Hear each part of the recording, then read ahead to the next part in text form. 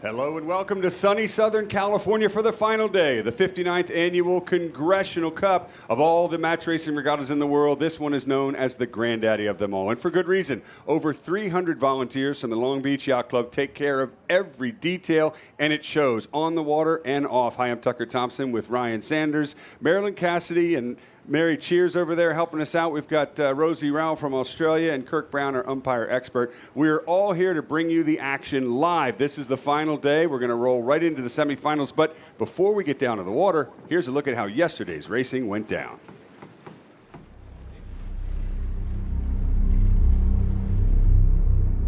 The penultimate day of the 5-day match racing marathon that is the Congressional Cup saw the top 8 of 12 teams advance to the quarterfinals. We're sailing against Nick, EJ, and we really enjoy sailing against Nick. Had the opportunity to go down and train with him in New Zealand before the Worlds in 2022. So he's one of our training partners. We both know each other really good, so it'll be a lot of fun on the water. Well, I think against Chris, he's got a very well-rounded package, so it doesn't really matter. He doesn't seem like he's got many weaknesses at the moment. So for us, we just have to sail very, very smoothly. There's a little bit more pressure on him maybe, so just make sure the races are close and see how we stack up against him at the end of the day. I think that's all we can do, really. I don't think we've really can see a weakness in his game at the moment, and so we've got to make sure that we just don't put a foot wrong and see if he has a bad day. Yeah, for now we take it one stage at a time. We need to get this quarterfinals over with, and Eric is a hard team to beat. But hopefully we can find ourselves in the semifinals and still have a chance to win the Crimson Blazer.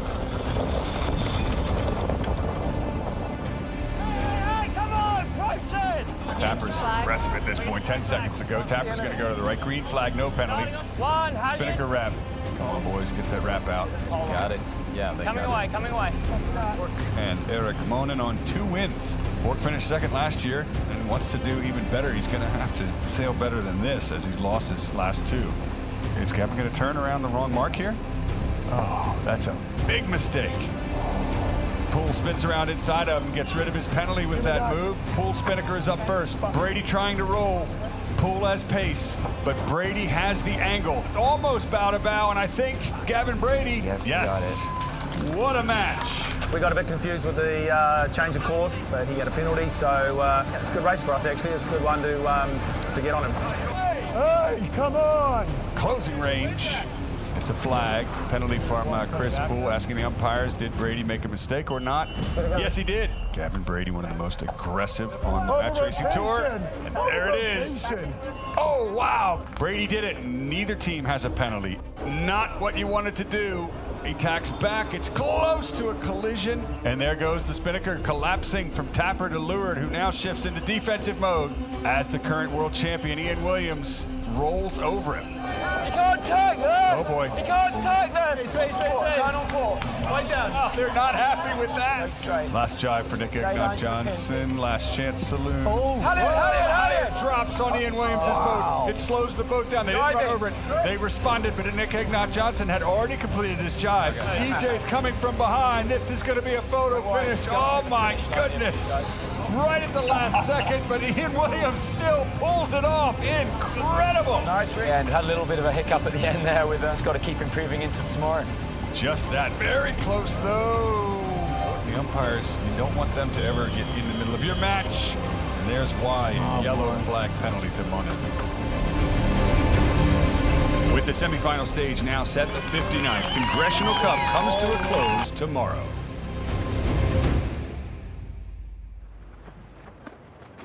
Well, it's all on, isn't it? I mean, that's the type of action you'd expect as a major match race like this winds down, the cream rising to the top, the excitement. You can feel the crowd building here on the Belmont Pier, and the weather's good? We are, yeah. We're up here on the pier. It's a great day of racing here compared to yesterday. The wind is up already. We've got some results on screen here. You see both Chris Poole and Ian Williams are up 2-0 over Eric Monin and Nick Egnot Johnson.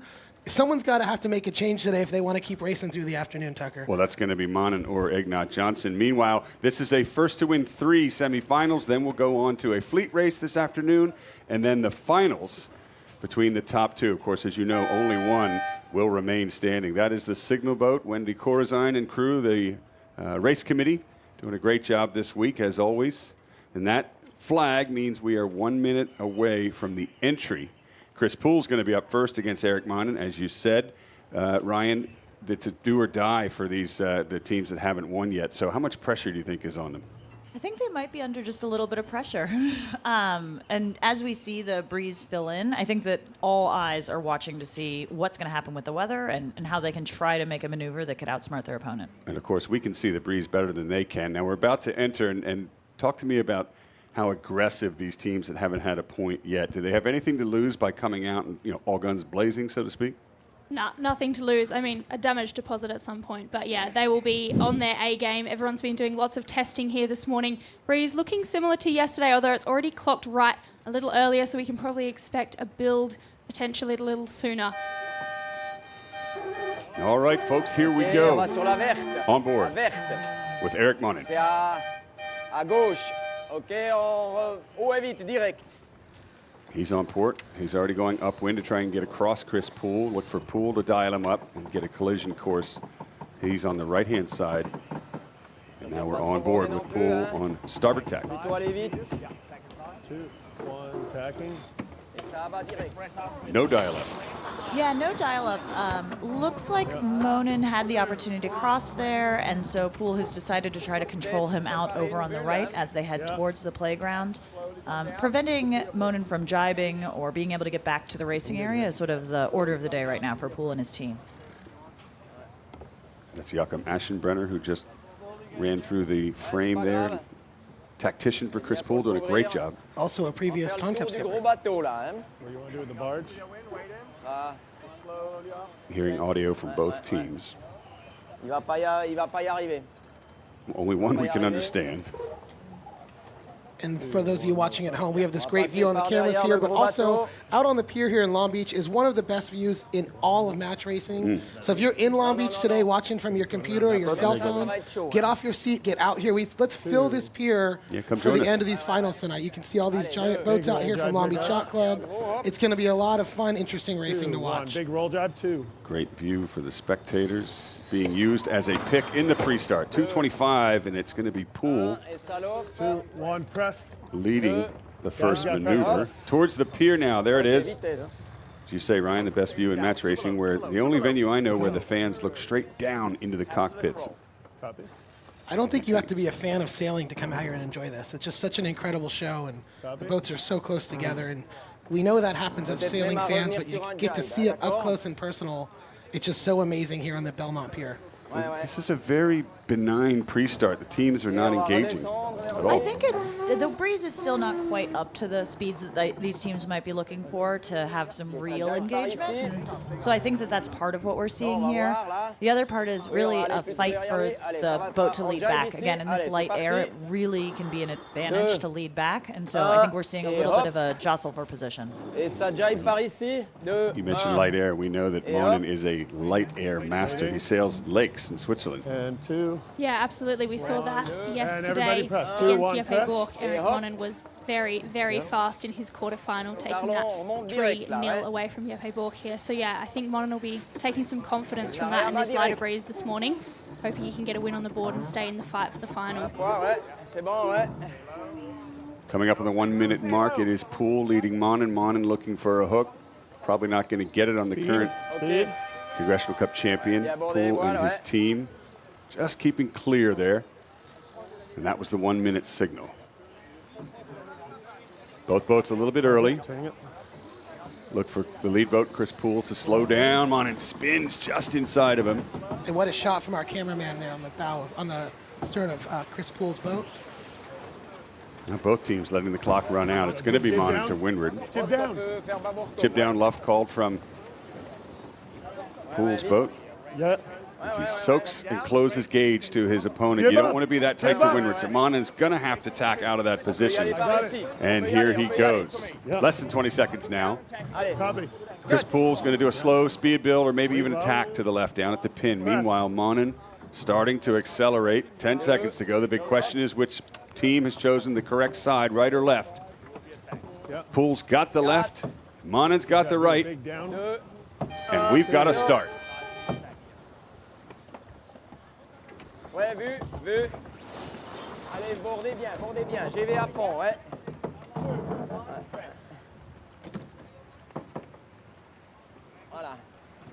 And now the game begins. Poole has tacked to stay with Monin. Now with you. This is where the trimmers earn their keep. It's all about boat speed.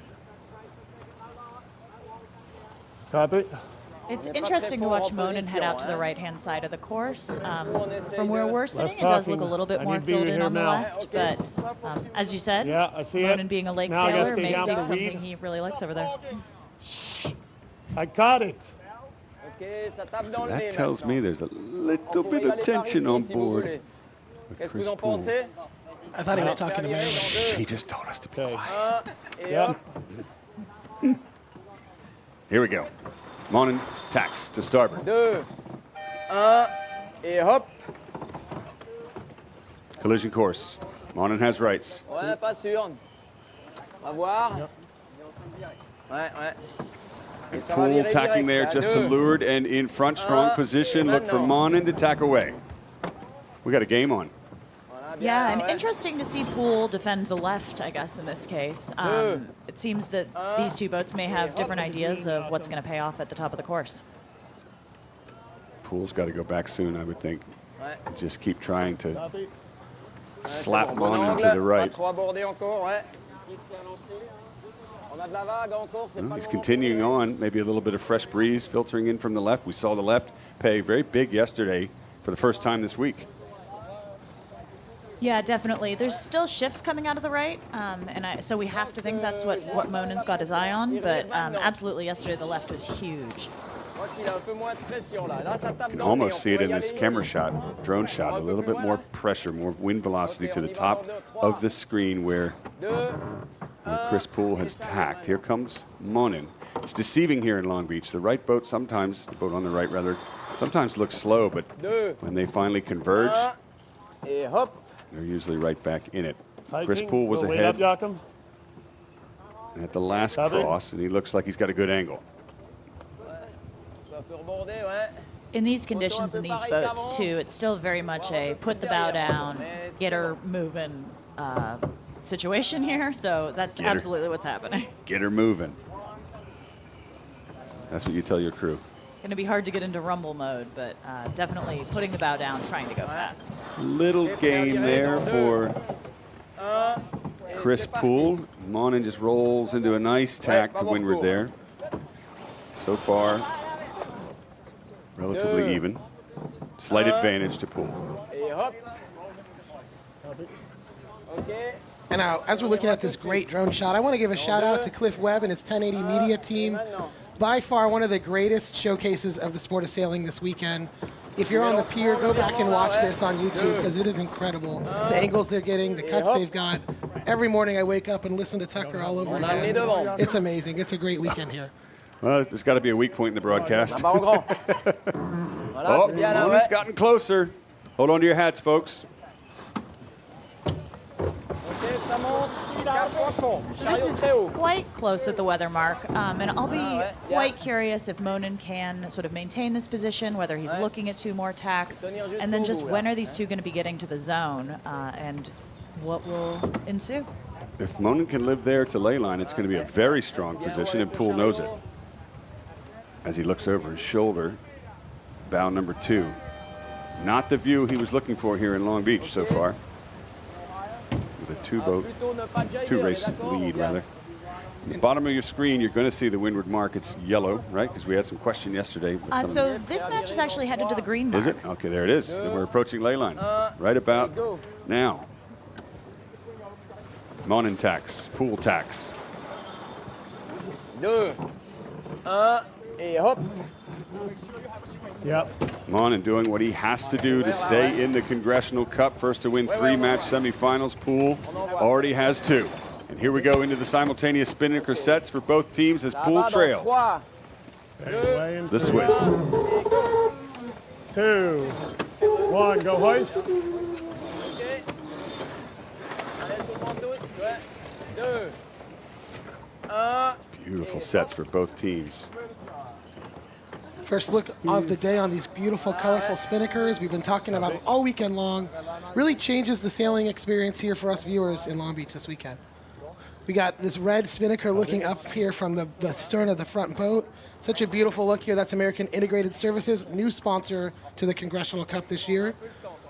From the air, we can see the blue spinnaker of a Cabrillo Boat Shop. So thanks to the sponsors for helping to build on this amazing look here. The spinnaker not all the way up on Chris Poole's boat. Looks that way. Yeah, oh, they just There you figured go. it out. They Maybe heard they you. heard us. Yeah, maybe they heard us. Copy. Kiwis have a saying, shouldn't happen at this level, mate.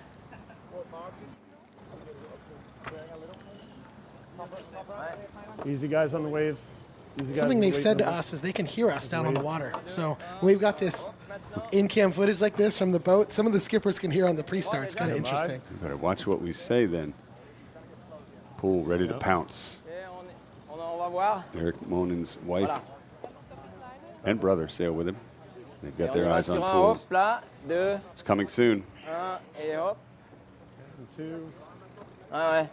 No, 1. no jibe yet. Voilà. Jibe. Ouais. I could Et hear c'est Chris Poole parti. just whisper, 2, 1. On He's y va, rolling on into a laisse jibe. aller, on laisse aller. On laisse aller. And Monen can't match. He'd get his wind blocked, so he's got to sail 2 extra lengths at least to get his air free from behind. Advantage Poole, and I like that move. Tango en bas. Poole jibes right back. Yeah, a little double jibe from Poole there, potentially trying to ask Eric Monen for that jibe there. Eric Monen looks like he's managed to keep his air clear here. 1. His Press. Poole jibes back again. Like Ryan said yesterday, in these boats coming downwind jibing, you're not losing speed like you do when you're tacking upwind, so it's not as big a consideration to do multiple maneuvers. Interesting to see how this pays off for Chris Poole here. So what's the strategy for Poole? You're coming into this bottom gate here.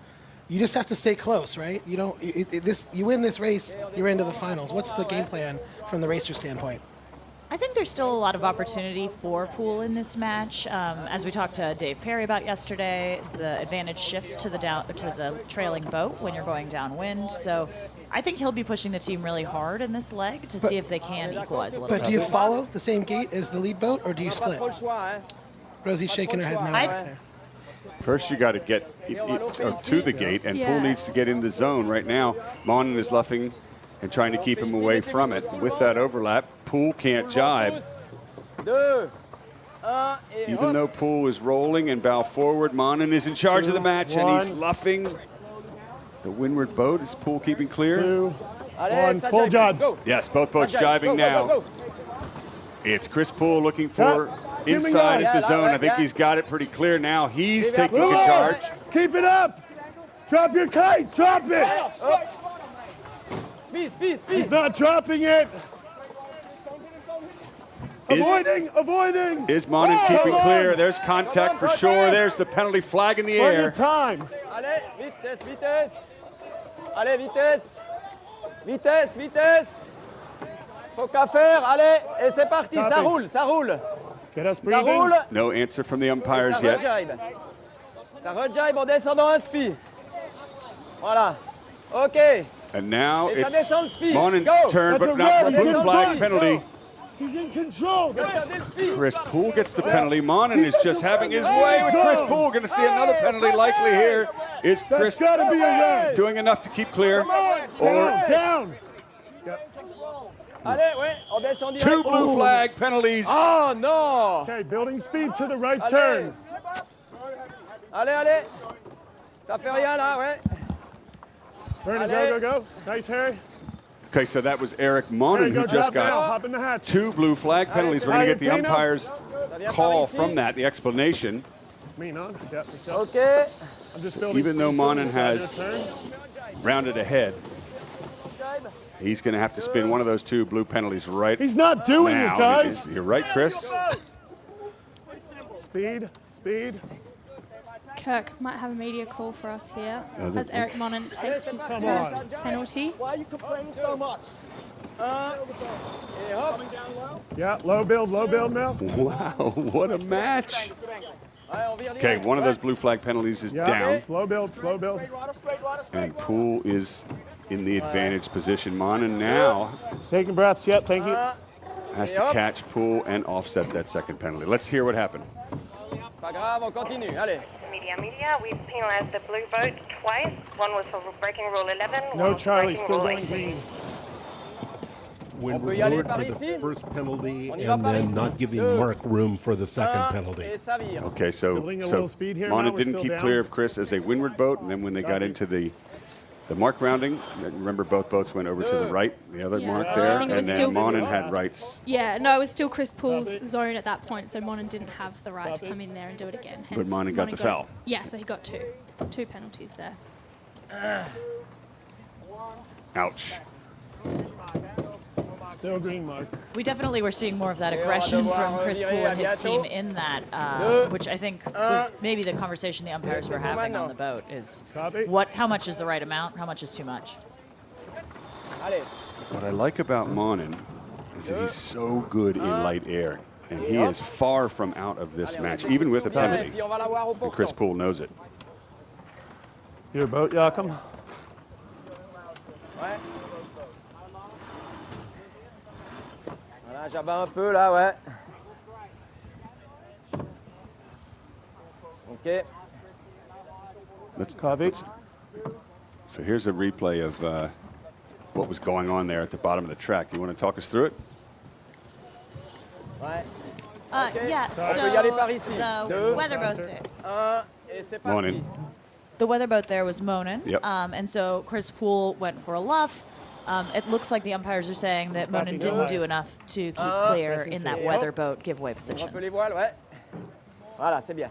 And then the second penalty, that obviously hurt even more. He spun, got rid of the first one, and he's right back in the match here. But look at that blue flag, Bouncing. ominously following Monin. On n'a pas perdu. On board Copy, with Chris. On a plutôt gagné ici, ouais. On revient I mean, proche et on Monin va is devoir right virer. in this match. Chris Poole tacking on top of him, right in front of him, one length between the two Un, teams. Et ça sera un tribord très court. I thought it was interesting in that moment of high stress back there. We could hear Joachim talking to Chris Poole saying, what do you complain about? Sail your race, sail the boat, which is something that, as an amateur sailor, I get a lot from the tacticians. Okay, on est Scotty prêt à Dixon a revirer? lot when I'm worried about what's happening. dans Just trois. sail the Yeah, boat. that's Don't all worry over. about anything behind you, right? So it was neat to be on board for that experience. Allez, à fond, là, ouais. Very, very entertaining. Copy. Wow, two quick tacks from Monin in light air. Deux. Gutsy call. Un. But I do think he appears to be in about the best pressure on the course as he's headed out over to that left-hand corner. Well, and Chris forced him over that way with that leave-out tack. Montez quand même le chariot et puis un peu border la gelée. Now we're ouais. going to have Voilà, another bien. port starboard situation. Chris C'est was bien, ahead là, ouais. last time. Green mark again. A green mark again. Ouais, je pense, hein. Ouais. Malheureusement pas, c'était du gain pour lui. 37 feet long, and the crew still roll tack it like a dinghy, pumping their way to windward in the tack Building speed, there. I'll come up. Quoique, There's the mark, il dépasse vraiment les lines, là. and there's Il est les Monin. lines ou pas? Moi, je suis pas sûr. Ouais, ouais. C'est pas un problème. Monin's much closer.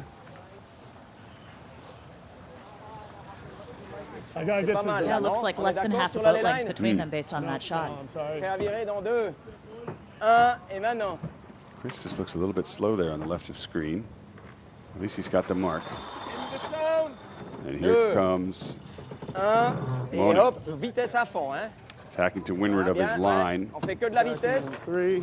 On essaie d'aller plus vite que lui, là, sur la manœuvre. So Chris Poole has rights at the mark as he sets up for attack. Yep. Monin's right there. Building in 2, 1. Go Okay. hoist. C'est parti dans deux. Un, et go. Man, that was close. Chris looking to make sure he didn't hit that mark there. Look how close Monin is, right on him. Allez, go, go, go. Your boat, Joachim, no risk. Yes. Sous le vent tous, sous le vent tous. Deux. Copy. Un, et hop. Maybe the dummy. You see the hand behind the back? That is something that Chris Poole does to refocus and calm Yeah, I'm going his to go nerves. between that and the kelp on the That's left. his go-to. Ok, ça va être. J'arrive, hein. Il nous reste. Non, il nous reste une Guess queue, it's ouais. working so far. Yeah, so far so good. C'est pas grave. Got it. Yeah. Ouais, ouais, on va essayer de d'écraser au bon moment. 2. Et hop, You listen to how allez-y, ouais. calm Ça drive, go. Monen's communication is in such a high-stress moment. The whole regatta's on the line for the Swiss team right now. 2. Chris Poole seems to have really good speed in this downwind leg, too. Seems to have legged out just a little bit. I don't know, might have just caught a puff that Monen and his team didn't quite catch. Voilà, bien, ouais. Faut coller à lui. OK. So this is a do or die downwind leg for Monen here. C'est sûr, ouais. He can't pull it off here. He's into the petite finals for third place. Ouais, pas très loin, ouais. With the regatta on the line, with Et Chris un petit Poole, hop maintenant. the reigning Allez. champion ahead, and a penalty still to turn, the communication on board Monen's boat is so relaxed. And before they get down here can hear us, there's a lot of money on the line. $20,000 for first place. That's also a a measly, very good a point. measly $9,000 for third place. Still equally impressive. I mean, I think there's $70,000 plus to give away this weekend to these skippers. So amazing deal that Long Beach Yacht Club put together to pay out the best skippers in the world here for the 59th Annual Congressional Cup. The World Match Racing Tour started in 2000 and since has awarded $24 million of Ouais, ouais, je suis d'accord. cash prize. These boats might not be loud or very fast, but they're very, very exciting. And these skippers get rewarded for that, as they should be, right? That's pretty amazing. 2, 1, et hop. Chris keeping his air clear from Monen, bow forward. Allez, on n'est pas très bon sur les bascules là. Ouais. Right about now, you've got to be Plutôt pas mal nervous là. aboard Monen's boat. There's the finish line in the Et 2, background. 1, et un gros But hop without maintenant. knowing any French, I think that we can say they're still racing as hard as they can and looking for an opportunity.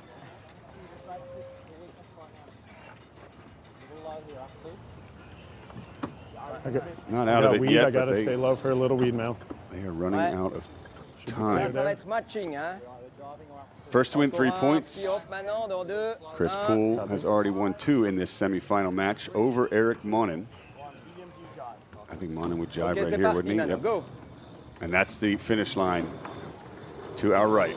This last jive to determine the match, to determine who goes on to the finals of the Congressional Cup. Still a penalty to Monen, though, so he's got to block him out and do a turn of some sort if he can. Ouais. Maintenant, il est un peu couvert, à mon avis. There it is. Monen coming on strong from behind, but as you say, even if he passes Chris Poole, he still would have to shed that penalty. Monen doing everything he can to reel Chris Poole in. It's going to come down to this. 2. And Chris Poole, with that decision to jibe away towards the finish, is going to do it. OK. Ladies and gentlemen, here at the Belmont Pier and watching live around the world, your first finalist in the 59th Congressional Cup is Chris Poole. What a match.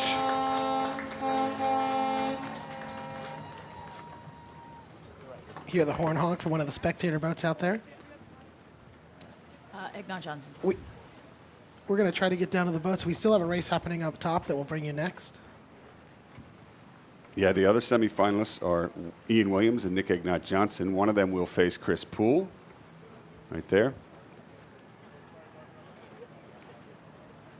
And we'll join that action in a minute. First, we're going to hear from these two skippers. So Monen now will fight for third and fourth, petite finals. Let's go on board with Eric Monen right now. Yeah, tough race to Chris. Unfortunately, we gave it to the hand of the umpires. I think we were faster than him. We sailed really well. Thanks to my team, we did so well to overcome 2 penalties and even being close to the finish. But yeah, the penalty calls were just too much for us. There's nothing to do with that. So yeah, so going for the petite finals now, disappointing. I think we could have won that one, but it is how it is. So let's focus on the petite final. Good man. There's a moment when we do these interviews with the losing team where they just exhale. But now let's go on board with Chris Poole, the winner. That race 3 of the semifinals against Erik Monin, who's from Switzerland. He's very much a light air lake sailor, so these conditions definitely probably play to his strengths. But we had a pretty strong game plan for the kind of start that we wanted, and we executed that pretty perfectly. He got a little piece of us on the right side, top right, to lead around the top mark, but we were happy to be right on his stern, looking for the roll on that first downwind, and then at the bottom gate, we were able to roll him and then match his jibe back on the port and hold him up for a luff, where he failed to keep clear, and that gave him 1 penalty. And then he got around us, so we were lobbying it might be a red, and the umpires decided it was a second blue. From there, we followed behind Erik, built speed, and then tacked underneath him as he completed his penalty turn. And from there, we had a pretty strong position, and we just did pretty textbook match racing. All right, Chris Poole, and just behind Chris's head, you could see the other match on the course. Ian Williams is 2 up over New Zealand's Nick Egnot Johnson, but in this shot, it is Egnot Johnson doing what he needs to do to stay in the Congressional Cup and fight for a spot in the finals over Ian Williams. The finish line about 8 lengths away with that last jibe there, and Williams uncharacteristically is losing by about 5 lengths, maybe less. Yeah, exciting stuff for Nick Egnot Johnson as he comes towards the finish line here with that great Durant Design and Construction kite. He will have another race at least. His chance lives on. There it is. Well done, Nick Egnot Johnson. Your first point in the semifinals over Ian Williams. You're going to have at least 1 more, if not 2 more matches to see who's going to go face Chris Poole. And great chance to thank a couple more of our sponsors here at the 59th Annual Congressional Cup. Durant Construction Design. He built our beautiful podium for the awards ceremony we're going to have tonight, for the press conferences all week. On your left side of the screen, Farm Merchants Bank is back again. They've been with us for so many years. Great supporters of the Congressional Cup. Okay, well, there you have it, ladies and gentlemen. At least another semifinal match or 2 for Ian Williams and Nick Egnot Johnson. Meanwhile, Chris Poole is your first finalist again for the 2nd year in a row here at the 59th Congressional Cup, live at the Belmont Pier in Long Beach, California. Thanks for joining us here on the pier and around the world on Facebook and YouTube. We're going to take a very short break, very short. So don't go anywhere. We'll be right back with more action from the Congressional Cup.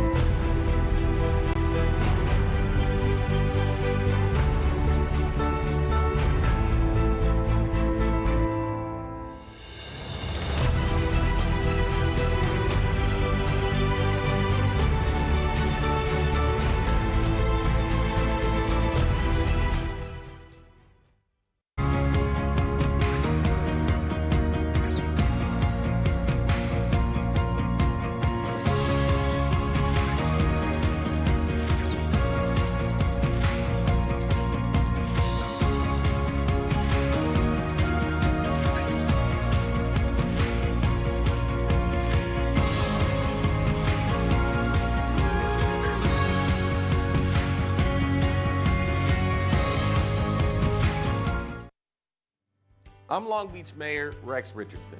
To the skippers, crews, and esteemed members of the Long Beach Yacht Club, I'm honored to extend to you a warm and heartfelt welcome to the 59th Annual Congressional Cup. Since its inception in 1965, the Congressional Cup has been the pinnacle of sailing excellence. This event attracts top-tier skippers and crews from all around the world to compete in our beloved city of Long Beach. So to the crews and skippers, your dedication, skill, determination, and unwavering passion serves as a source of inspiration for all of us. You're not just competitors, you're ambassadors of the sport, showcasing the very best sailing to the entire world. And to the devoted volunteers and Long Beach Yacht Club members, thank you for your tireless efforts behind the scenes. You serve as the backbone of this extraordinary event. As we prepare to welcome the world to Long Beach for the 2028 Olympics, I would like to thank the members of the Long Beach Yacht Club for being a valued partner to our city. The club and its members are doing incredible work to put a spotlight on our city, particularly for the sailing competition. And as we embark on this thrilling journey over the coming days, let's embrace the spirit of sportsmanship, camaraderie, and fair competition that defines the Congressional Cup. To all those competing, and visiting Long Beach. I wish you a memorable and exciting week. Enjoy the race and the lasting memories right here in our beautiful city. So thank you for being a part of this incredible event, and may the winds carry you to victory. Take care. So we're here on day one of the Congressional Cup. So I'll try and run you through the boats, the Catalina 37s that we race at this event. In the back, we have the skipper who's helming, using the wheel. You know, it's just like a car. Turn left, turn right. Pretty simple. He's not touching any ropes like the rest of us. In front of him, we have the main sheet trimmer. He'll be using these ropes here to trim the mainsail, which is going to go all the way to the top of the rig. He's very important when it comes to making the boat go fast. Further forward, we have these winches. We have a few here. Actually, quite a lot on this boat. We use these to trim the sails in the front, both the big Genoa and the Spinnaker. So that's normally my position, pulling a lot of ropes and making sure as well that the boat just keeps going fast all the time. Further forward, we have the pit, which is where we make sure sails go up and down. So we pull the sails up with these ropes, and then we have the clutches to make sure that they stay up. And then when the sail needs to come down, you open it, rope runs out, sails come down, and we are ready to do new stuff on the course. And then, of course, we have the poster boy of the boat, the bowman. He's up here. He's making sure that the Spinnaker, the big flying sails you'll see out on the race course. Ours is green today. You see that when we go downwind, so coming back towards the pier. So the bowman makes sure that comes out of the hedge and back down the hedge, and a lot of other stuff. Also screaming at the rest of us if we make him look bad. So for this event, we're 6 people. So yeah, skipper, mainsail trimmer, tactician, pitman, and bowman. So 6 people in all. Hello, my name is Cheryl Vargas. I am the Executive Director of the Long Beach Ronald McDonald House. We are here with the Congressional Cup here in Long Beach at the Yacht Club, and super excited to be rooting on not only our local teams, but our local venues and our sponsors. I'm very excited to be in partnership with the Yacht Club, especially the junior board. They've come out and supported our families at the Ronald McDonald House by providing meals and baking to the families that are staying with us, whose families are part of or being treated at the Memorial Millard Children's Hospital. One of the ways we're engaged within our community is to support the Ronald McDonald House and our families, and the goal is to keep families close while their children are being treated.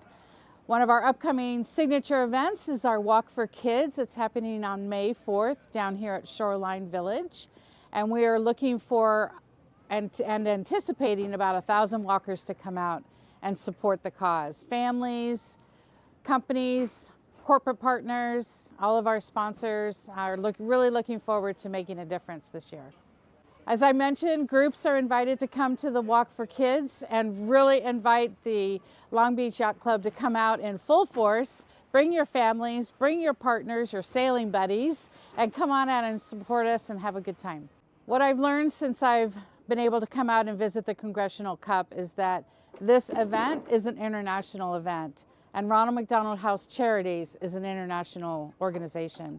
We have over 365 houses across the world, and we are treating families with the same mission in mind.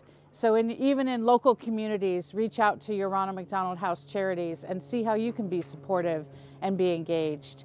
The families that come to Long Beach are also international. We have folks from Germany, from the Caribbean, from all over the East Coast. They come because the specialists are here in Long Beach to care for their children. You can cut it later. Hi everyone, it's Tony Montour from Long Beach Yacht Club. I am at Volos, Greece for the 2023 Ilka 4 Youth World Championship. And I am here with Michele Valenti. I'm the Hong Kong coach for Ilka 4 for this event. And we just met. And yeah, we just met, and the reason why we're speaking is because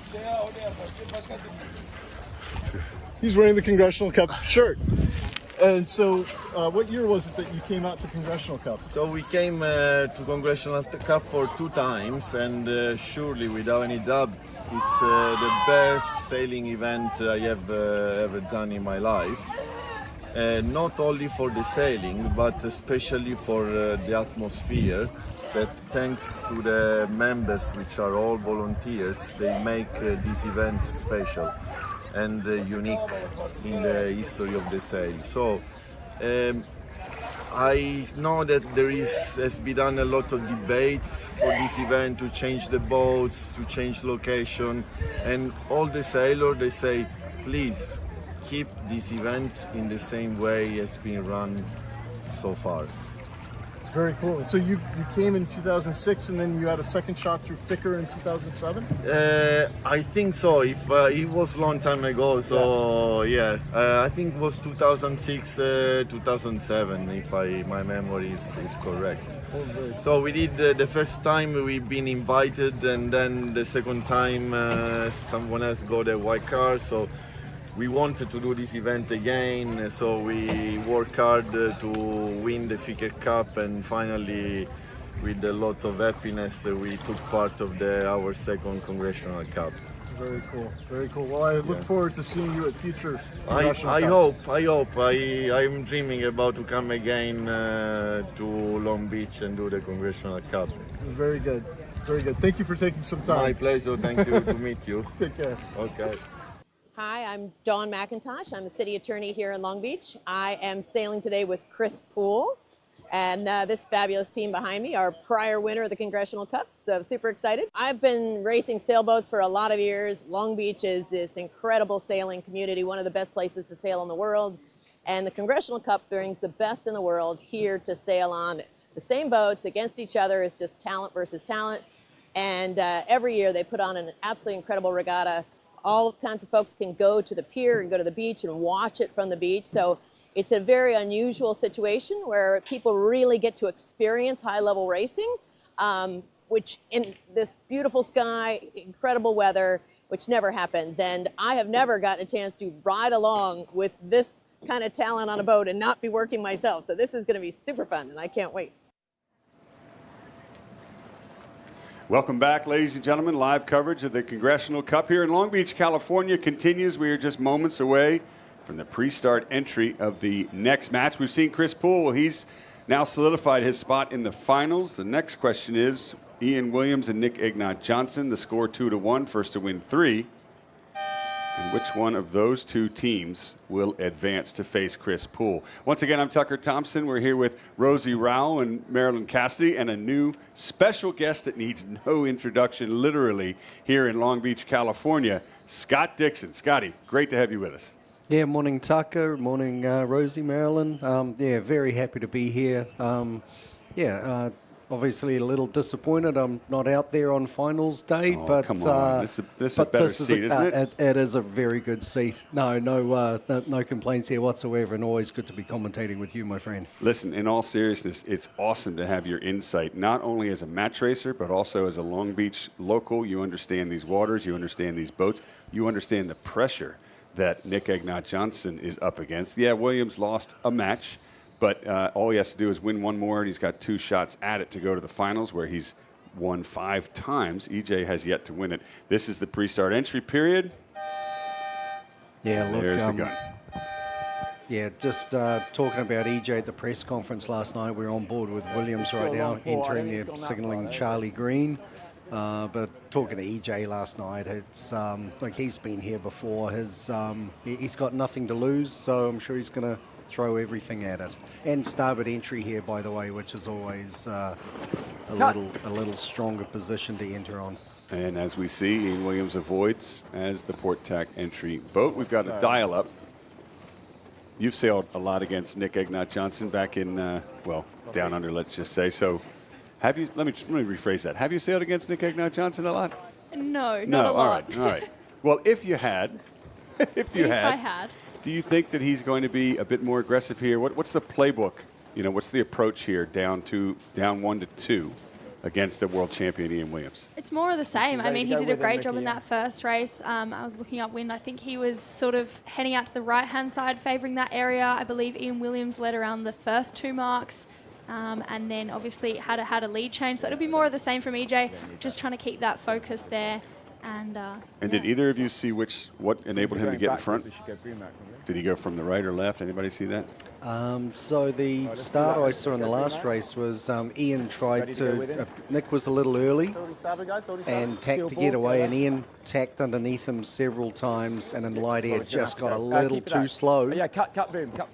This is going to be interesting here to see if Bow to bow. has Williams done enough to get his bow down. I think he has. Man, that is close. Yep. That maneuver, one of the most aggressive in match racing pre-starts. So you can see there how slow the boats are, how it's a a nice breeze on the water, but when the boats get stopped, up goes a spinnaker on EJ's boat. Good call. That very strong. Yep. Perfect place to do it. Ian just asked, do we have a piece? Yeah. So Ian was looking to go back on starboard there. I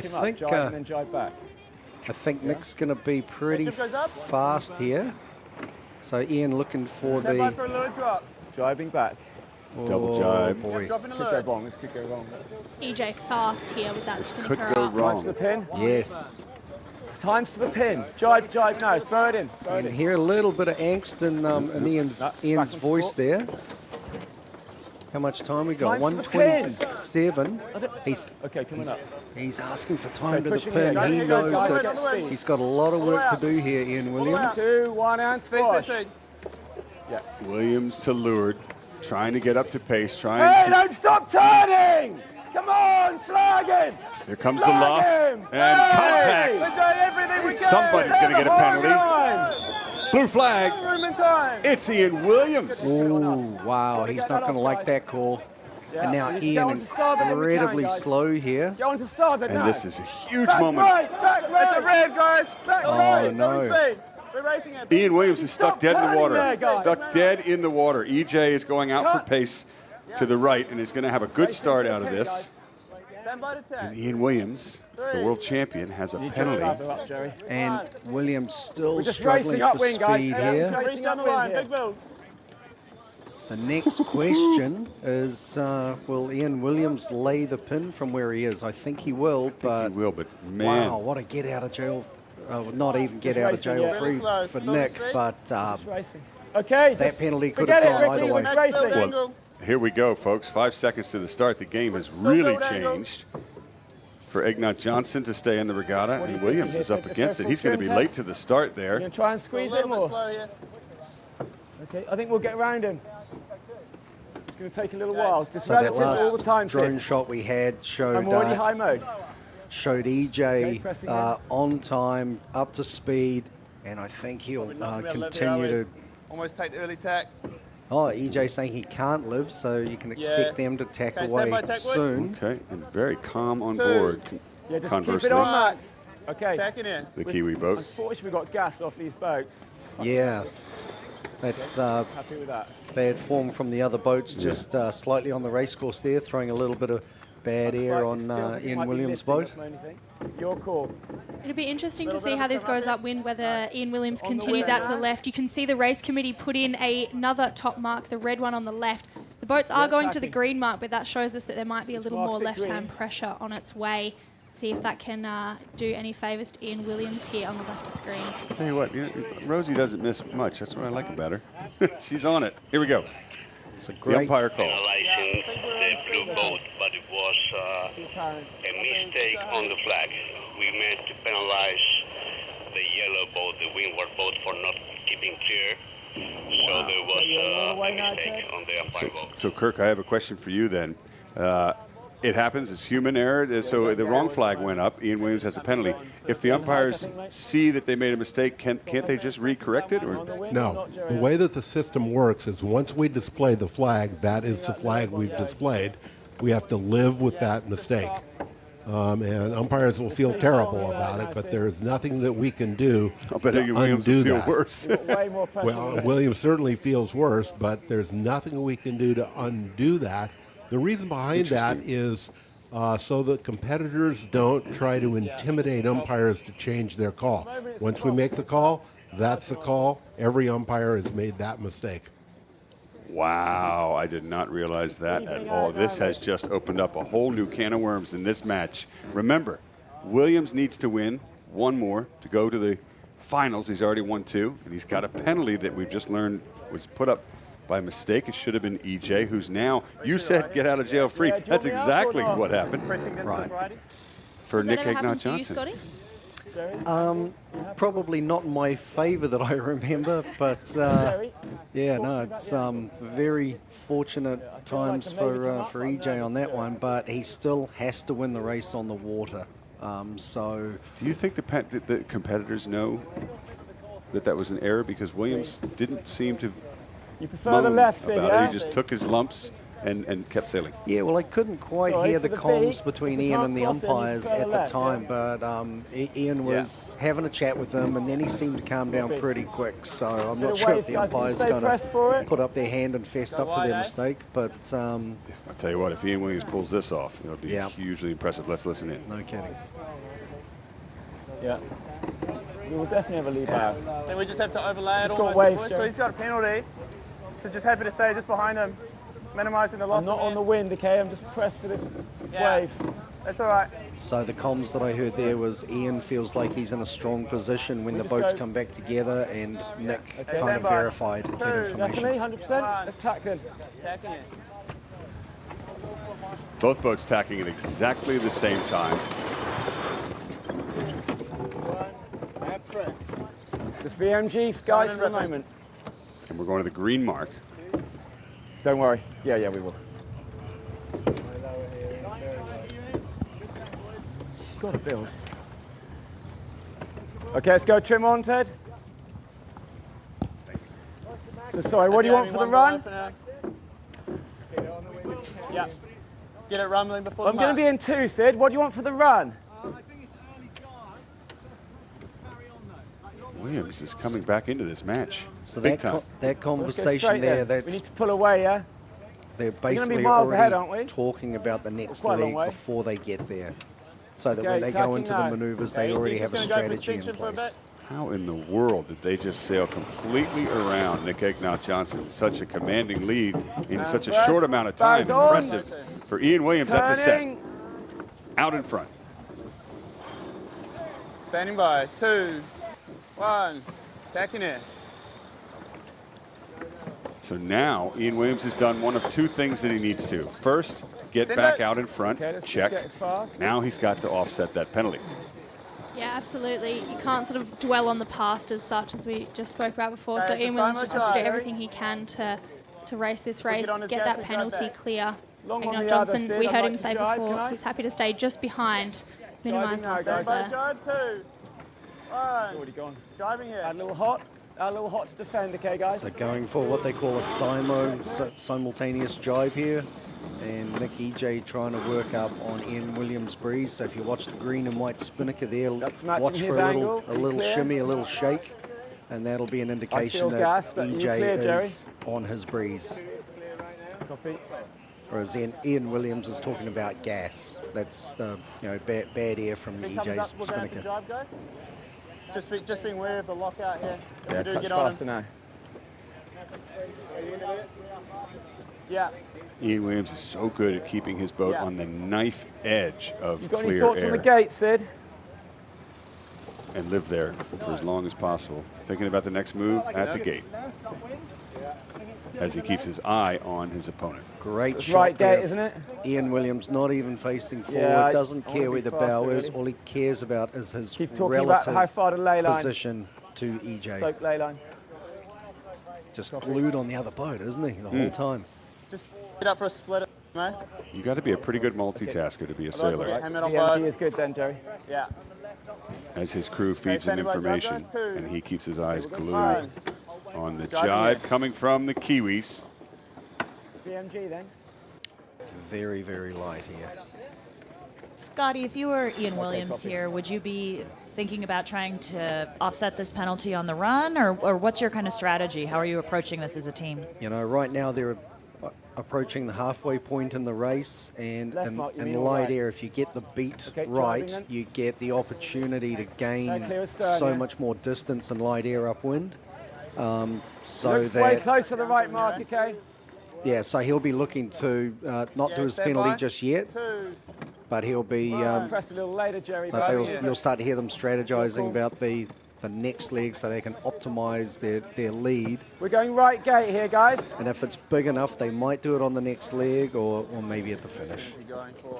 EJ has definitely closed the gauge from behind as Ian Williams He's still thinking leads. about changing gates here. He's thinking about changing gates at the very last second. Let's listen in. It is, but 2, 1, driving it. Which way would you go, Scotty? Right gate, Left or right? turning now. So, yeah, great question, but what is Delay the hoist, almost lift in. as critical is your approach to the mark so that you have speed under spinnaker before you Here get we go, there. yep, Collier. So, Lift in, guys, lift in. Oh, the halyard's not coming down. No, finally it is there on. well, that's Ian the Williams. opposite to the problem we had yesterday, isn't it? Yeah, okay. This time it stayed up. Last time it came down too early. EJ, a very late drop for EJ's crew. That kite almost lands in the cockpit, and they're a little bit out of sorts. Just pushed it a little bit too far. Yeah, but still pretty calm on board EJ's boat there, for sure. Wait, we're on the wind. Back under control. It's a split. EJ has the right, has starboard tack advantage. Ian Williams has the lead and has a penalty to get rid of. Tell you what, that left still looks mighty powerful to me. Yeah, I was about to say, looking like more pressure on the left-hand side of the course from where we're sitting. Not sure what EJ can see over there. So this time Ian Williams tacking to cover because he doesn't necessarily want to maximize his leverage out to the left. He wants to work back towards EJ so that when they tack on ley line, he can push him back further. It's still loss minimizing tactics here. Time to just clean up things and settle in for a long port tack ride. As EJ looks around at his sails, happy with what he sees.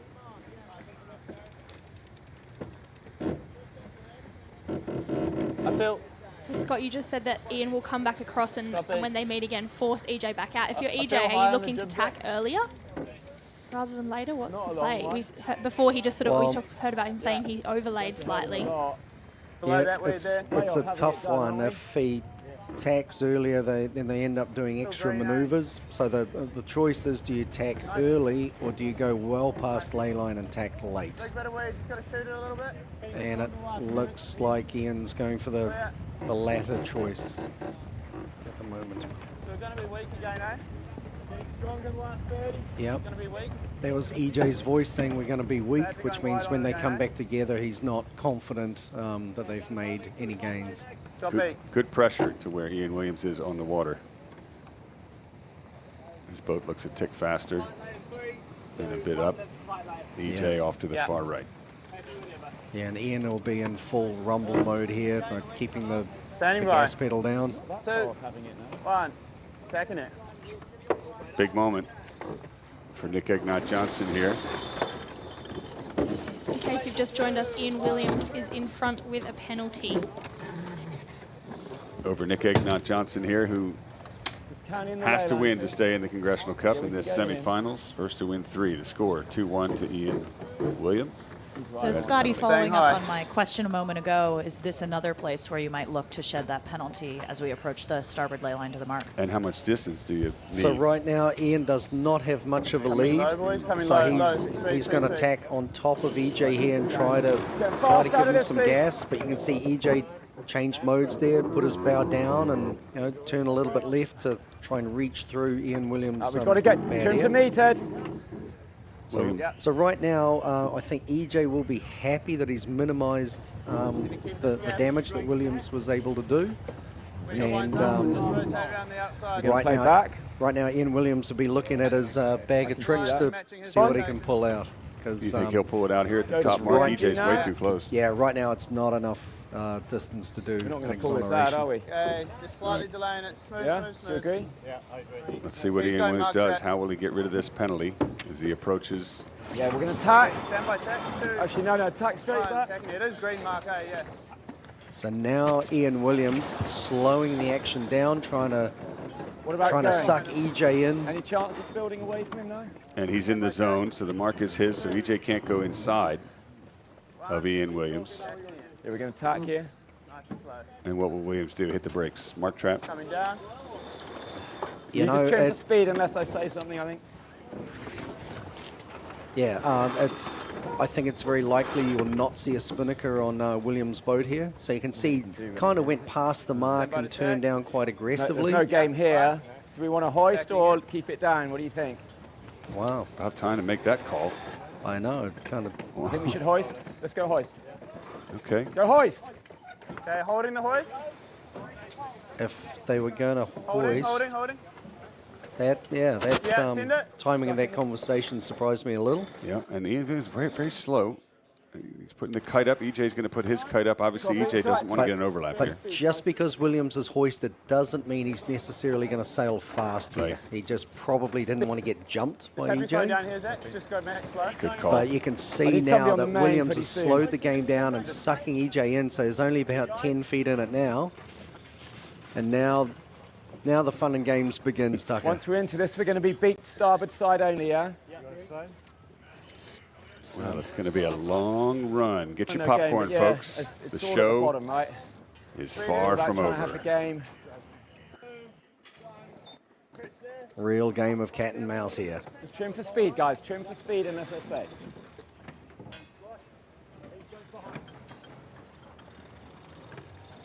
You're jiving. I wonder if Williams is Keep driving up. a little bit Good late side there. now. No, okay. Make sure we don't get it slow. EJ's getting his bow out of phase with Ian's. Speed on, guys, jiving. Speed on. I think Williams might be at risk here. He looks very slow. Yeah, we just got to build speed now. Got to be careful not to get overtaken here, guys. Goodness. Yeah, so EJ's just trying to pick. Ian looks really slow. Yeah. That is by design. He's trying to suck EJ in. Yeah. Yeah, only rolling on port if we can, Now he starts to keep the gauge again. For a minute there, I thought EJ was going to roll around the outside of him, but So that was EJ's voice there saying, look, we're only going to roll him on port if we can, which is the jibe they're currently on. If he tries to roll Williams the other way, keep pushing him right when we can. that puts EJ at risk. We're going to go air clear astern. Copy that. Air clear astern, jibe. Williams protecting Here we go, jibing. starboard advantage to the left of his opponent. Yeah, let's go. Yeah, Straight onto the pole on starboard. Okay, EJ's just called racing from here. Right. A lot of gauge between the Sort of boats. got him here, okay? Just mustn't get rolled. It's funny, they each think they've got it. Got to hold him outside too. Yes. He doesn't. Now you'll see if you watch the land in the background, you can see Williams' bow. If you start to see that moving left to right on the trees, that's an indication that he's sailing faster. And he is just... And he'll be sucking up to EJ quietly but surely. Okay, Trying to keep him outside the 2 boat length circle to the pin. Bow up. Dial EJ, up. aggressive grip. Now, Here we go. oh, here we go. Here we go. It's all on. Williams on starboard, EJ on port. Get the head down. Oh. Get the head down. Is it down? Collision. Hey, no room! He's over-rotated. He's done it again. He's over-rotated. Jibe drop. Jibe hoist. Let's More see what the sparks umpires flying. do for this one. Brothers. I think this Come on, might... he's over-rotated there, guys. Very nice Massively. rehoist by Williams. Look Yeah. at that crew work. Look at the Straight Umpire up boat. and accelerating. This call's going to be I crucial think for the the blue match. flag will disappear. Guys. Yeah, it's a double, boys. Come on, guys. It's killing us. Oh my goodness. Ian Williams gets the penalty for that. Well, I hope that one wasn't a I was about to mistake say, as well. I hope that they've got the right He's flag there. over-rotating every time. He's hit us like that. Oh, wow. It's going to be black. That's EJ's call. Black would be a disqualification. Ian Williams has not done anything to get rid of his penalty. The second one of 2 now. Wow. This is just not going his way. But no hurry. Just take it. I'm chill, not guys. sure, but I think I heard a little woohoo from EJ in that moment. It just Nice reset there, boys. because because he knows that the pressure's off. Williams has to do his penalty, has to keep clear. I have seen a lot of strange things happen in the Congressional Cup as we get towards the business end. But wow, did this not go Ian Williams' way at any time, despite all of his best efforts. And Nick Egnot Johnson is crossing the finish line, folks, taking a crucial second point and forcing a deciding final match to see who will go on to face Chris Poole in the finals of the Congressional Cup. Give it up for Nick Egnot Johnson. What a great match. I got goosebumps, Tucker. This is exciting stuff. Right? I'm still just dumbfounded. He's rotating every time. Let's listen.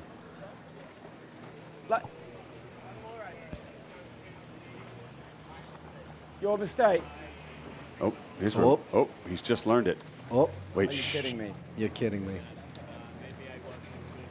And you can't correct it. Oh, here's where it gets ugly. The umpire admitting he made a mistake, and Williams is just floored. Okay.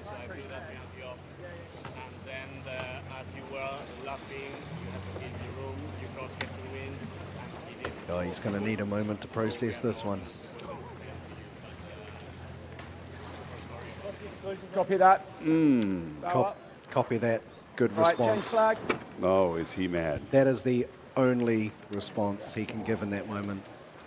And quick credit to him for not using more words. How many things could have gone worse despite all of his best efforts, Ian Williams? Wow. Not wow, out wow. yet. Not out of it. We've got one more match. Not out of it at all, but pressure on. You know, in a weird way, it's almost like pressure off. It couldn't get any worse for Williams, and he knows he's still got another chance at victory here. So all the negativity from that match have now just been flushed away. Yep. Let's go down on the water. I can't wait to hear from Ian Williams. Here we go. Yeah, well, we just had a quick chat with the umpires. They apologised for the first one. They picked up the wrong flag. It happens. It's I think the real shame is the rules don't allow him to then change it back, but that's the way they're written. He's made a mistake. Good for him, you know, good on him for owning up to that at this point. Obviously after that we were on the back foot and we had a lot to do, and I had Spinnaker in my face, so I didn't really know about the second penalty. We were just doing what we can to try and make something happen. It didn't work out, but you know, I think we're sailing well, we're sailing fast. I think we've got a good chance to win the next race. There you go. I mean, ever the positive competitor, no matter what you throw at him. That is impressive. Hats off to Ian. I mean, to compose yourself that quickly after some bad news is great. Now, let's go down on the water with the winner of that match, Nick Egnot Johnson. Yeah, so really tough race against Ian and his boys again. It's two close races now, but yeah, feeling confident in the starts up against him. There was a bit of a crash bang wallop there at 40 seconds to go. We had his kite sheet caught around our staunchion, and it's done a little bit of damage to there during the penalty. But I mean, yeah, the race was all on after that. Boys did a great job. And yeah, then a very spicy last run where we were just trying to stay behind him enough to not get overlapped any side, and kind of made the mistake to try jump and go early on starboard, realised we weren't going to get it, had to jibe back and dial up with the kites up, a little bit scary. But yeah, the boys did an amazing job of getting the chute back up and in one piece, and then yeah, double penalty straight for the line. Well, the one thing I wanted to hear there, I wasn't sure if Nick was aware that the umpires picked up the wrong flag. Ian certainly wasn't. I don't think Nick knew. No. No. Well, let's relive a little bit of that race if we can. We've got a replay from that match. We'll see what we've got, because there was a lot going on. Scotty, here we go. So this is about 40 seconds to go, and you can see there's clear contact there. Yep. And this must be the one where it's the leeward mark rounding that we thought Nick was a little late, but came out nice. Coming into the top mark. See that? On. And then downwind. This is where it got ugly. Cat and mouse. So, yep, contact again. And that is the one where Ian got penalised a second time. And is that because Nick was doing everything he could to keep clear? So in Ian's words, Nick was doing too much. Like he over-rotated, which meant he turned harder than he needed to, and that's what created the contact. And you can't correct it. And this is what created a massive amount of frustration, But I'm sure. hats off to Ian for just to have a camera shoved in your face so quickly after some bad news like that. Very classy. His response and his whole attitude. All right, well, ladies and gentlemen, we're going to take a short break. I think I need a mental reset after that, and so do the competitors. We're going to come back with what will be the final race, one way or the other, for Ian Williams or Nick Egnot Johnson. And then this afternoon, we'll roll into the finals of the main event here at the Congressional Cup. Stay with us.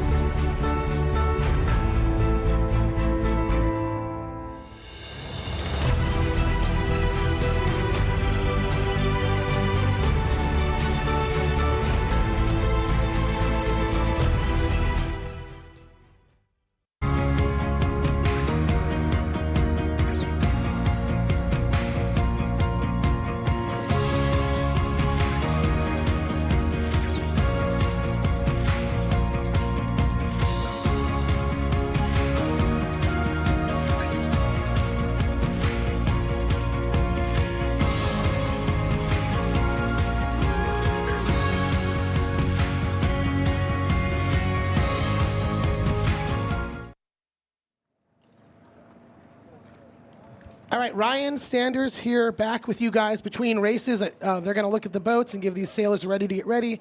But in the meantime, I'm here with Dan Desaw. Dan, nice to meet you. How are you today? Good to meet you as well. Really well. Dan is a member of Long Beach Yacht Club. I'll make sure that mic's up against your face, Dan. You got it. Dan's a member at Long Beach Yacht Club, but more importantly, a sponsor here at the Congressional Cup. If you guys have seen the purple spinnaker this week, it says the Grand right across the top of it. Dan, tell us, what is the Grand? So the Grand is it's an event center in Long Beach. So we're a 45,000 square foot event center. We have an off-site catering division. We're the contracted caterer for the city of Carson. So we're a food and beverage and event company. And if you haven't heard me talking about it the last couple of days, they're providing the food for the VIP booth up at Club 100. It is incredible. Give me an idea what kind of food you guys have provided this week. So I think we started it out with the Women's Day, and we did a nice salad bar. I think they enjoyed a little bit of champagne. I believe we did tacos. Today we're doing a tri-tip slider. If you're not in Club 100 and experiencing that tri-tip slider, I am so sorry for you. I just sent Tucker up there to try it out. It is so good. The food is so great. And it's been 5 years, you said, that you guys have been involved with the Congressional Cup? Correct. So Bob Snow, the Snow family, they got me involved ultimately, and I can't thank them enough. Yeah, so being a member and just being born and raised in Long Beach, it's really, really important to be a part of something special like this. So it's an absolute honor. And, you know, for me, if I don't have people like you that support sailing, I don't get to come and watch this. So it's really an honor for me to get to meet you, first of all, because I've been enjoying your food for so long. But every time I see that spinnaker up there, I know what the Grand is. It's over by the airport. It's a giant space. I've been there for some parties, so it's a great place. So tell me what you know about sailing. I know you guys commit to doing this every year, but what's your background in sailing, if any? So very, very little. I mean, I didn't know that it was a full contact sport, so this has been exciting, these last two races. My son was in the junior sailing program. I know that there's a ton of ropes and there's a ton of knots, and that's about all I know about sailing. Do you know what pulls a sail up? Starts with an H. A rope. A rope. A halyard. That's all right. What pulls it to the sides? Let's stop there with the questions. Okay. So tell me, you guys have been members of Long Beach Yacht Club. Your son grew up sailing here, you said? He did. He was part of the program there. How important and how strong is our youth sailing program here in Long Beach? It's extremely strong. I mean, again, you look at the Snow family and what they're doing for, I believe it's Bosco Sailing and just all the kids that come through that program. What it does, and it teaches independence and a form of responsibility. So I think a lot of our sailing program's the best. Absolutely, I would agree there. Obviously, but yeah, I think it's an amazing thing for kids. And how frequently did your kids sail? Is it a weekly deal? Is it just in the summer? Tell us about that a little bit. It was just during the summer, and it was a daily thing. So he had responsibility with all of his gear, all of his equipment, his sabot. So it was, it was just a great thing to lead into other responsibilities in life. Awesome. Well, let's circle back to the Grand for a minute. Tell me, what kind of events do you guys host? How many people can you support in that facility? How far does your stretch go out for offsite events? Yeah, so the Grand, again, we have 9 rentable spaces. We do anything from a 10-person, corporate meeting to a 2,000-person black tie fundraiser and everything in between. We like to go as far as we can go to where the integrity of our product isn't compromised. So we can go anywhere from Santa Barbara to San Diego and everywhere in between. And I don't know if you'll give away an industry secret. Every time I cook steak at home, it's either way overdone or way underdone. How do you get it so perfect and then transfer it somewhere and keep it so perfect? What's the secret there? Well, this is what I do for a living. So my chef is unbelievable. My entire team, I'm sure everybody that's gotten to interact with them has had a really good experience. They're amazing people. Awesome. Well, I appreciate you so much. I have the results up here on our screen. Can you tell me if you have a favorite going into the finals? You can see on top, Chris Poole's already in. On the bottom, we're tied 2-2. Ian Williams, Nick Egnot Johnson. Who's your favorite to take a Congressional Cup win this year? I mean, I think I have to go with Chris Poole, right? And I wish I could change out his spinnaker to put the grand one in there. Well, you might get lucky. They swap boats at the end, so maybe you'll get lucky. I don't know. Yeah. Don't quote me. I might be promising something that's not true, but yeah, I think they might swap boats here. No, I think Chris has this one. Awesome. Well, I appreciate you so much, Dan. Yeah, and the thank food has you. always been so good. I love the facility there. I just found out you're a Long Beach Yacht Club member. That makes me so excited. It's fun to support each other because we all like to do that here in Long Beach. If you're watching at home, you get the chance to come to Long Beach for some kind of an event at the Grand. It's an incredible place. Look for that purple spinnaker. He says, go Chris Poole, the only American left. Pretty cool. There's 4 countries represented here as we go into the finals and the petite finals. We're going to keep a little bit of action coming here, and we'll have more sailing coming back soon. Thank you so much, Dan. I appreciate your time. Thank you. Take care. Thanks, guys.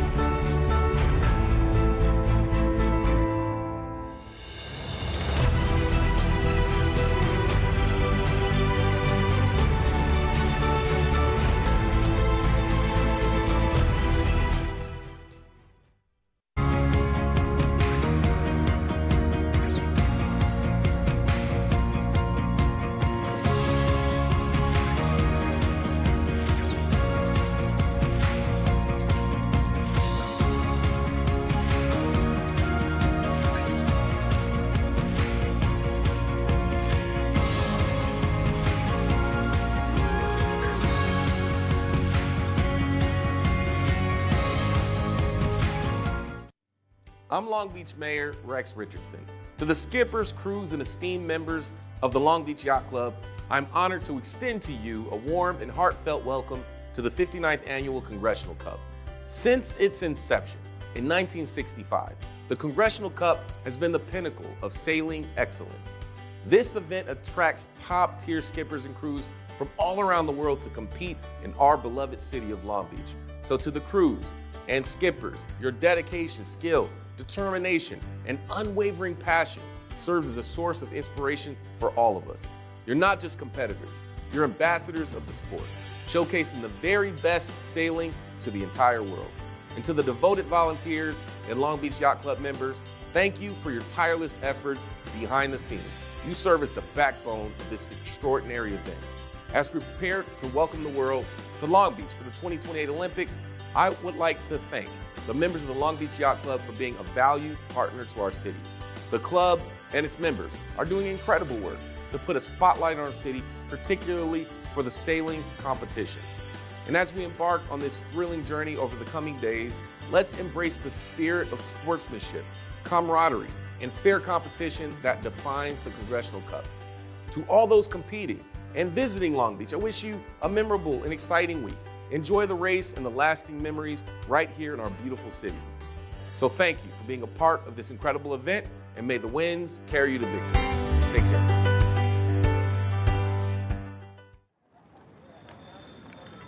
All right, so for those of you watching at home and those on the pier, we've heard from a lot of local Long Beach members of our local Congress, our mayors you just saw. I've got another very special, important person with me here, Carling Freeborn. Carling is a member of Long Beach Yacht Club, a member of the intermediate program, which I'm also a part of. Here at Long Beach Yacht Club, we have an under 40-year-old group who primarily have now become sailors. We've all learned to sail here, and it's important that a club like this fosters youth that will help and push back into the events like this one. There's a lot of people that have been members of the club for a long time that host the Congressional Cup, but you need younger people like us to learn from them on how it works. And so, Carling, I welcome you to the booth. How's it going? Good. It's wonderful to be out here today. Today's a pretty special day for you, isn't it? It is a special day for me. What is it? It was my birthday on Tuesday. Okay, sorry. I thought it was today is what I heard. I'm sorry. Well, happy birthday to you for last week. Thank you. So tell us why today's a special day. Today's a special day because I'm out here watching the finals of Congressional Cup. Yes, you are. Yes, you are. Carling, how many Congressional Cups have you seen or been a part of? Probably about 10 now. Okay, and how many days on the water do you think you have in a Catalina 37? Could you quantify that? Oh, geez, that's kind of hard. I sail probably 45 weekends a year. So I'd say maybe a couple hundred. Yeah, so Carling has been influential in helping the intermediate program have a boat for our Wednesday night sailing series. Yes. She sails on a team for our Linda Elias Memorial Race. Correct. Yes. Tell us what Linda Elias is. So Linda Elias is a memorial regatta after a woman who was very pivotal in women's racing here, especially out of Long Beach Yacht Club. And so every year we get a bunch of women in the community together to sail and compete and promote women's sailing. And that's pretty cool. How many teams do you guys normally get? We get about 8. About 8 teams for that Linda Elias race. When is that one? That is in October. I believe this year it's October 16th, 17th, 18th, or somewhere right around there. And unlike a match race like we're seeing today, that is a fleet race, is it not? Correct. That is a fleet race, which I believe is going to be coming up here in a little bit. Yeah, as soon as we see the end of the Ian Williams, Egnot Johnson match, we're going to see our fleet race. As I hear the horn in the background. Carling, before you go, I just want to let you have a chance to kind of, is there anyone here at Long Beach Yacht Club that you would like to thank for your sailing background? I know you and I have learned from a lot of these pros here.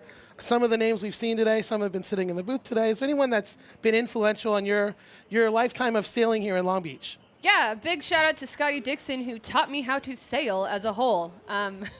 Threw me on the bow, kind of threw me to the wolves and was like, hey, guess what? This is what you're doing. And here I am 10 years later, sailing all the time. I think like a lot of us, it's pretty cool to have Scotty Dixon to look up to here in Long Beach. I don't know if we've conveyed that well enough to those of you at home, but such a great sailor, and he had not the best result this weekend, but still a huge part of our lives here in Long Beach sailing, and just a great person. So Carling, I thank you for all your time you put into the Yacht Club. You've given me a direction that I want to follow in. That's why I'm doing what I can here. And for those of you at home, if you are not a member of a yacht club, I encourage you to become one.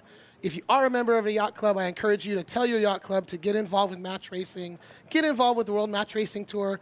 You sailing all the fun that goes with that, because it's up to us to keep sailing in the forefront of the world, and we're doing a good job here. Let's continue to do that everywhere. Carling Freeborn, thank you so much for your time. Thank you, Ryan. All right, we're going to be starting here shortly. I'm going to round up Tucker and the crew. They're still eating their food from the ground. There's a giant plate over here. Tucker, that steak sandwich looks really good. I'm going to come get a piece in a minute here. So we'll be right back with everybody as the racing action continues.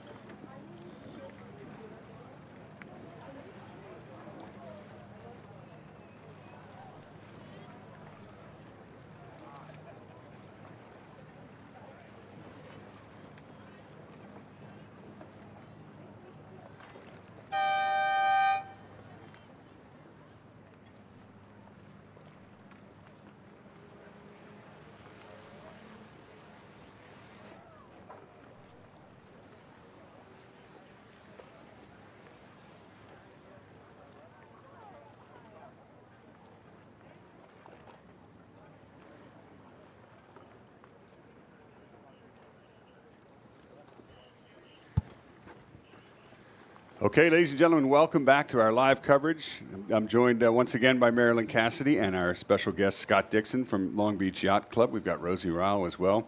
We're about to see the last race in the semifinals between Nick Egnot Johnson and Ian Williams. And Scotty, while you were away and while we wait for this pre-start entry, we just received word that Nick Egnot Johnson received a 3/4 point penalty because of the damage in the collision in the pre-start that even though Ian Williams incorrectly got penalized for, Nick Egnot Johnson was penalized for the penalty. So what that means is EJ still has to win 2 matches in order to go to the finals, and Williams has to win 1.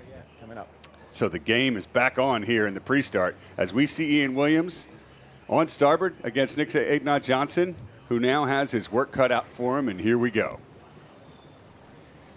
Yeah, so just to clarify that point that Tucker was making, the distinction here is it is the first to 3 points as opposed to winning 3 races, because as you can see, EJ has won 2 races, but he only has 1 1/4 point. So it is 3/4 of a point deducted for damage. And I suspect that might have been a stanchion on Ian's boat. Yeah, so deducting points that is damaged. So you see these boats collide all the time.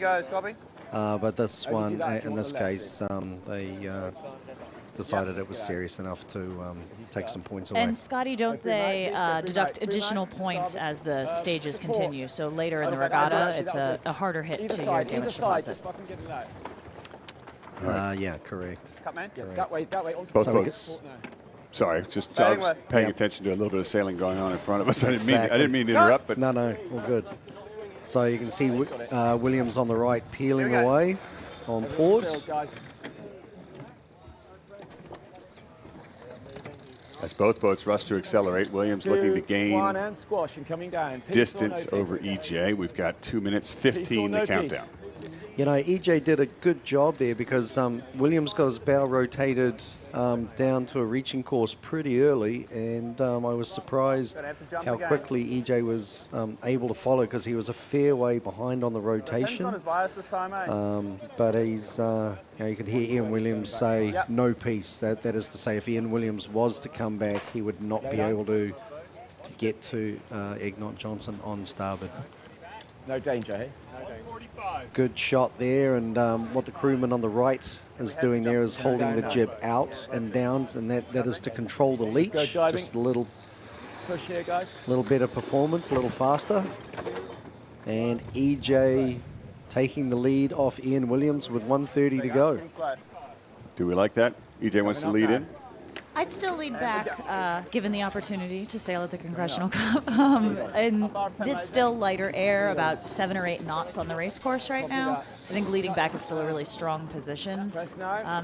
As we look up the course, too, the breeze has shifted a little bit to the left since our last race. The race committee boat is signaling to the red mark over on the left-hand side of the course. So I think winning the pin might not be a bad opportunity. 1 minute to go as the fans on the Belmont Pier are treated to the best view in match racing. These two titans head for the line. Nick Egnot Johnson just to windward, leading. Ian Williams to leeward and pushing. 45 seconds to go. Great view here from the pier. You can see Williams Bauman swinging his arm furiously, and when he holds his fist up like he did just then, that means, hey, they're locked. They cannot go anywhere. Williams in a tight spot so here. EJ has the leeward start. I think Williams just might be happy to do his classic wide right start here, so you can expect to see Williams, split tack start. Not very wide, though, because he's got the committee boat right in front of him. He's going to not have a lot of room to play there. No. EJ's going to get a beautiful wind up to full speed, and Williams is going to have to do a down speed tack to starboard with just 3 seconds to go to the start. Here's the gun. Yeah, Williams very slow off the starting line, but he got the wide right start, which means doesn't matter if he gave up a little bit of speed there. Egnot Johnson still has to tack to get to Williams. It's all right. And when they come together, EJ will be on port. My question for you guys, though, is that we've started to see the left pay off more. So even though Williams has the wide right, it's advantage Egnot Johnson, right? It's tricky, though, because we're still definitely seeing shifts out of both directions, and even though it's gone left just as we enter this race, perhaps the next pressure is on the right. There's definitely some activity up there at the top. Good point. Okay, all right. Yeah, we're going well here. Williams to windward, yellow flag. Looking at him as well, Jerry. Looking good. He's got nice separation He's way there. off Good us. boat speed. He's forward, but well down there, yeah? Yeah. If he tacks, dial. Okay, so that's Williams pretty confident in his position. Copy. So again, we saw Williams with a slower start, but the tacking maneuver costs and then 2 or 3 boat lengths, Marilyn. Be slow, right? Yeah, definitely. He's watching a his little wheel. down Can you speed, see it, Jay, or not? Did come up quite me. quick. Okay, I'm on him. You stay on the. So get ready for some fireworks here. EJ will have to face the Piper at some point. Special occasion, nice, Ted. Copy, mate. Special occasion? I'm just heading a little. Yeah. That's a new call. Do they have a birthday on board? I don't know what that means. Yeah, little reload here. Once again, thanks to everybody here on the Belmont Pier watching live in Long Beach and everyone on Facebook and YouTube around the world. We want to hear your comments and questions. And my good friend Andy Green, former Congressional Cup sailor. He's done this event 3 times. He just chimed in and said hello. Thanks for watching, Andy. We miss you out here. But we're okay. Hi, Andy, fellow countryman of Ian Williams. In the comments, if you know what special occasion means, shoot into it, please put that in there. So it has to be quite solid. Okay, it's heading me again. Just Simo now, eh? Yep, so EJ not We're actually a confident little he thin can. here, Sid, so. Not confident he can is it tack and red? get in front of Ian. Okay, the further we go, the worse it is From for this him. angle, though, does look like EJ's moved up, No, he's closing not. the gap between the boats just a little bit. I'm thinking about attack. Yep, but you can hear EJ continuing to say Simo, which means he's just waiting for Williams to tack. It's not getting any worse for us at the moment. So the wider this is, the better. Easy lay now. Coming up. Approaching ley line. Rotating with him. Time to tack. Tacking. Here we go. Williams goes first, simultaneous Big tacks. build, okay, big build. EJ to windward will look to put the bow down. He sails extra That's at the distance. mark, trim to me. So it's advantage Williams. Yep, you can see the red mark top left of the screen there in line with the Big oil heights, island. guys. Great Thoughts view for the there. run? So the boat's almost bow to bow. It's advantage Williams, but EJ breathing heavily down his neck. EJ had to sail extra distance, but he can put the bow down and really rumble. Now it is a speed race into Mark 1. Yeah. Just going to stay high off him and we'll try to swing down on his tail. So again, Sitting right on EJ him. calling the mode, but already talking about the maneuver at the top mark a minute away. Okay, mate. Little smile on board from Williams. Maybe that Right, was let's just get a nice special drag coming occasion. up a little, just for some space. That's gonna be like a match racing meme. Okay, Long port, eh? Tell you what, it'll be a special occasion. If he can win this race, he'll go to the finals yet again. 2 lengths. Unless Nick Egnot Johnson has something to say about it. 1 length. Okay, 15. Bow is on. 10. 2, 1, go hoist. 5, 3, 2, 1, send it. Ready for a squash. Williams is around. 1 length later, EJ is around. Both kites are up. We're on our way downwind with Ian Williams in the lead. No penalties in this match. East Main. I'm looking back. Tell you what, whichever one of these two teams moves on to the Congressional Cup finals, they will have definitely worked Make hard sure for that it. main set fast. Run squaring up. Get a gas there. I'm just going to come up. Here's a Simo, and then it'll be straight back almost. I love how they each tell us what the gotta be next left gate, maneuver is right? going to be. So that was EJ talking about a Get faster, double wanting to roll it maneuver down. here. So simultaneous jibe with Ian, and then almost immediately going Still a Simo here, guys. back to port.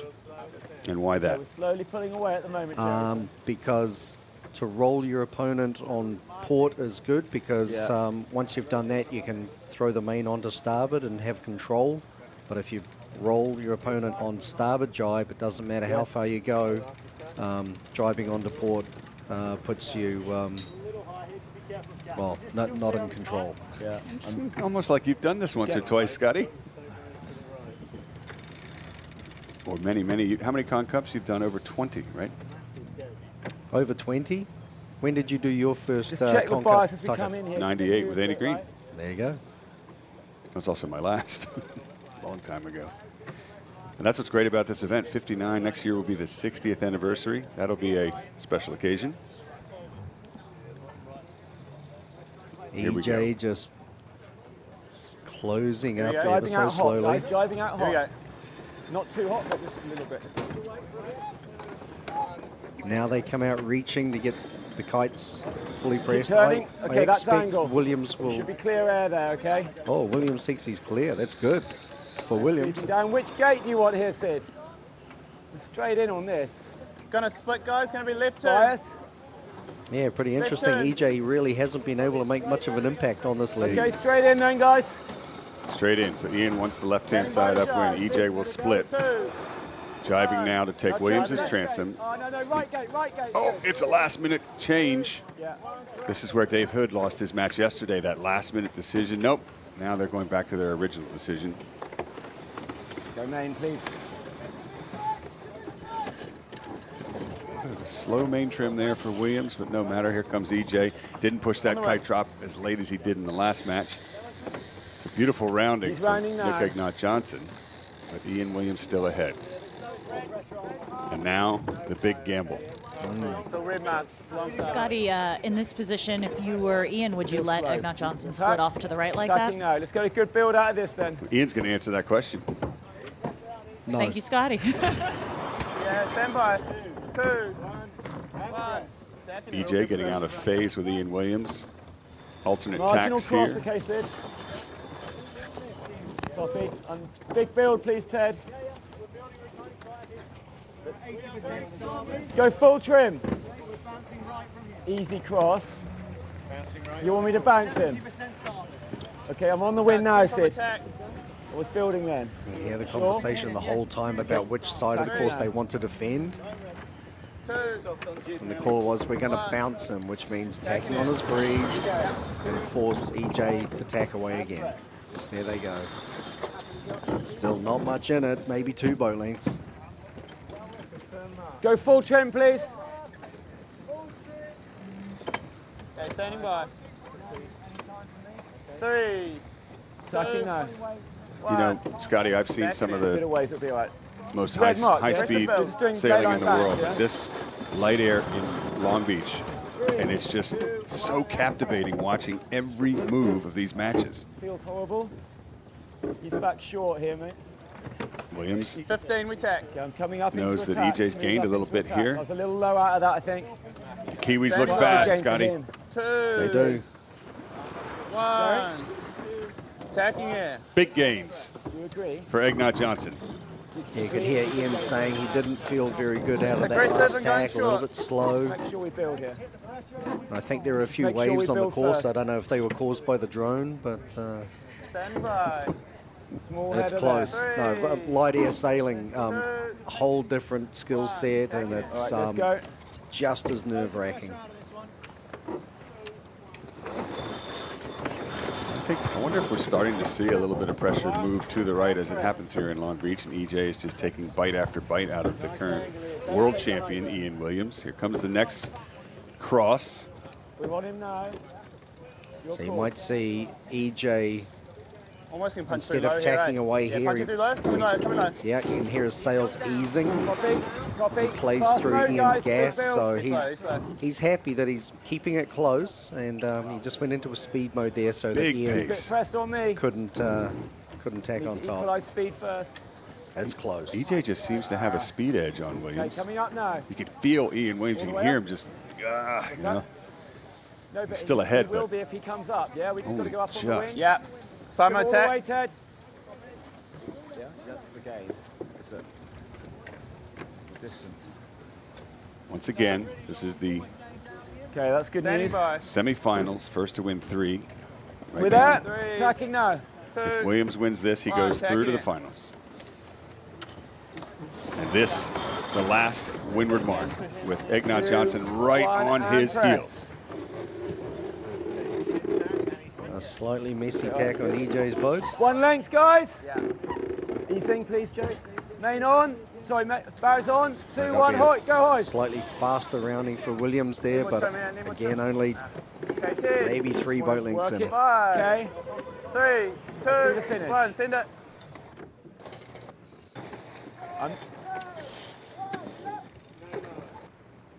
Beautiful set, Egnot Johnson. Williams held extra low there after I noticed after that set, and now he's just starting to come up to Quite match aggressive up. EJ's. Somebody's got to do the main. Oh, sorry. Okay, I can do it. Sorry, I can do it. I can do it. Tell you what, just EJ's, matching him, okay? he's not out of this. Okay, copy. I'm just matching him. All right, let's start working it down now. Yeah. And you're right, Scotty, just like we saw in that last race. Williams Bias must be boat bias, that right? sails the whole downwind leg with his eyes on his opponent. Not the That's boat, not a, the sails, not the angle. Yeah, He's jibing. We go to VMG. Slow turn down. that's an incredibly well-drilled team Might for be a bit of gas in the Ian jibe. to, So. Basically drive blind yeah, exactly. as EJ jibes and Williams Best pressure, extends. Sid. Once we get speed, driving back down to the line. Yeah. Maybe a little bit better the other way. Jibing now. Standing by, Slow guys. turn. Wait left. Wait left. 2, 1. Driving. And Egnot Johnson jibes as well. Which side? It's getting lighter. Back side to protect Sid. The for breeze. pressure. So it'll be an earlier jibe Back from and 5. EJ here in about 3 seconds. 2, 1. Driving it. This to the finish. We're EJ doing is double jibe here, gaining. guys. Pole on jibe.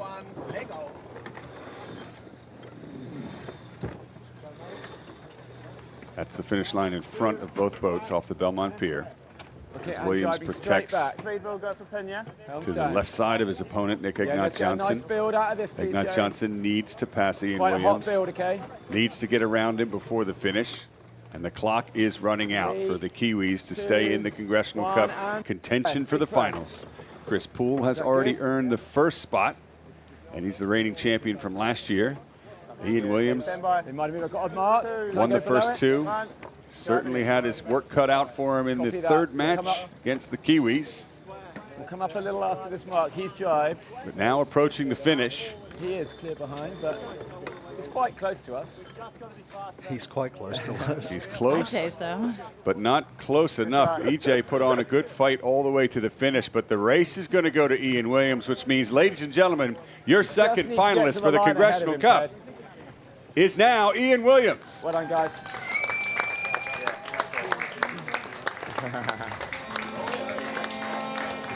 What a match. Good What a race, guys. series. Way to keep it cool. And particularly after that last race when nothing went his way, to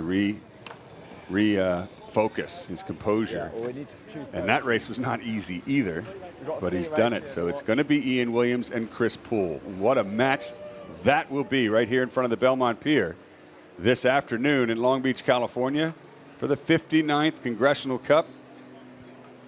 $20,000 first place prize and the famed Crimson Blazer. We're going to hear from both skippers momentarily. Then we'll take a short break. After that, the fleet race will take place for the bottom 8 skippers that aren't sailing in the finals or petite finals for first through fourth. There's Ian Williams' victory lap in front of the Belmont Pier. Let him hear you, folks. What a race. This is where it gets good, Scotty. Finals of the Congressional Cup. Sun is out. Action is picking up. Breeze is picking up. It's gonna be good. Now, before we get to the next moments here, let's go back down in the water. We've got Nick Egnot Johnson live. Yeah, really gutted to lose that last race. You know, we thought we did a really good job in the start, having a lot more speed off the line, but you know, there was a right rotation that we just didn't quite see, and he was able to live there the whole way to ley line. So yeah, pretty gutted about that, but you know, we can't really complain. That's just yacht racing. That's how it went. But yeah, did a really great job of staying into him right to the finish there, and yeah, you know, the boys are doing an amazing job, and I think we're just really looking forward to getting in racing Monin and his team in the petite finals, and hopefully ending up with a medal again. All right, Nick Egnot Johnson, positive after a difficult loss, still happy to fight for third place.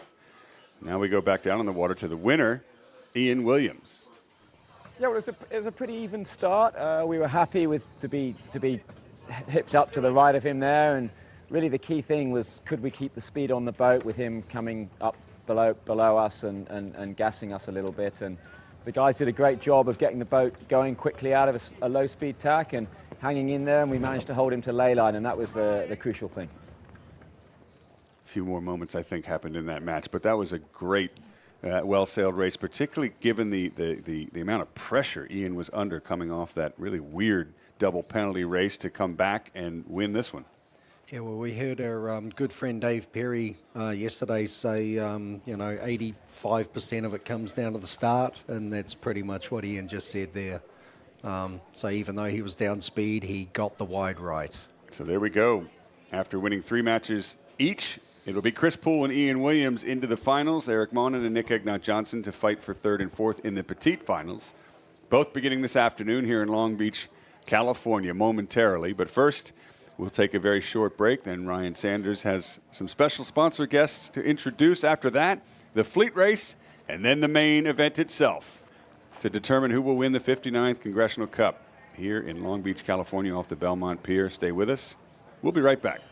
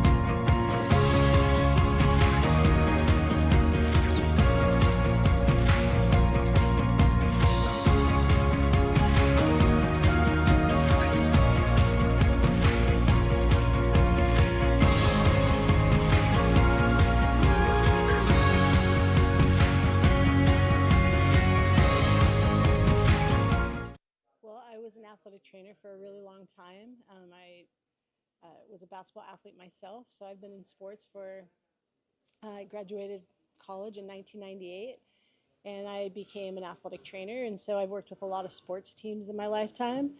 And one of the biggest accomplishments was working the Olympics, the 2008 Olympic team with USA Water Polo. And then I went back to school for my Doctor of Chiropractic, and then I ended up getting asked to my second Olympics in 2012, and I was asked with the men's water polo team. And so I've had a great journey working with pro athletes since then, and I opened up my chiropractic practice in Long Beach, and in doing so, we started working with Long Beach State and local teams, and we started working the Congressional Cups. And so we really got into working with sailors. And it's been a wonderful journey with that. Working with sailors is a very unique sport, and it's tough on your body. And so in working the Congressional Cup and with athletes in the off seasons, it's nice to work on their bodies and get them feeling better with muscle work, with our modalities, and also with some rehab. There are similarities. I mean, you need balance, proprioception, but you also need muscle work. When you're looking at sailing, a lot of times people are bent over and you have to work on posture. A lot of people have back pain, shoulder pain from the repetition. And so we do a special technique called nerve tracing technique. And so nerves move muscles, they sense pain, and they tell you where you are in space. And so what makes us unique is that we do this nerve tracing technique. And in doing so, we work on the neck and back, and we work on the whole body where the nerves track down. And so I feel like that's a really unique and special way to treat sailors, because you're always on. You're always trying to have good posture and the repetition. And so it's a wonderful way to treat the sailors.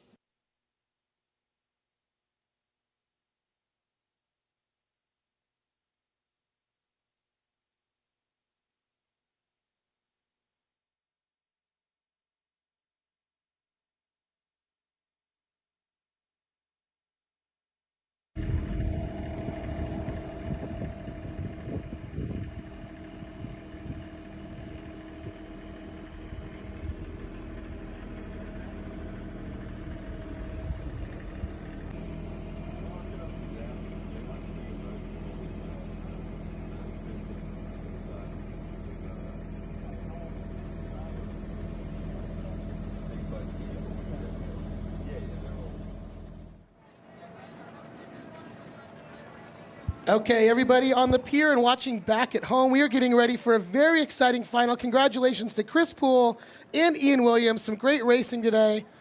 We're going to get to one of our sponsors, and I'm really excited. Jeff Spinelli is here with me today. Jeff, nice to meet you. How are you doing? Thank you very much. Pleasure. Jeff Spinelli is from Farmers and Merchants Bank. He's a senior vice president. If you've seen that green spinnaker all weekend, it's such a beautiful looking spinnaker. Green like the color of money, right? I think we planned that appropriately. I think you did a very nice job. So I told you the story when I met you a few minutes ago.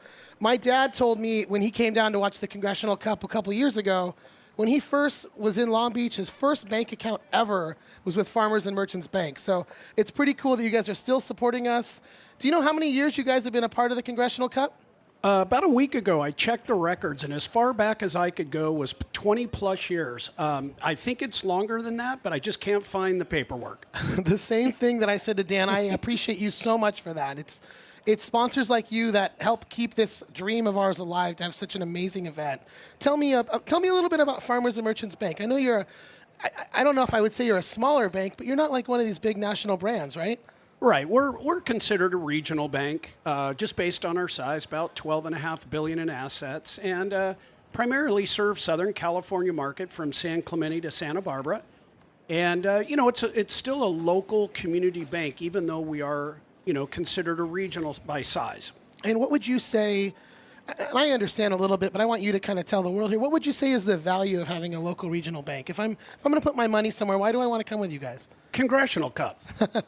Because when the money's local, we can do local events like this, sponsor, and other organizations, nonprofits, and different events. And that's what keeps it local and fun. Yeah, and I agree with that. And you guys have all the local billboards. I've seen you honor people in the community. It's neat to see Farmers and Merchants Bank a part of so much. Again, my dad told me that story. I'm like, oh, that's a pretty cool deal. You know what I mean? So, Jeff, tell me, do you have any sailing background yourself? I do. Several years ago, I was in the Wet Wednesday series for many, many years, and really enjoyed that. And then I do sail a few boats out of Long Beach Yacht Club from time to time, and I have a lot of friends that have boats, so I spend a great deal of time on boats. Okay, so the Wet Wednesday series, that's a cool thing. So for those of you at home, you keep seeing my face.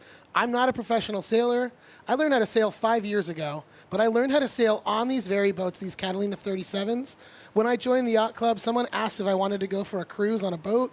I thought I was going for fun, and it was a race on a Wednesday night. So we are very lucky here in Long Beach. We get to sail these very boats every weekend for about 20 weekends a year in the middle of the summertime. We do a Wet Wednesday sail. It's probably similar to what they call a beer can race at most yacht clubs, but come back for a big party. And so which position did you crew when you were on a 37, Jeff? What was your job? Mainly I was the grinder. But I did the other roles too. I'm not very good at bow, but everything else I can do. I have done bow one time in my life for a couple minutes on a Soling, a smaller 27-foot boat. I fell off the boat into the water and had to be helped on by Mike Fratt, who's actually our drone photographer. And for a moment there, my life flashed before my eyes. I could swim the 12 feet to the dock, but it was scary. You don't put a big person like me on the bow. So I think most of us learn how to grind, and it's a cool thing to talk about, right? Because these sailors show up and they get on these boats for, I don't know, 4 or 5 days in a row. Maybe some of them, like some of these teams, like the Italian team, Rocco's team, have never been on a Catalina 37 before. I think for most of us, you start as a grinder, right? It's the easiest position, and you kind of watch what's happening from there.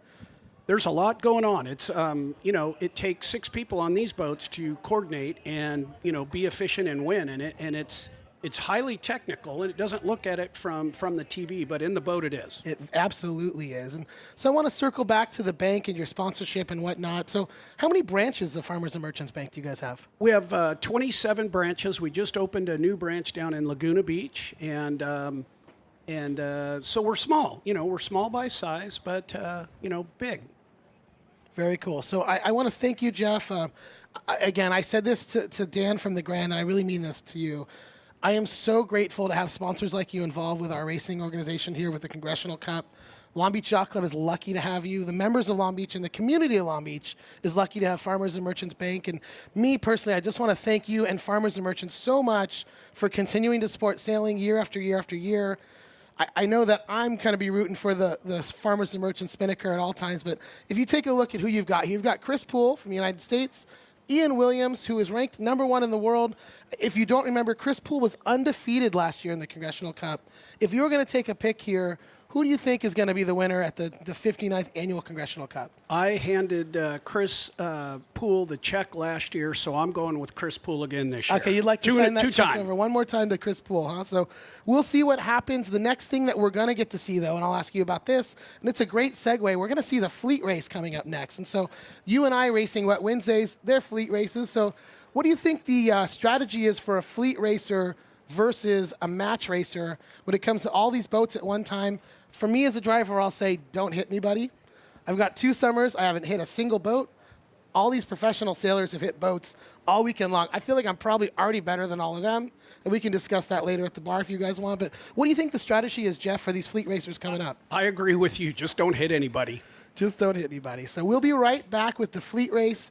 Jeff Spinelli, the Senior Vice President of Farmers and Merchants Bank, thank you so much for your sponsorship. And we'll be back to Racing Action Online here in a couple minutes. Thank you very much.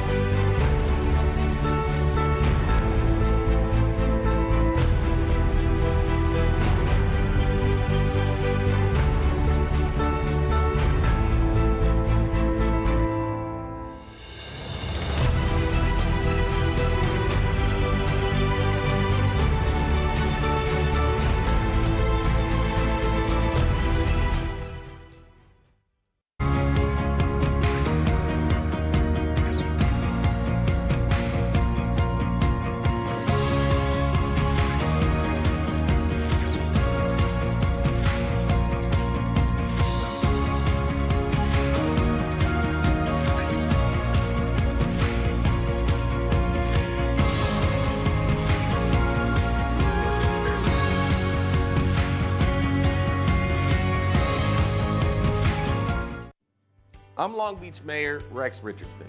To the skippers, crews, and esteemed members of the Long Beach Yacht Club, I'm honored to extend to you a warm and heartfelt welcome to the 59th Annual Congressional Cup. Since its inception in 1965, the Congressional Cup has been the pinnacle of sailing excellence. This event attracts top-tier skippers and crews from all around the world to compete in our beloved city of Long Beach. So to the crews and skippers, your dedication, skill, determination, and unwavering passion serves as a source of inspiration for all of us. You're not just competitors, you're ambassadors of the sport, showcasing the very best sailing to the entire world. And to the devoted volunteers and Long Beach Yacht Club members, thank you for your tireless efforts behind the scenes. You serve as the backbone of this extraordinary event. As we prepare to welcome the world to Long Beach for the 2028 Olympics, I would like to thank the members of the Long Beach Yacht Club for being a valued partner to our city. The club and its members are doing incredible work to put a spotlight on our city, particularly for the sailing competition. And as we embark on this thrilling journey over the coming days, let's embrace the spirit of sportsmanship, camaraderie, and fair competition that defines the Congressional Cup. To all those competing and visiting Long Beach, I wish you a memorable and exciting week. Enjoy the race and the lasting memories right here in our beautiful city. So thank you for being a part of this incredible event, and may the winds carry you to victory. Take care. Good morning. My name is Alfredo Velasco. I'm the CEO of the YMCA of Greater Long Beach, which means I get to spend time with young people that are really affecting those in our community. At the YMCA of Greater Long Beach, we serve 57,000 people per year. And the beauty of the YMCA is that we have this unbelievable menu of services and options, so we can really innovate to meet the needs of the local community. Ys typically and conventionally have membership and swim lessons and fitness, but we do so much more. We do childcare, we do after-school programming. We have a beautiful camp up at Big Bear, so we really find ways to meet needs in the community, enhance the social, mental, recreational, and physical wellness for our community so neighborhoods can thrive and so young people could be healthier and more vibrant. I did get to watch the racing. It was amazing to watch these unbelievably sophisticated vehicles and these very passionate sailors compete in what is a special event for Long Beach, and the Congressional Cup is here. And it really is wonderful to have this emphasis on water sports. Long Beach is known for sports, and certainly water sports with the 2028 Olympics, hosting a couple of water events. Any emphasis, any focus that we can have on water sports is just is good for the city of Long Beach, and particularly for some of the activities that the YMCA is involved in. We are the leading provider of swim lessons for our local community. We expose young people to sailing through the Long Beach Yacht Club and other methods, so it's just great to have that here in Long Beach. I was at the race a couple of days ago, and to think that the Catalina 37 boats, that these international professionals are maneuvering and navigating and competing, these are the same boats that our young people were able to navigate and maneuver right here in Long Beach at the Long Beach Yacht Club through Wet Wednesdays and through the lessons that were provided here. I just can't, it just makes me think, what a wonderful experience that they have had. And again, young people being exposed to these vessels and to be able to navigate them, I think it just broadens their minds and expands their horizons. So a wonderful opportunity that we get here through the Long Beach Yacht Club. So yes, because of the Olympics coming up in 2028, it offers this unbelievable opportunity to shed light on water activities for the YMCA. And swim lessons are extremely important for all young people, particularly under the age of 14. Drowning is the leading cause of death, second leading cause of death for kids under the age of 14. So having kids be water safe and the drowning prevention programs that we could provide in the community are pretty critical. So leading up to 2028, the YMCA is making swim lessons, water safety, drowning prevention programs for particularly second graders an absolute priority. We hope to get as many kids become water safe in a deep body of water, because here we are in Long Beach. It's a coastal community with waterways and canals, and to be able to have them be comfortable and to be able to be safe. Anytime young people feel like they're more in control of their environment and they feel like they can really expose themselves to the world, really opens up their minds and has a transformational effect on themselves, on their confidence, and it buoys them to be able to feel like they have more control over their destiny and the world. And so the opportunity to provide swim lessons for as many kids as possible is an imperative for the YMCA of Greater Long Beach, and we look forward to making that happen. Well, I'm not a sailor, and I haven't been exposed to a large degree, but I have had the good fortune of helping young people get exposed. Right here at the Long Beach Yacht Club, because of our connection and collaboration with Lisa Meyer, who is incoming Commodore, we have actually had our kids from under-resourced community come here, be able to maneuver these vehicles out in the water and have these unbelievable experiences that they would never be able to have. And again, I mentioned that when young people get to avail themselves of things that they would never be able to do under normal circumstances, it really opens up their minds and it opens up their thinking and their perception of what they can actually do and accomplish, and has this transformational experience.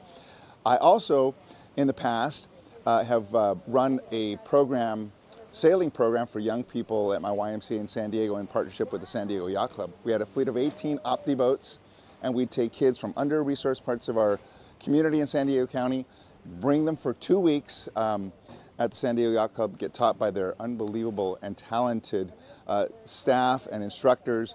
And again, it was just the same thing. It was just this unbelievable opportunity for them to get exposed in an area that they would never get to, and to just grow as young people and expand their minds and their horizons. And so I have had those opportunities in the past through the YMCA. Good morning, my name is Alfredo.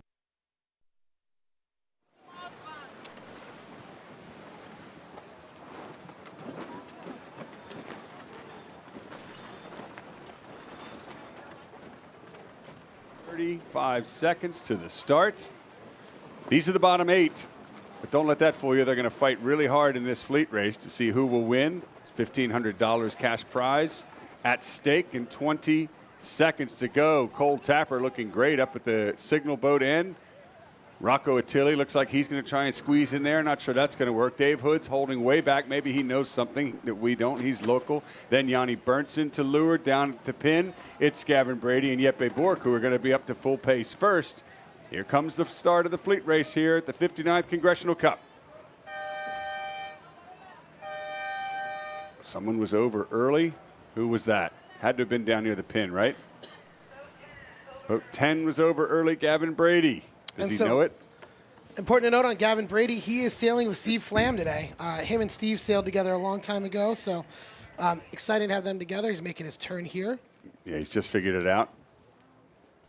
Ouch. Mary, cheers. Welcome to the commentary booth. It's so great to be here. You've raced these boats. For many, many years. It's a lot of fun that you have this many one design boats all together. So it truly comes down to how the team actually sails the boat. Mary, you and I have both done a lot of fleet racing on these 37s. Yeah, every Wednesday. Have you ever had 8 boats this close to the pier like this? I don't want to be on a boat if I'm driving this close to the pier. What about you?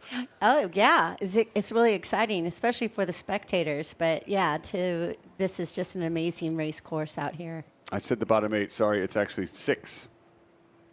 Yes, 6. that's true. The bottom 6 boats. 2 aren't racing in this. And 4 boats are going to the final, right? Yeah, and then the top 4 being used in the match race. Now, who's that in the bottom there? Number 8, Cole Tapper. He tacked out first at the signal boat end and is pushing hard to the right. You guys are local. You know a lot more about this area than I do. You got 2 boats going way out to the left and 2 boats going to the right and 2 up the middle. So. Well, the wind today is definitely left favored, but typically down here we always say as the day progresses, go to the right, go to the right. Right? So when we do correct. When we do our Wednesday racing, we start way out by the oil islands you see in the background here. And it's always the question of us, do we go to the wall? There's a big break wall out there that you might just barely see on the right-hand corner of the screen. The question is always, do we go to the wall or do we go to the beach? Because the wind is a lot different on both sides, right, Mary? So this is true. Wednesday night, that's always the first question we ask, and you get those pre-start tacks in hand to see what the weather's like out at the wall. But interesting here. So what's the course like, Mary? Do you have that? Yeah, they're not going out to the wall, actually. They're going out to that yellow mark out there. That's going to be the first mark of the course. And they'll come back down to the gates, and then they go back up to the yellow, and then they come back down to the green, and then they head towards downtown Long Beach, and they hit the red tetrahedron, and then the most exciting part of it all, they'll be coming down in front of the pier, between the pier and the race committee boat. Under spinnaker. Finished. Usually, yeah. right? Oh, it's going to be beautiful. Yeah, we kind of set that one up where it's always a reach with all the spinnakers. So it's very great exciting. show for the sponsors. So, well, I'm going to let you call the first boat around the rounding up on top. Fortunately, you can kind of see who they are based off their gear without binoculars, right? You cannot miss Yanni Bernson and his team in orange.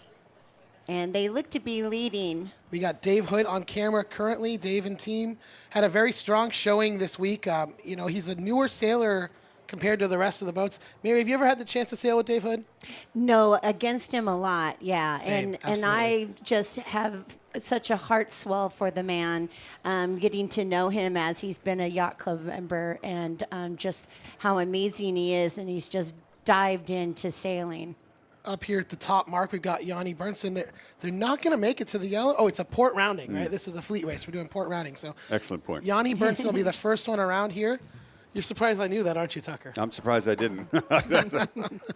So port rounding different than what we've seen all week. Yanni Bernson, the first one around. The next mark is going to be down here to the gates like we've used for the regular match races all week. So the first look at these colorful spinnakers is Yanni's black Port of Long Beach spinnaker pops first, followed by the purple spinnaker of the Grand. We haven't seen that yet today. You guys got to meet Dan earlier. I've told you about all the food. On camera here, who's the next boat It's a running? jib down luff for Rocco Attili. That was a nice move to get him up around the mark without having to do 2 tacks. That is a smooth move. I like that. I'm going to keep that in the memory bank. Then Dave Hood behind him. Look here backwards from the drone cam of all these spinnakers sailing almost straight downwind here towards the next mark, which will be the gates at the bottom. And finally, Gavin Brady, who had a beautiful start, except for the part where he was over early. A little too early there, yeah. Then you got the blue Sailing Foundation spinnaker there too, and then the Club 100 has a beautiful. You know, the last shot and this shot, it's so incredible to see all the different colors on these spinnakers. And we got a drone following closely here. This is Cameron from Long Beach Yacht Club flying the second drone today for us. Hey, Cameron, can you go on board with Gavin Brady? Please. Just kind of spook him, like right up to his eye level. I think he's got a speaker Just over there. go He can like probably hear you. right There we down go. to him and just He can hear you. give Look him at a this. wave. That's Oh, there he goes. I know. Look, watch. I'll tell Gavin at the yacht club afterwards that we meant to do this. Just zoom it right into his head. Buzz It'd be him. hysterical. So let me let you in on a secret of how the whole operation works while we're doing the fleet race. The drone pilots are actually here on the pier with us. They communicate with each other and through the production team with a headset. So everything is absolutely safe and legal, but we get some of the best shots ever. You don't need a helicopter anymore. You get these beautiful drones, all these footage, and the cameramen on the water, too. We've got a couple great cameramen this weekend. You guys know who they are? The camera people. The camera people. Now you can see the black and the yellow spinnaker coming in now. They both see that they're on their ley line to the gate. Dave Hood, we're watching you. That is close. Look how close the drone is in there. We're almost on board. So Dave Hood here. My camera persons on the water, or videographers, are Simone and Dave. Is that right? Oh, you meant, okay, the two that are doing the onboards. Yeah. Yes. Providing these amazing shots. I think that we should give credit where credit is due, because the team that is filming this weekend is doing an incredible shot. It's so cool to get to showcase sailing to all of our friends back at home. Oh, Here you they've see got all the best seat in spinnakers. the house, Simone and Dave. Yeah, I'd like to be one of them one day. I'd like to be as tall as Dave is. That'd be pretty cool.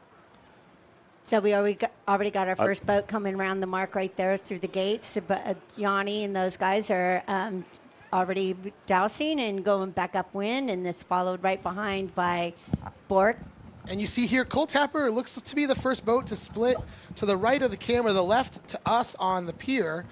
But Cole Tapper, the first boat to go the other direction, as Yanni sails upwind on the other side. Right, are they heading back up to Mark W now? The yellow mark upwind? Hi, Yeah. Rosie. Is that How's right? it going? That's an Good. affirmative. Thank you. Yep. How are you? So back upwind. Same again. Here's a look at these spinnakers one last time. That visit Long Beach of Gavin. Gavin is in the very back here. Gavin Brady, like Tucker said, had a great start. Unfortunately, a little bit too early. He'll be the last around the bottom mark here in front of the crowd on the pier. No changes in position in that downwind leg. Oh, Attali hitting the bottom mark there. Is he doing a... What's happening here? Dave Hood took that gate pretty tight and kind of spooked him, and Dave Hood got away cleanly. Yeah, Attali doing some interesting moves here. Top mark and bottom mark for him, huh? Yeah. He's teaching us all a thing about sailing, maybe. Maybe in Italian they speak a different language than us, so they think differently. Beautiful shot here of boats 10 and 3. 10 is Gavin Brady. 3 is Rocco Attili. You know, I got to see Rocco a couple nights ago out on 2nd Street. They're a fun bunch. Those kids are really fun, and they were really excited to be here with us. So I said this earlier, my favorite place I've ever visited was Italy, so it feels pretty cool to have an Italian team here with us. So Dave Hood leading the bunch here. Towards the back of the pack, Dave Hood has a lot of hours and miles racing here in Long Beach, so hopefully he knows a thing or two. He can make his way back up toward Johnny and team.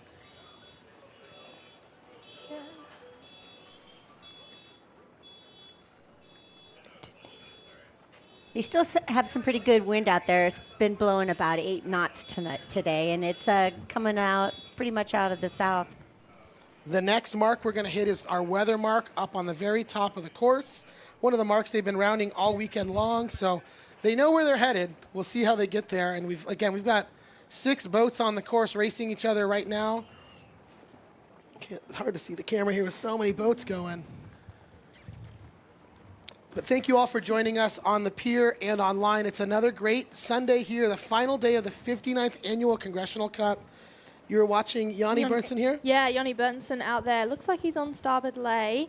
His typical orange gear, making it very easy for us to identify him. People on the pier there you can see out, or in the background of this shot, you've got Jeppe Borch and Colt Tapper there coming in on port lay. Isn't this such a great shot here? To get in so tight. I don't think we'll take that risk in a real match race where we might cut a sail in half. I don't think Mary wants us to take that risk, but thank you for Cameron for getting so low and close. Last week when I was racing in the Ficker Cup, we actually had a drone reverse into us, hit our stay, bounce off our sail, and we just caught it, put it downstairs for the rest of the race. They came and retrieved it later. Okay, well, it wasn't my drone. No. It might have been Cameron. I'm not going to say who, but that's very The drone funny. was fine. Everyone was fine. No big deal. Yeah, drones have really changed the game when it comes to live coverage of anything. So Great appreciate shot right we have here, that. Yanni coming up and rounding that top mark again, and then they'll head down to the green mark. Have extended their lead here. Yeah, they are appropriately on boat number 1. They're leading the pack. They are in first. So it'll be fun to see here. The Port of Long Beach spinnaker that has just popped is going to sail towards the Port of Long Beach. Going to be a great shot for somebody with a camera, the long angle lens here. Chris Borch on screen coming by. Chris? Who's Jeppe. Chris? Jeppe. Yippee. There's a lot of I names. know. We're so used to only having 2. Having Too 6 of them many times. is quite a lot. Yeah, Jeppe Borch. And then it'll be Cole Tapper behind. Same 3 again. Who was that? Sorry. Sorry. I'll say Cole. Tapper! Those who don't know, we've been giving Rosie a hard time all weekend long about saying Cole Tapper's name. She's got the best accent for announcing, except that Tapper doesn't sound that great in Australian, right? Yeah, sorry about that. Alrighty. And they're popping their yellow, beautiful yellow spinnaker, the Long Beach Junior Sailing spinnaker. Many sailors, probably every sailor on the water here has come through a junior sailing program. So we're excited that Long Beach Junior Sailing is a sponsor this year at the 59th Annual Congressional Cup. There comes Dave Hood around the windward mark there. Quite a lot of distance between 3rd and 4th place here. See what they can do to close that up. And they're flying the Long Beach Sailing Foundation spinnaker. Long Beach Sailing Foundation's and Mary Voigt, they do such a great job at keeping these boats in tip-top shape. And so great shot here of the fleet sailing towards the last mark before the finish. We kind of make this a little bit of a scam in that we set it up so all the boats finish on a reach, showcase those beautiful spinnakers as they cross the finish line here. So we can't see it from where we are on the pier, but somewhere down below there's a red mark. They're going to round that and then come into the finish. Here's a look at Visit Long Beach and the Club 100 spinnaker. The Club 100, I've been talking about all this great food up on the pier. If you're a Long Beach Yacht Club member and you join Club 100, you get the most amazing access to the most amazing event in match racing. The Congressional Cup, front and center with great food from the Grand. Rocco Attili here from Italy. Girls, what do you think? Yeah, Yanni Bunsen's just extending away there, that black kite. Jeppe Borch with the purple, the Grand, and then Cole Tapper in 3rd. Long Beach Junior Sailing, the yellow kite. Just following down there, but I'd say Yanni's extended here. I can't actually see that mark behind. Oh no, I can't actually see it behind the boat here, but it looks like Yanni's going around it now and making his way towards the finish line. So as we come in for a finish, we're going to see these spinnakers reach straight across the pier. Get your cameras out, folks. Now is the time, if you're here on the Belmont Pier, to get the most amazing shot. Beautiful drone shot here. I'm not sure if this is Mike or who this is, if it's Cameron, but thank you for this. This is so beautiful right here on screen. Beautiful shot. When I tell my friends I talked on TV this week, this is the moment in time I'm taking them to. 'Cause There you go. What a great shot of all the spinnakers. Thanks to Mary Voigt and Long Beach Sailing Foundation for putting this setup together with the beautiful spinnakers. You see Yanni Burnson in the black spinnaker sailing across the screen here on the left of the Port screen. of Long Beach spinnaker. They're going to have a lot on to try and come high enough to. I think they'll be able to hold their spinnakers here. You know, yeah, they might. And those spectators, it's amazing for them to be down there and have the boats be sailing right behind them. That's got to be really exciting as well. So what I don't know, guys, but I don't Yeah. know if anyone told, is this an upwind finish or a downwind finish? I have no idea. It's a reach. So they, Yeah. looking at the finish line here, it's between the signal boat and the east end of the pier here. So they're just going to sail straight in front of the pier towards Cross the finish like we've been line. crossing, right? Because Yeah, Yanni kept the lid. Yanni's below. The other Everybody, boats are on top. everybody cheer for Yanni and Give the it up for team. Yanni Burnson here. Let's hear it, ladies and gentlemen. Yanni Burnson, the victor. Yanni The end Burnson. of the pier here. In a minute. Here he goes. Yeah. No, that's Oh, I see. The finish is between the end of the pier and the start line. I gotcha. So Yanni Burnson crossing the pier here. You guys can see the beautiful shot of the Belmont Pier here, Congressional Cup Stadium. Oh. What was that? Oh, I've just seen Jeppe Borch right at the signal boat there. I don't know if he was able to get close enough. We'll have to check in with the signal boat. Yeah. The angle of the line there. Maybe Yanni didn't quite have that number. Yeah, the spinnakers look amazing. We'll receive confirmation of that in a moment. I am too busy to have a camera out, but I hope somebody does because this is such a beautiful finish here. Fleet race. So Yanni Burnson won $1,500. Oh, that's not bad. So he buys drinks tonight. What is $1,500 Drinks or whatever on currency Yanni. they use in Sweden? Euros. Okay, $1,500 in euros. Enough money to buy us all drinks. Drinks on Yanni at the Yacht Club tonight. Yanni, one of the nicest competitors out here. Great to see his team take the win there. Special thanks to all of the rest of the sailors here. We're not exactly sure who won, but Yanni was the first to cross. So congratulations, everybody. This has been a fun fleet race here at the 59th Annual Congressional Cup. As the last couple spinnakers come across the pier, thank you to all of our sponsors this year. We've had such a great list of sponsors. I'm going to run down them now. On the screen, you've got Visit Long Beach and Club 100. Club 100, Long Beach Yacht Club members. We've got the Port of Long Beach that took the win here with the Black Spinnaker. The Long Beach Sailing Foundation, Long Beach Junior Sailing, Durant Design and Construction. I'm going to say Popcorn Mary to finish off the list for me here. Well, all of the boats also have a hull decal, and that's the Morgan Stanley, the Showdown Group. Rest? Going up this way. And then we've got Cabrillo Boat Shop, and they're in the light blue, and American Integrated Services, they're red. And Farmers and Merchant Bank isn't flying right now. It got a bad rip in the last regatta, the last race. So they're going to have to repair that some other time. And then we've got Club 100. I think you already mentioned. It's an amazing club with all of the Long Beach Yacht Club members. All right, that boat you see right at the pier is Jeppe Borch. Jeppe, sorry, got your name wrong a minute ago, but thank you to all of our international sailors. I feel so proud to be a part of this yacht club that draws so many international sailors in and year out, the Congressional Cup. I've got Kirk sitting next to me, who's taught me so much about sailing from the umpire standpoint, from the coach standpoint. We are very fortunate to have such a great event, and I thank you all for joining us here. Beautiful sunny day in Southern California, here in the city of Long Beach. Long Beach, which will be the host of the 2028 Olympic Games here for sailing events. City of Los Angeles, the official host. Long Beach will host a lot of the sailing events. Taking a look here at one of the member boats. I think this is Plan B. Bob Blair. This is one of the VIP boats. What happens after the fleet race? The boats will tie up to the back of one of these boats. So all of the sailboats will tie up to the back of spectator boats. The party continues for them. And then they get back on and they sail into the yacht club. So we'll have a fun last-minute sail of all the rest of the boats. Again, taking a look here at Plan B with the pier in the background. Thank you for following us live on YouTube. We've had a lot of fun here. Mary, what do you got?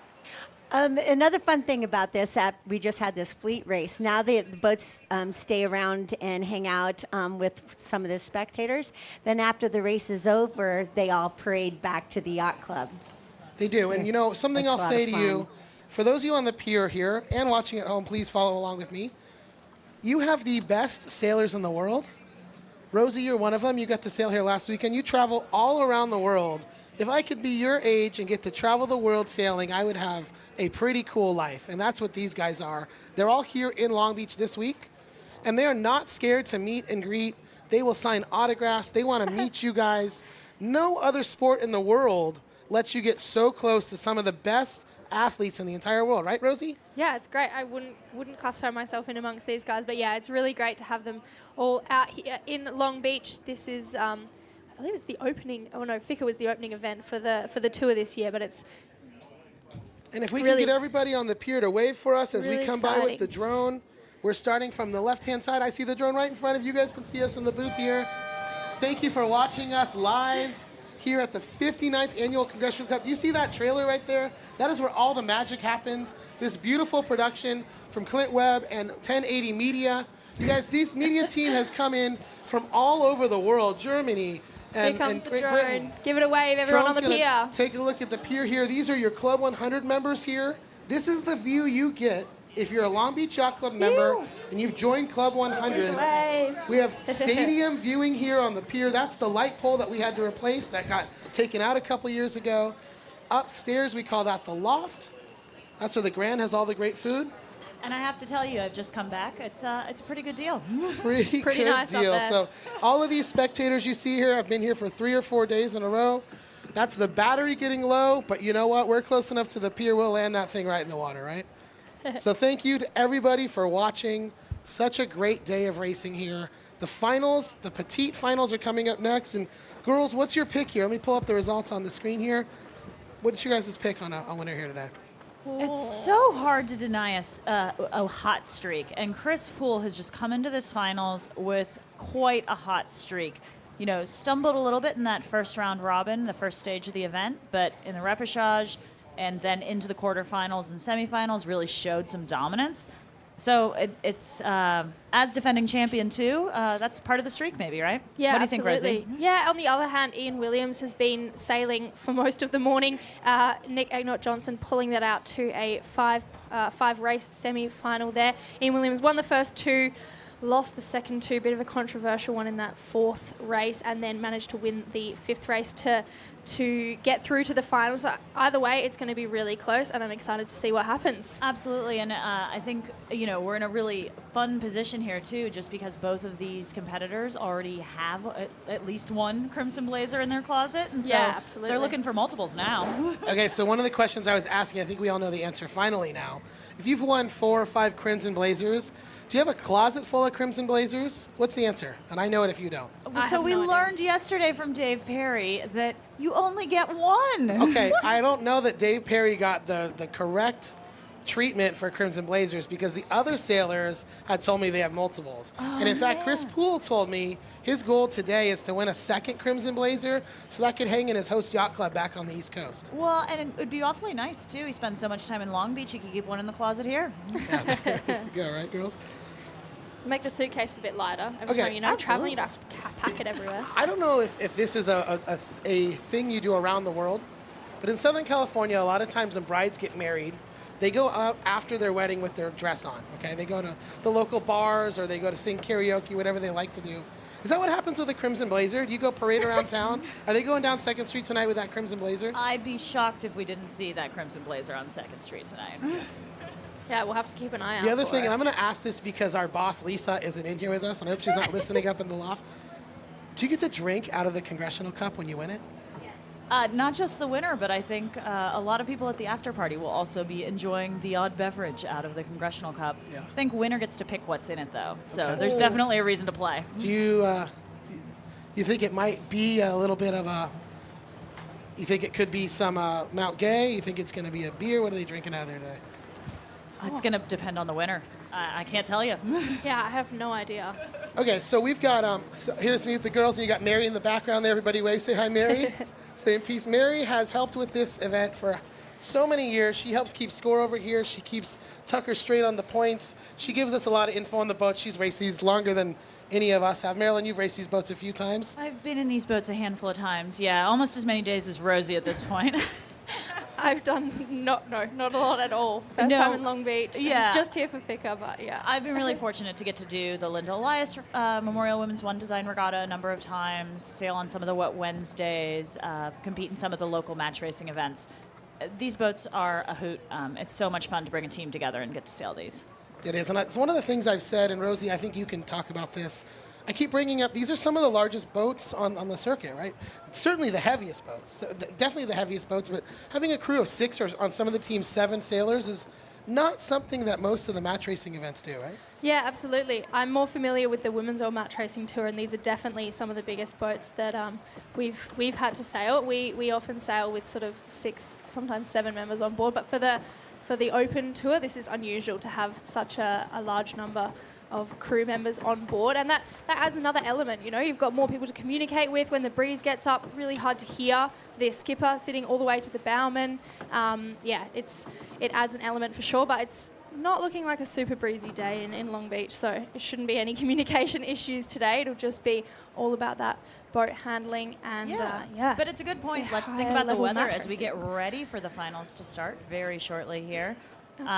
We are still a little bit maybe south, a little to the southwest now, and really holding steady at about 8 knots. So we don't have a big sea breeze building just yet. Yeah, which normally, I said that yesterday, happens about 2 o'clock. It's almost 2 right now. So we'll see what happens as these finals play on. I'm Ryan Sanders here with Rosie Rao and Marilyn Cassidy. We're giving Tucker a break. Yeah. Got to keep those vocal cords ready for the finals, and he's got a lot of talking to do. If you've had the chance to watch any of the recap videos over the last couple days, so I know that at the end of the day, they do this beautiful cut. You can watch the whole day sailing in a little 5-minute clip. And in my head, I always thought that Tucker sat down and recorded this whole 5-minute long thing. And I know he does some of that. But I got to watch this morning. It was like a freaking highlight reel. So much happened yesterday. Oh. They're playing the live audio, minute after minute of thing that has happened. It has been so exciting here on the water this weekend. Yeah, at the Congressional Cup. Just an action-packed week, and with the Foxtrot flag just going up right now, you may have heard that in the background. We're going to grab the time and get ready for the finals. In the background there, I did hear the 7-minute, like you said, and we're going to show you guys a quick ad. Get the A team back in, which includes these girls. I'm going to go upstairs and get a drink and a snack from the Grand. We'll be right back with more live racing. I heard that we've got a special guest calling in. Tucker will be back. Scotty Dixon will be back. And stay tuned, girls. Yeah, we've got the finals and the petite finals. Get ready.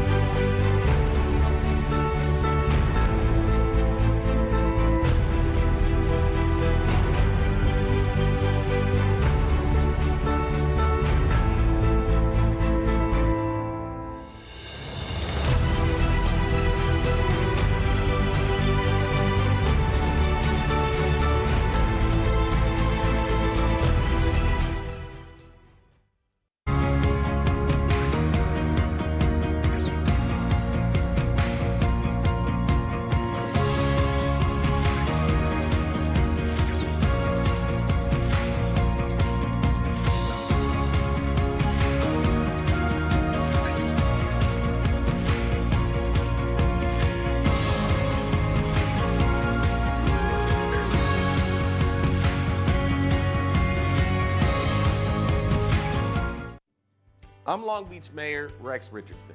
To the skippers, crews, and esteemed members of the Long Beach Yacht Club, I'm honored to extend to you a warm and heartfelt welcome to the 59th Annual Congressional Cup. Since its inception in 1965, the Congressional Cup has been the pinnacle of sailing excellence. This event attracts top-tier skippers and crews from all around the world to compete in our beloved city of Long Beach. So to the crews and skippers, your dedication, skill, determination, and unwavering passion serves as a source of inspiration for all of us. You're not just competitors, you're ambassadors.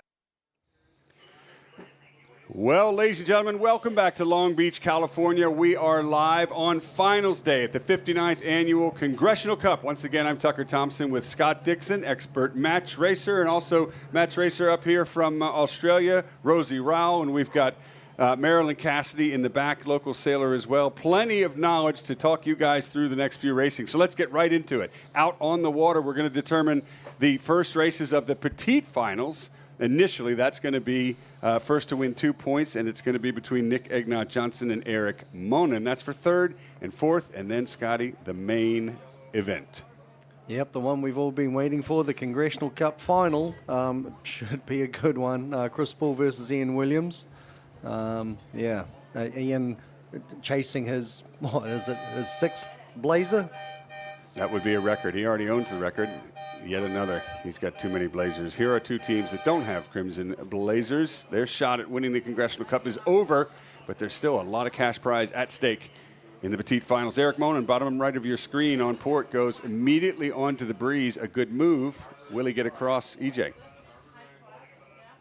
Looks close. I think he will. EJ just tacking to leeward here. Going to try and control Eric Monin from leeward. Breeze is up, Scotty, so can he live in that position? Yeah, Simonin just rolling over the top there, and the reason for the high cross is an indication that perhaps with this shift at the moment, or at least when they entered the pin end of the starting line, is a little further upwind, a little more favoured. But both boats on port now, and Monin just happy to carry on, and you can see a few more spectator boats now, so Monin might have his choice of what colour boat he wants to scrub EJ off on. We'll see if he can do it. Plenty of time, 2 minutes, 48 seconds to go to the start. First to win 2 points in the petite finals. That's the changeover boat, is it? No, that'd be... Oh, that's just a spectator boat, isn't it? That'd be John Sangmeister's boat with the Gladstones flag flying on the back. Staunch supporters of the Ian Williams team. Well, I know he also provided us with this changeover boat, so thank you to Gladstones. And Monin is able to get a jibe back in on starboard. EJ lets him go behind and to leeward as we weave through a few more of the spectator craft, getting a great view of the racing here in Long Beach. Doesn't get much closer than that. There's the Belmont Pier, the best viewing platform in match racing. 2 minutes. Mark has already gone. Here comes a dive for Monin. He's going to get behind EJ. That move's going to work as EJ will lead towards the Belmont Pier. Yep, so the play here is you can see Monin on the bottom of the screen. Beautiful drone shot. And on the left there, you can just see the pink buoy. That is the limiting mark of the Belmont Pier. They didn't used to have those, but apparently some of those skippers kind of took a little more room than we needed on the pier, so they decided that limiting marks were necessary. So EJ rolling over the top of Monin. So you can see the line of pink buoys there, and basically the boats are not permitted to sail inside that line. 1 minute to go. So Monin trailing EJ. Yep, diving in from astern, so keep your eyes peeled on Monin's bowman there. So you can see he's got his arm out. Clear to swing, it's close. I don't know what that signal was. I don't know if that was a swing signal or I thought it was a... Yeah, so that's a hold. It's a hold now, isn't it? 36 seconds to go. Monin trying to get a piece of Nick Egnot Johnson. Not going to happen. Nick simply luffs up on his bow and slows down. He can go either way, left or right. Monin behind, has not hooked yet. Waiting for Monin to respond. Likely he wants Monin to tack. And Monin does with 15 seconds. That's going to give... wants EJ to tack. Thank you. That's going to give Monin the left and EJ the right. Split tacks is the countdown to the start of race 1 of the petite finals. Nick Egnot Johnson to the right and Eric Monin to the left. Here we go. Ooh, looks like Nick was over there. Ouch. Oh. Costly, unforced error by the Kiwi team. Nick Egnot Johnson has to come back below the line. I'll tell you somebody who's happy with that, though. Eric Monin.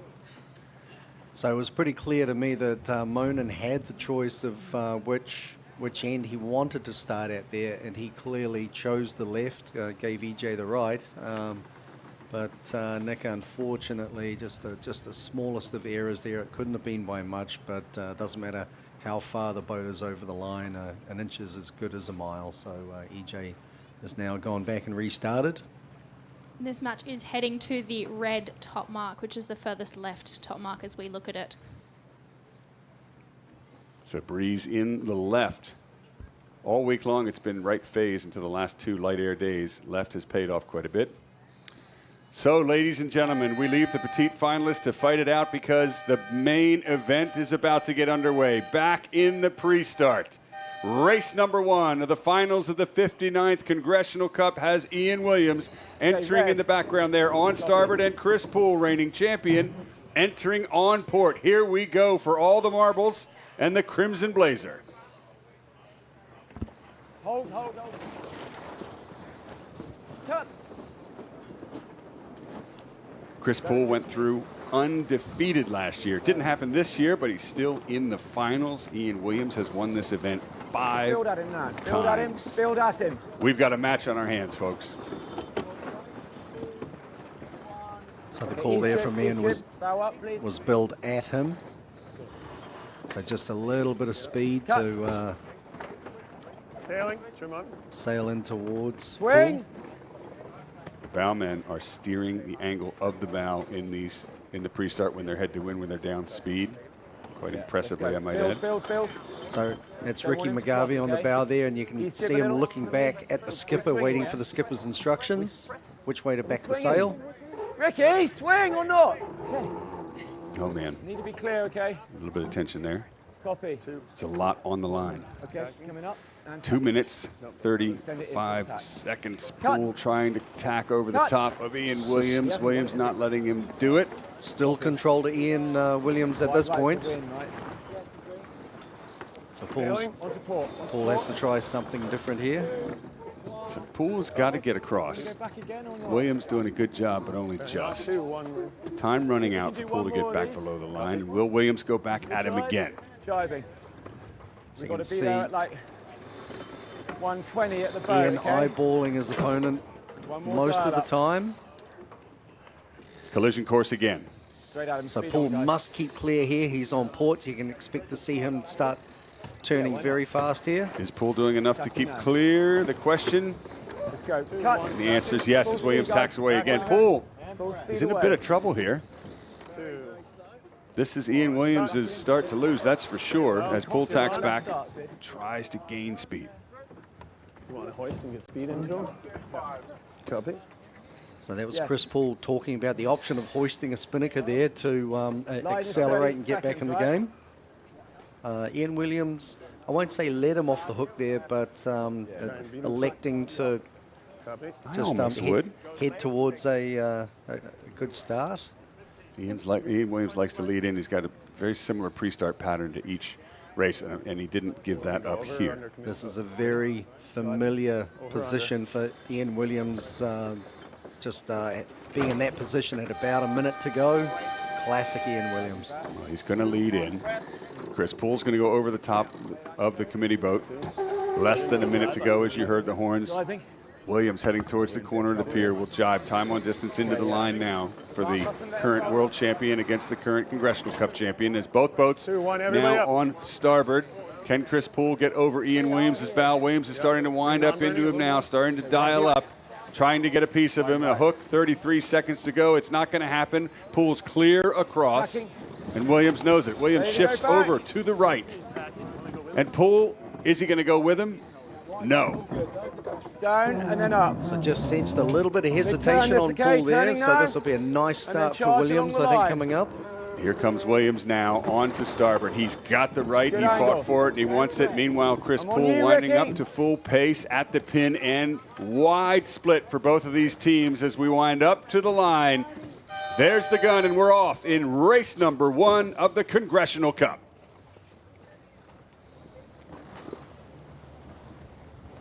He tacks. He's not crossing. What do you want? He's not far off crossing. Well, that's not good if you're Williams. No, so I think He is higher than us, Jerry. Are we built? Are we fully built? You take any more main or not? Full trim then, Ted? Yeah, Ian just a little bit concerned about his mode, Yeah, we're a about little his faster relative now. I feel performance strong. You there. have enough room to speed build and leave out? Just asking. Copy. Copy. Copy. Well no off high. him. It's just he's not that Pressing far one off and then crossing, knock. right? Yeah, coming up with it. We've definitely got a match on our hands, folks, and a much Copy, lifting calmer green, yeah. Chris Poole. Calm's on board, very succinct Copy. compared to that of Williams, who's finally gotten into a groove, settled down a little bit. Copy. Yeah, and you can hear both skippers continually asking questions of their team, Copy. of their tacticians. You know, should Yeah. we do this? Should we be doing that? Am I in the right mode? We're generally a little lower and faster than he is. Or, well, maybe not faster, lower. I don't think so. We're faster lower, but we're not faster lower. We will have to Okay. cross, won't we? Copy. Start building speed. Copy. Flowing telltales. The Keep leeward talking, boat Jerry. I'm looking at him a bit. is usually in the advantage position in this case, and the windward boat, Williams, Squeeze it up now. often got struggles it. I to got live as the boats get closer. Right now, there's still gauge. Here comes Chris Poole. He's turning. Got to squeeze up in there. Starboard! Starboard! Can he get him? That's close. Come It's on. close. All day.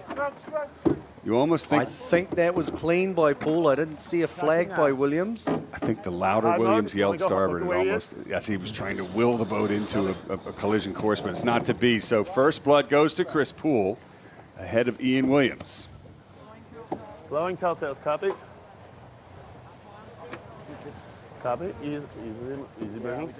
So I'm not sure if you can pick up all the Copy, on comms on board, but some of the information and instruction the skippers are getting, it's the Copy. tacticians We're good. telling them Copy. what mode they want. It's Tell not me just a case of point and shoot and sail the boat Let's go upwind. then. Yeah, There are just keep it a so little many speed on. nuances of Copy. whether they want to go faster or higher based on a puff or their relative gains to their opposition.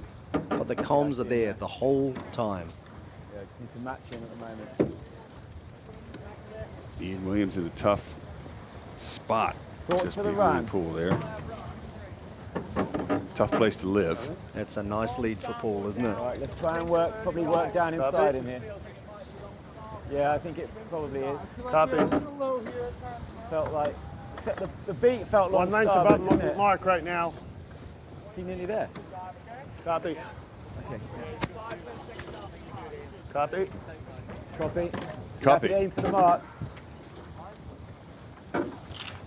Now we're going to crack About a in 4 boat 5. length lead for Chris Poole. This is race number 1 one, of the cracking. Congressional Cup Finals. There you go. And going hoist, Terry. 2, 1, go And hoist. so it is. Chris Poole out in front. Let's hit the mark! I don't think he did. He hit the mark. I'm not sure about that. This is an One Ian length. Williams that is. I think he's just getting a bit wound up about his position. On, coming down, 2, 1, And go he'll round hoist. behind Jibing, clearly. guys, jibing. Not happy with it. Rolling right into a jibe is Ian Jibing. Williams, trailing Straight, Chris Poole. please. Nice maneuver by Ian Williams. Got his kite up and drawing straight into a jibe. Poole tried to jibe there at a moment when it was going to be very hard for Ian Williams to match, but Williams and his team absolutely superb crew work to get the kite drawing straight into a jibe, full kite. So Poole probably suffering a little bit Can you now. square back at all or not? So you can hear Williams say, I think we're on him. And that means if we were to see Chris Poole's Windex right now at the top of the mast, it would be pointing straight at Ian Williams. Jibing now, jibing, jibing. 1, jibing. Into a jibe as Williams. Poole matches. Copy. 2 high. Something to add, Tucker? I don't know if you can hear that in the background, but... It's a seal, isn't it, Sea Lion? 2 of them. That's a first. There's so many firsts that have happened in this Congressional Cup, and now we have Sea Lions yelling at us. I feel like saying excuse me. Those of you watching around the world. Copy that. 2, 1, no step. Some more fans of the Congressional Cup. A little bit of weight there. No. Back in, oh my goodness, this might go on for a while. I don't know if you can hear it in the audio. Is that Hopefully Poole, not. right? We had a comment from the producer, not on air, but he said, I thought that was you guys. No, thank you. Maybe a little later in the evening. All right. You want me to start stepping low? Focus. Which gate are we thinking? Williams asking which gate they're going to go around. The delta between those two boats, Scotty's Look at that. over Paul's 4 lengths. done a nice job of stretching out there, hasn't he? Jochen Aschenbrenner in the picture there. Tactician. Also a very good match race helmsman. Remember, this team Need to split gates, won the Neil. Congressional Cup last year. Back in the finals again and back in front again over the 5-time record champion Ian Williams, who looks to me like he's just gained a little bit in that last transaction as we approach the lure gates. Okay, driving now. Driving now. So I thought I heard Paul say left turn. Jib up. And then I thought I heard Williams Williams say that the right gate was favoured. Right gate looking downwind. Going in the hatch area too. You don't have your sheet. So the drop for Chris Poole. Pull, down. He'll take the left gate as you look downwind, right side of the upwind leg. He'll have starboard tack advantage. He's ahead. A little bit of a late drop by Paul, but boy, they got that guidance so quick. Ian Williams now rounding. Williams forced to split to the left-hand side as we head back upwind again in race number 1 of the finals of the Congressional Cup. And we just saw the spinnakers in the background, just off to the right of the screen. Right there they are. And that's the other match, the petite final. And feel like you might be a touch that's over Eric trim. Monin Take in the your light call. blue kite, the Cabrillo boat shop leading Nick dead in the Egnot Johnson. front. They're coming to the finish, so I don't think there's any penalties at play. Looks like Eric Monin will take the first win in that petite final. Thank you. And well done, Eric Mon, and one more to go. He's first to win 2. Nick Egnot Johnson will have to battle back. There they are, crossing the line. Big split. Oh no, we're back to the petite final. That's for 3rd and 4th place as 1 and 2 race upwind. Poole still leading Ian Williams. Choice is whether they come back slightly thin or not, Sid. No, it's knocking. It's Back knocking on Chris Poole, Dig into still it. on port tack, Copy. and Ian Williams still on starboard. So this is a massive split. Biggest we've seen all week. Bottom coming up. Seriously. And a nervous moment for both teams. Still going red. No Charlie. The breeze can shift just a little bit with that much leverage, Scotty, and give a huge advantage to either the left boat or the right boat as Chris Poole tacks onto starboard from the far right, and Williams is still going left. Just driving as fast as possible, right? You would Copy. think if Williams felt strong, he would tack, Yeah, but he's still building. going. Here he Pressure will goes come here in a now. second So we're on Yeah, Chris bring me Poole. up. All the heights here, guys. There's the view from Chris Poole's boat. All the way in the background, upper right of your screen, is Williams. He has tacked onto port, probably ley line for the top mark for both of these teams. They've gone as far apart as you can on the course. Now, who's going to be ahead? Great drone footage here. Williams in the background, Poole in the foreground. And again, if you can see Williams line him up against the land, if you see him not moving relative position on the land, that means the boats are very even. If he's moving left to right, he's ahead. It's man, it's very difficult to tell. They're still a fair way off. Very nervous moment for both teams. I feel like I've got a little Lee Helm, or it's not Lee Helm, but it is dribbling. It's gone light.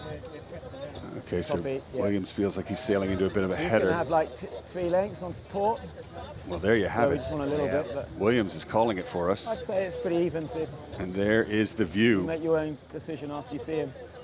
It's going to be Chris It's gone a little Poole. soft on us since we tacked. Now, Poole's got one more tack to do. Yeah. Okay, let's try and work depth then. Can Ian Williams I reel see him him. in? Good gain to the American team over the Brits. Into the top mark for the second time in this first race Need of to the be ready finals. for this early jibe here, guys. Speed build as much as we can. Advantage, Chris Poole. 2, 1, go hoist, Harry. Go hoist. Those quick arms of the bowman on Chris Poole's boat there. Long port. It's Height goes up in no time. Bow is on, coming down. Go hoist. jibing, guys. We're jibing straight away. Trip, trip, trip. You just feel like Williams has been on the back foot this whole match, and you can hear it in his voice. I like pressure behind on left. And Poole, to be fair, was a bit wound up earlier this morning in his matches, and now he just seems to have settled in, Scotty, and found a groove like any top athlete. That is huge, the mental side, to be level. Absolutely, and I'll tell you, from this shot here, that looks like a very similar delta to what we had at the first top mark. So these boats, these teams are just so even, aren't they? It's just that initial game that Poole had off the starting line. We're running out of time. Start working down. The first point in this match is just slipping away from Ian Williams's grasp, and he feels it. Meanwhile, Chris Poole has really had the better of him from the start all the way to the finish, which is ahead in about 2 minutes. Big jibe here. Nice jibe by Ian Williams to match Chris Poole. We spoke about this earlier, Scotty. This is the time when Ian Williams is comfortable to try and roll over the top, right, on port jibe. Then you can't get locked out to coffin corner. I think probably doesn't quite have enough breeze, but is that what Ian Williams is trying to do? Said coming out really hot. Well, he's basically he's going to pick the longer jibe to the finish line. So you can see the finish line in the background. That's the committee boat, I believe. And so they have to figure out which jibe they're going to spend more time on, and that is the jibe that Williams will try to affect Poole's breeze the most. Very difficult to defend both jibes or attack on both jibes in Williams' case. So yeah, Poole's done a good job of choosing to defend the port jibe because that is the longer jibe to the finish. Take it, bias. Yeah, let's try jibing. You hear Williams say it's worth a try. He's going to go for one last-ditch effort. That's it. Split. Last throw of the dice here. Just go a different direction to try to catch Poole in this race. We've got about 6 or 7 lengths to go, and there is the race committee boat in front of Chris Poole as he heads for home. This the first race of the 59th Congressional Cup. First to win 3-match finals, 3 points.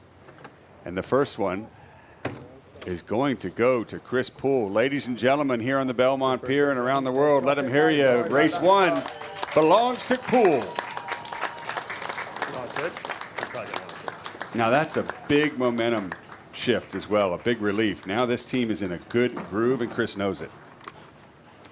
Yeah, as you said, he's certainly sailing very smooth. We can hear it on the comms. We can just hear it throughout the team. Now they're talking about whether or not they want to swap boats. They have the option. Yeah, I got to look more. If you're Williams, you want to. If you're Poole, you probably don't. You know, in the fight for the semifinals, Williams had a really rough match, and you saw him just refocus so quickly and get right into the next match, which he won to get to the final. So Ian Williams has short-term memory loss. That race is done. Yeah. But this race belonged to Poole. You can hear the crowd giving him a cheer off the Belmont Pier. You don't get any closer to spectating in match racing. You don't get any better than the Congressional Cup finals. Here we are, guys. What a day. Now we've got cameramen on board, as you know, each boat. First, we'll go with the winner, Chris Poole. Let's hear from him. Yeah, so that was race 1 of the finals here at the 59th Congressional Cup. Ian did a good job in the pre-start holding control for a little bit, but then we were able to just get enough ahead and get over to the pin end of the line, which we wanted. And from there, we had a good boat speed and height on him, and we're able to tack and cross on ley line. And then from there, it's kind of just nice defensive maneuvering. We opted for the right side on the second upwind, and came good for us, and we were able to hold on to take the first win of the finals. First win indeed, a very important one. Chris Poole seems very confident at this stage of the game, as you need to be, if he wants to win his second Crimson Blazer in a row, which would be impressive for he and the Riptide Racing crew. Now let's go down on the water with Ian Williams from Great Britain. Yeah, I think the start was definitely crucial. It was a mistake, timing mistake by myself, letting Chris get the left there. We thought we might have enough gauge and be able to hold him, but he obviously just got that cross in, and that, that was the race. We talked about it beforehand. We wanted his start, so that's our fault. That's my fault. Two things you rarely hear from Ian Williams. First is he didn't get the start he wanted, and second is that's his fault. That's pretty powerful, and he knows exactly where they lost that race and takes responsibility for it. Yeah, well, not only not getting the start that he wanted, but admitting that Paul got the start that he wanted. Okay, let's relive the moments in that match as the crews get ready to race again. Very close there. Bow number 9, that's Williams, I believe, just swinging just astern of Paul. First cross? That was the first cross that Ian talked about. He was shouting starboard there, but just didn't have the speed to hold him out. Williams around the top mark. Great crew work here. You can see Williams kite set, and immediate jibe. And Paul and team celebrating the victory. Well done. Chris Poole and Riptide Racing, Jakob Aschenbrenner, the tactician. They have such a good choreography together. Made it to the finals again, and now we're going to wait for the start of the race number 2 for the petite finals, and then, of course, race number 2 for the finals here, the 59th Congressional Cup in Long Beach, California. Folks, stay with us. We're going to take a very short break, and we'll be back with more action from the Congressional Cup.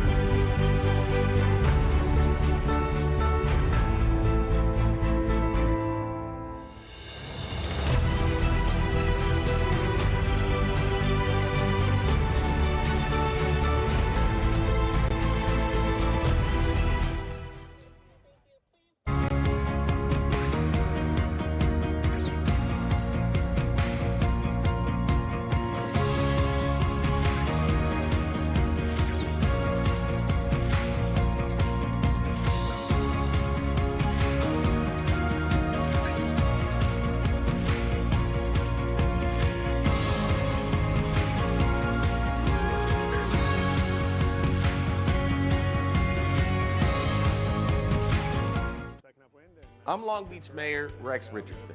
To the skippers, crews, and esteemed members of the Long Beach Yacht Club, I'm honored to extend to you a warm and heartfelt welcome to the 59th Annual Congressional Cup. Since its inception in 1965, the Congressional Cup has been the pinnacle of sailing excellence. This event attracts top-tier skippers and crews from all around the world to compete in our beloved city of Long Beach. So to the crews and skippers, your dedication, skill, determination, and unwavering passion serves as a source of inspiration for all of us. You're not just competitors, you're ambassadors of the sport, showcasing the very best sailing to the entire world.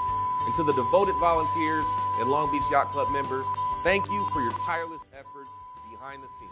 You serve as the backbone of this extraordinary event. As we prepare to welcome the world to Long Beach.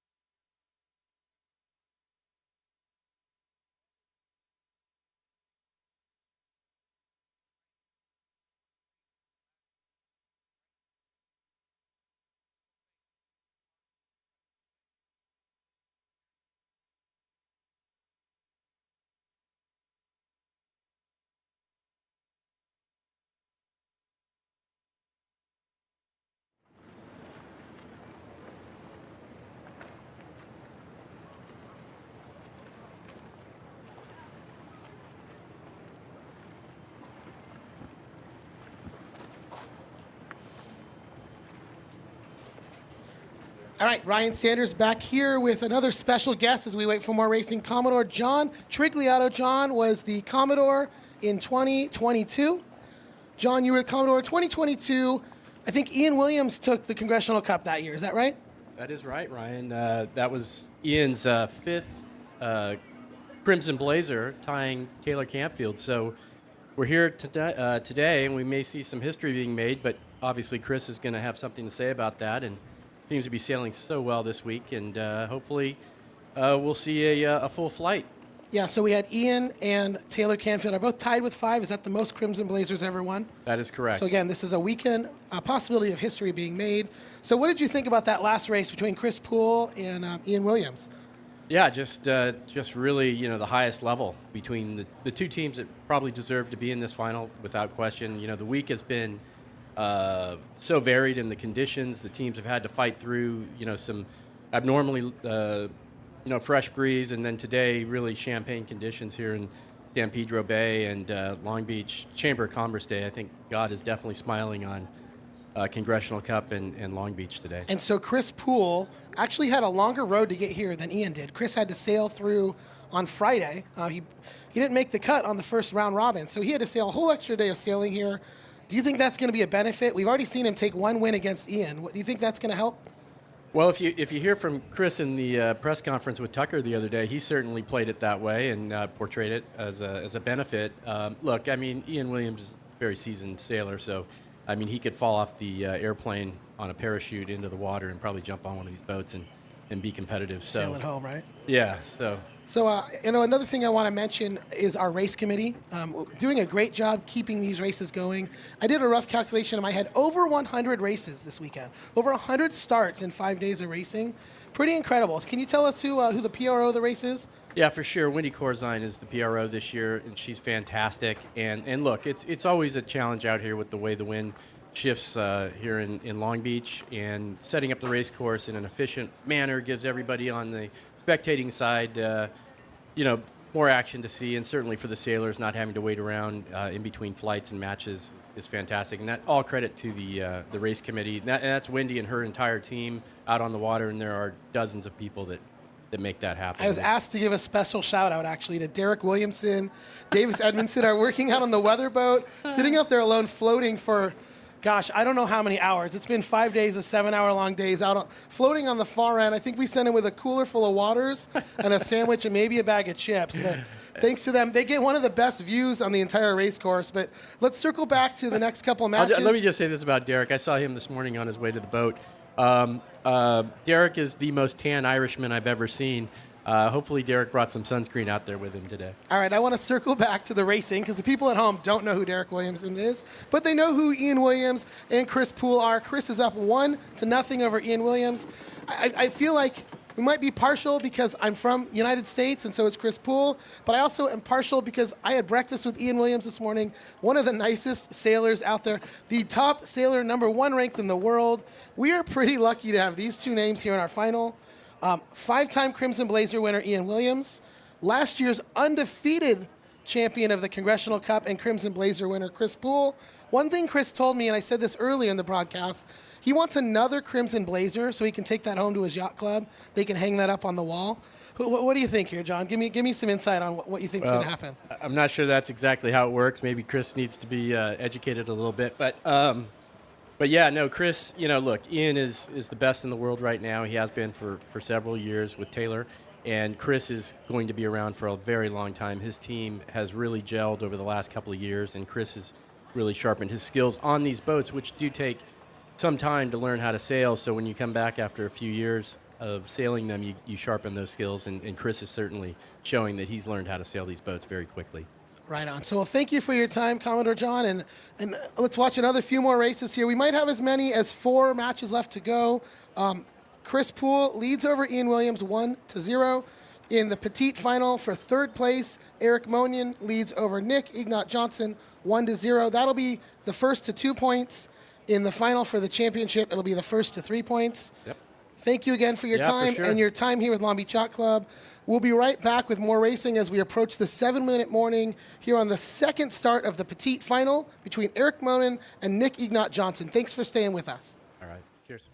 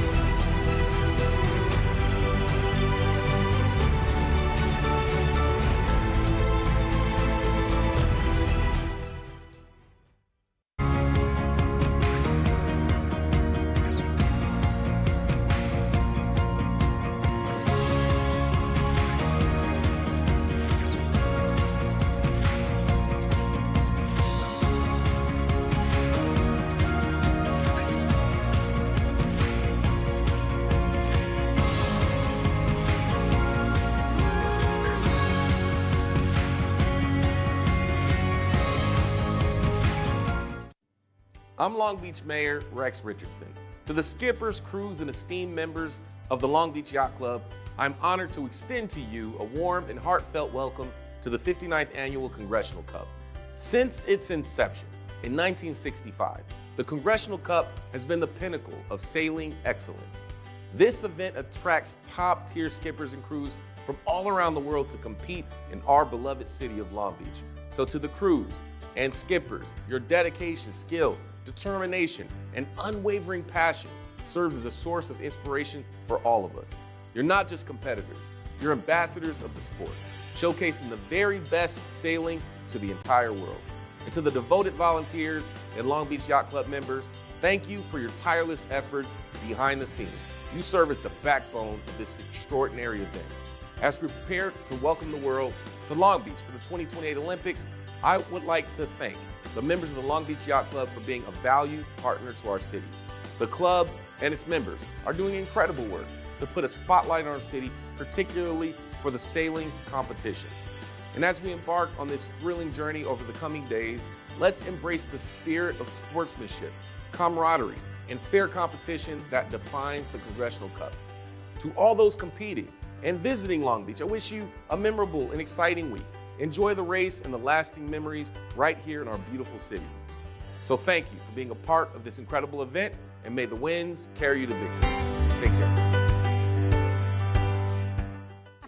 Yeah, I'm so excited. I know. I dressed appropriately, right? I'm ready to go.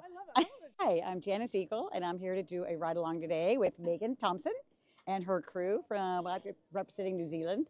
And I'm really excited to be doing this because, like I said, I sail with other ladies with the 37s and the Solings. So it's really cool to see professionals and how they handle situations, especially when they're rounding up and the start and the turns and all that stuff. So I'm really excited to be along to see how they coordinate with each other and how they do the dance.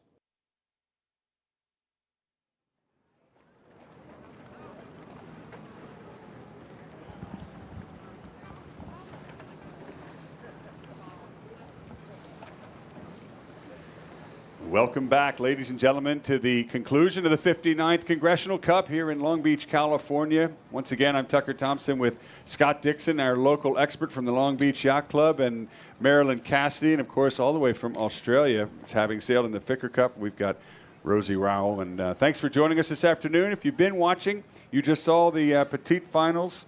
We had one race completed there. Eric Monin won. And one race in the finals between Williams and Poole, and Chris Poole took first blood. So now, can Williams reshuffle and get back into his winning form, or will Poole go up 2-0 in a first-to-win 3-point finals? The Congressional Cup. Here we go, folks. The first match we're going to see, again, is going to be the petite finals. You're looking at the signal boat, waiting for that flag right there, 1 minute to entry. Give us an update, guys. You're the locals on the breeze. What's going to happen? Oh, gosh. What is going to happen? I would say that it has come up a little bit since some of our earlier matches this afternoon. Looks like the race committee is getting about 9 knots right now, but it's still pretty far south for this late in the day, don't you think, Scotty? Yeah, for sure. And we saw the left was quite powerful early on, but it's that time of day and that velocity where you can really start to see the right paying dividends. So it'll be interesting to see which side of the course the teams start fighting for. Which side would you go for, Marilyn? I think you're right. The right is looking better and better. The left has been, as you said, quite powerful, but the right is looking better and better. It's looking more filled in over there, maybe seeing a couple of sheep out in the pasture in the far, far right outside the racing area. All right, well, we're about to find out, folks. 4 minutes, the countdown to the start. The entry from the right-hand end on starboard is Eric Monin, Switzerland's best hope at 3rd or 4th here in the Congressional Cup.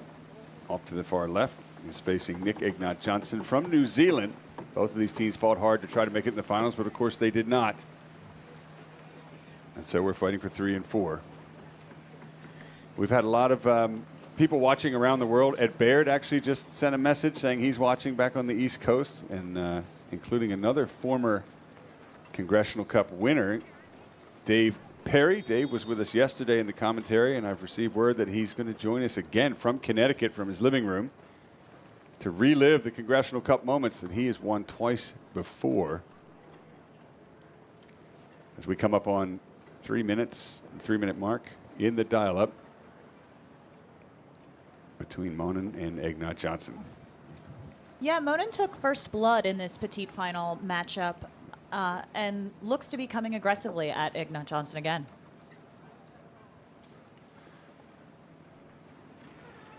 Monin peeling away onto port. EJ doing a nice job of getting out of jail there, and they're off to a place that Dave Perry likes to call the playground. Well, speaking of Dave Perry, I believe that was a great segue for Scotty. You're looking at me like now would be the time. Dave, can you hear us out there? It's great to have you with us again. Let's bring him in. Tucker, I can hear you and Scotty out in the East Coast without the amplification. Great to have you back, Dave. There he is with his Congressional Cup branding on. We love it. Thanks for joining us, and let's jump right into it, Dave. We're approaching 2 minutes. Well, I've been watching all day, and lighter air day today, so you get less action in the pre-start, but the critical decisions are bigger, and the importance of the start is bigger. There's very few passing lanes under 10 knots, and so really the start is maybe 90% of the race. Well, we're in the 90% mark right now, approaching the 1 minute 30 seconds. Very wide drone shot there. As you can see, EJ, the Kiwi team, just sailing away from the pier and away from Monin, making a statement that he doesn't want to lead in, at least not yet. Here comes Monin, going to close some gauge with him. What's EJ going to do? EJ diving down low, so right now he's trying to assess whether there's enough room for him to go between Monin and the pier. And I think Monin's done a pretty good job of protecting that distance there. So EJ, threatening to go in there, but then peeling his bow up before he gets locked in to keep options open. Somewhat of a benign pre-start so far. EJ's elected to stay away and let the clock run out. Monin is set up to lead in. Now both boats bearing away as EJ finally closes the gauge and goes for a hook. Can't go inside between that and the pier. He'll wind up. Monin is protecting this lead into the line. 35 seconds to go. As you know, in match racing, it's very strong to lead in. Dave Perry certainly knows that. 30 seconds. EJ is definitely going to be to the right of his opponent at this stage. And can Monin shut him out? I'm not sure in this light air.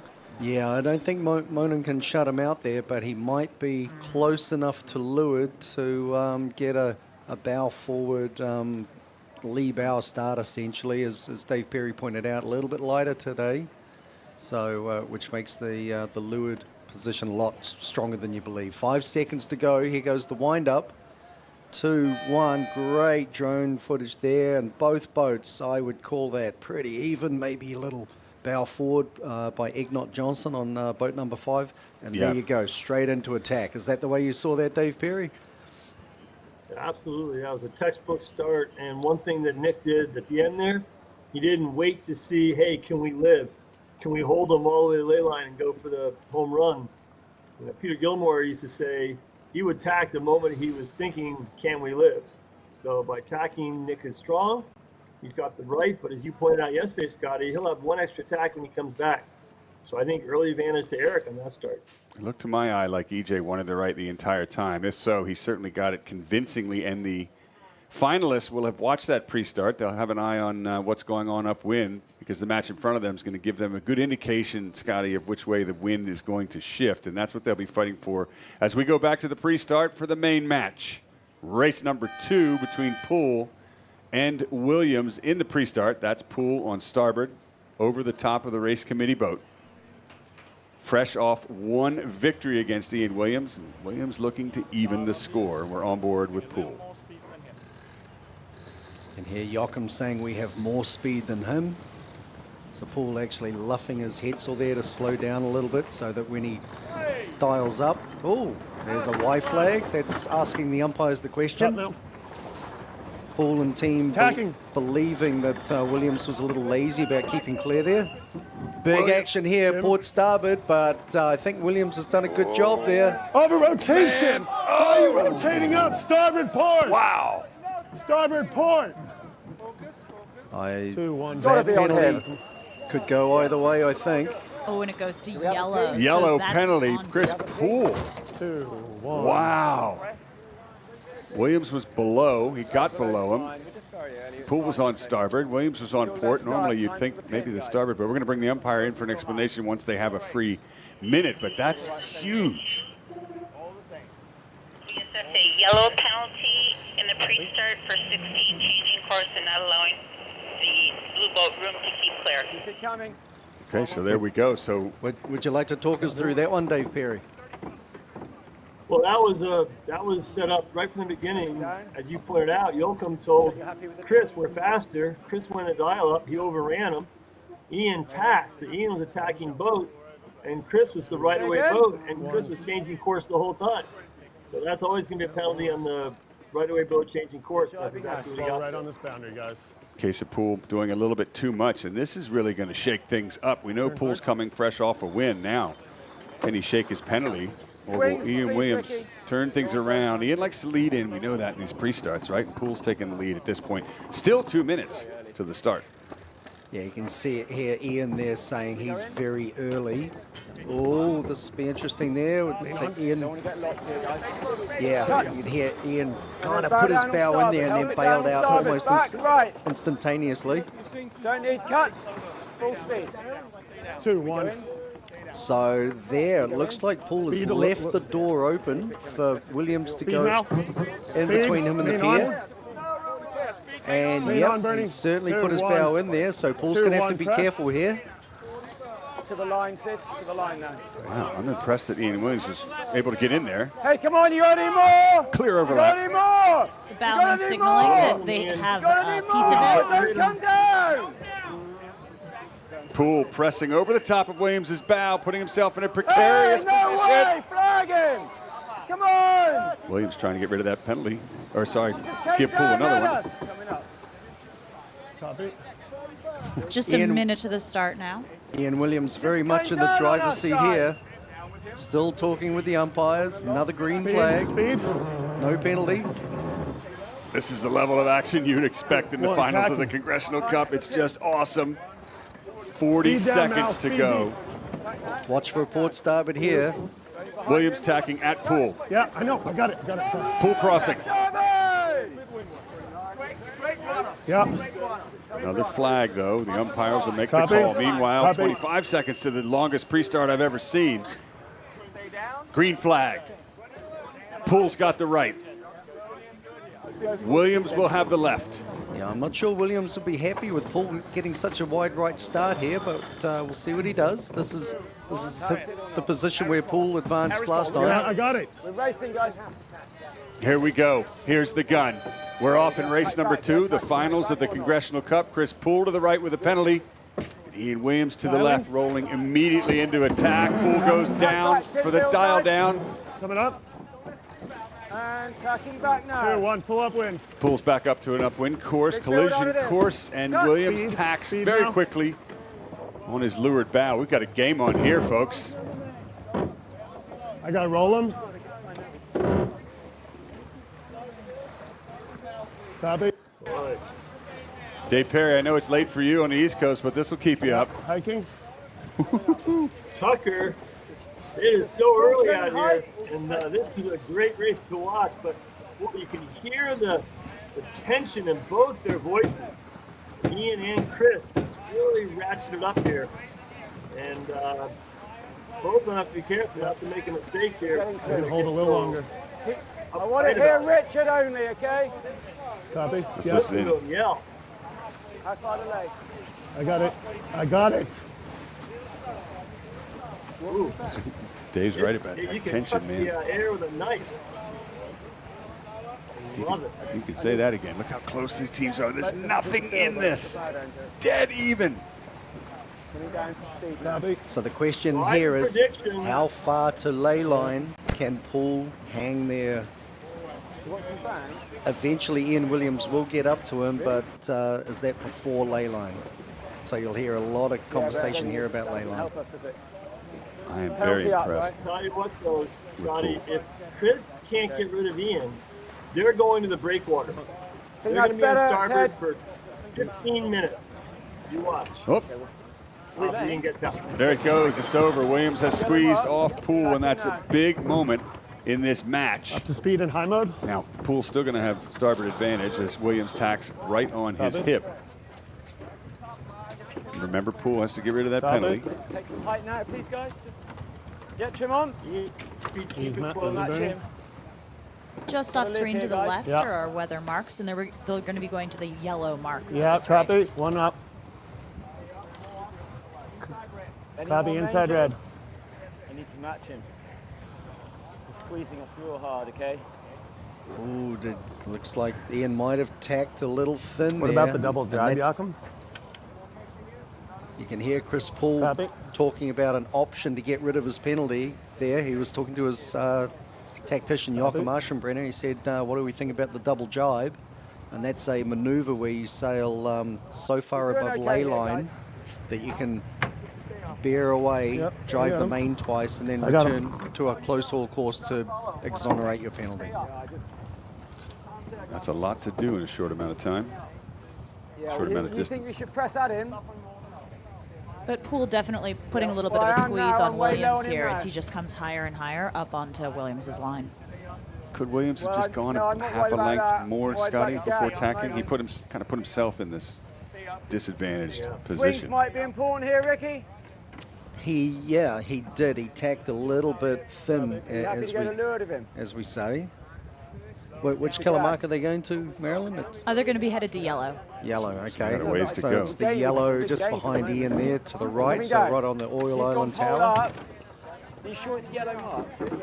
I'm not so sure it's yellow. Are we sure it's yellow mark, was the comment from Ian Williams. Copy. The marks are so close. We have seen teams go to the wrong marks before. 2 lengths, guys. Pole's going up on both boats as they pass the red mark, so it's going to be yellow. 4 lengths. Yeah, it was one of the first start sequences where we haven't had a Charlie change flag up. No stress so here, guys. Let's definitely watch had a him, deal. okay? Matching. 3, Don't starboard, copy. 2, 1, go hoist. Pulls around. 1 length. Easy, a little more. Bows on, 2, 6 seconds. 1, go hoist. And here's Williams. Got a race coming up the course here. You can see the petite finalists going upwind, just splitting between these two downwind We're going to have to go below these boats. duelers. You get a little bit of a wind shadow from the upwind boat. Can we tell who that is? Which petite finalist is ahead? Yeah, so Eric Monin had won the start and has been leading around the racetrack so far. Okay, that could be, if he takes that point, he'll get 3rd place over Nick Egnot Johnson. Back on board with Poole. A little bit of gas, Jerry. Copy. Press down 1, Chris. Down 1 more. You can see the team moving in unison there to flatten the boat when they feel like the kite's pressurized and just to get a little ooch forward and boat speed. I'd like to hurl down this run. Good comms, thank you. Every little bit Up 3, helps. copy. Just a little puff, yeah, it's just a weird little puff. Say again. So I think the play here for Chris is go fast, go through the gate, try to extend his lead upwind. He needs about a 3 or 4 length lead on the beat to be able to do his penalty. He needs to be leading by 10 to 12 seconds through the gate. You hear Joachim? Or to get that lead to do it on the upwind leg. So Here, right now he's going to go fast, go through the gate, try to extend, and then he has to make a pretty big call up near the top, whether he does the penalty on the beat or whether he engages Ian at the windward mark or whether he tries to do it at the run. So it'll all depend on what happens on the first half of the next beat. He seems to have wheels on Williams, doesn't he? I agree. That's probably bottom there. But a big moment here when Chris rounds the gate, let's count and see what the seconds are. So Chris needs about 10 to 12 seconds A lot more gas lead on the left, right. in order to do a penalty on the Feels right gate bias to me. I guess he's got less than 9 Or not? right now. He needs a few more, according to my. And the other thing, most people will not give up the lead to take their penalty. In other words, you won't do your penalty if you're going to come up behind you. Yeah. Coming into the gate here. Most would rather be ahead with a penalty than still be in control of the race. Which way will Chris Poole go? Oh, right or left? He's asking now which way do you want to go. It's going to be left, yeah, so there's jib the up. jibe, and Williams matches. And we'll start timing once his bow Yeah. goes around the mark. 2, 1, Here comes go the drop. drop. Don't pull it in, Ocean. You count, Tucker.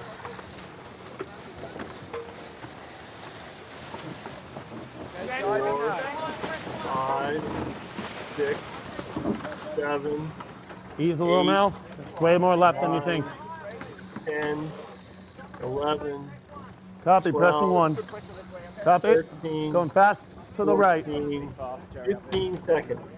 Well, there you go. Chris Just enough, probably had according enough to Dave Perry. do it. And a split up win. Little knock there. Williams, will he Copy, tack going and this way stay for a with his while. opponent or keep going to the left?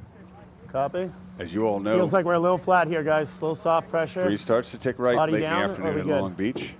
And that's where Williams is. Copy, Or no Poole, higher. rather, sorry. Big And split. Keep in mind, the closer the longer he stays on port, and the closer he gets to the starboard ley line, he has to make a big decision. Does he tack or jibe? His penalty is to bear off jibe and come to close hauled on the other tack. He doesn't have to do a tack and a jibe, he just has to do a jibe in match racing. So that'll be his big call. Pressing a If he little. goes halfway up, then he's got Pressing a little. options. Copy. But if he goes out near the right, then he's got to decide. We'll tell right away whether he's confident he has enough to do it or not. Hiking, Ted. All right. Well, Dave, have a look on screen. We've switched matches over to Eric Monin Copy. taking his second race over Nick Egnot Johnson. There is your third Copy. place finisher in this Congressional Cup, leaving Nick Egnot Johnson to finish fourth. Well sailed for Eric Monin in the Good knock petite there. finals. Make sure we're in it. Small header, Sid. One of the nicest guys on the circuit, a real weekend warrior, hard working guy, very bright guy. I think he sails with his brother all the time. Yep, and his wife. Now we're back on board with Chris Poole. That little white dot in the background. Well, that was Ian Williams still going out to the left. Here's Poole having tacked on starboard. So Chris tacked, so he still has his penalty. Williams has tacked as well. Take your time. Such a nervous moment when they split like this, Scotty. They are big splits. That's a lot of leverage. That's a lot of gambling. Let's go BMG for now. I think just my first initial impression there was looks like Williams has made a gain on the left. He's wound up now, okay? Interesting. So I would for agree him, with you, just ahead but now. Williams has just said Poole was wound up. I'm expecting headers here, guys. Well, that's not good. Yeah, so it sounds like it might be a little bit of a right phase right now. Yeah, he's gone light again. That's not He's what gone Williams- light We're again. back to marginal cross. I think this is going to be a lot closer than it was at the bottom. You can say marginal cross. Well, this will make you sit up on the edge of your seat. Man, there's that yellow flag penalty, remember? Jerry, I'm going to look at it. Williams is Feel fast. slow. Yeah, I have him marginal. Bow up for sure. See Williams's bow Are we creeping crossing him, Jerry? to the right across the You don't need to take risk here. across the horizon there. Williams Huge. thinks he's got the That's cross. no fun. Everything just hiking, guys. I want to go for the cross here. Huge moment. Let's go all the way, though. Has he got it? 2. Now, don't worry about that, mate. Yes. Big lead change, big moment. Long starboard. What you Copy. said inside of him? One lane. Oh no. Has Poole tacked too early? Go hoist. Sorry. Oh, okay. Yeah, A little bit of miscommunication there. Miscommunication, so that'll cost Poole some 2. very valuable speed around the top mark. Oh, big moment for Williams and a big loss for Poole, as the lead has now shifted in favor of the Brits. And remember, the American team still has a penalty to shed, and now they're behind. So what does that That's mean? no fun. Best pressure, Sid. It's way more fun when the boat other ahead one's has a long, penalty. right? Can they just switch? I think we're close to laying on the other jibe. Totally agree with you, Dave. We want to Jibing. see the sparks flying. Our little hot, okay? Simo jibes. Copy. On board Williams going for the jibe. Both spinnakers I in got it. perfect unison there. should be clear. Should be clear. That's Williams thinking that he's got clear air on his opponent, clear air forward. Penalty Meaning up still. he can sail I think we would just unobstructed by pin, Chris yeah? Pool's bad air. There's Williams again, not watching his boat or where he's going or how he's driving. Glued to Chris Pool. Do not try this at home. Ian Williams puts on a master class of how to race a sailboat. Okay, and just how to match BMG, race. Jerry. You might feel a bit of gas. Everything he does is textbook and correct. He makes mistakes, but it's pretty what rare. he does is it's a master class. Everyone can learn quite a lot by watching him. Well, there's a reason he's a Happy to record drive. 7-time We clear world air? champion. Coming down slow, turn down. Wait up, please, wait up. And Dave, if he wins Down this, into a jibe. he'd be a record Crimson Blazer winner as well. He's had 5. You can go a little He's later on that approaching main. Robert Scheidt level.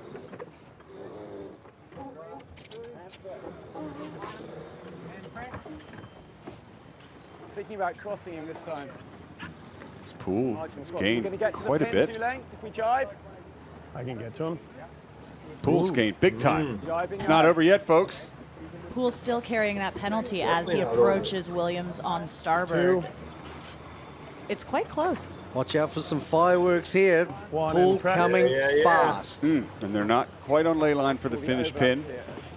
There's the umpire boat motoring in. They Get to 2, right? that they can Relatives, sense that they might be called on to make some decisions here. Time to roll up your sleeves.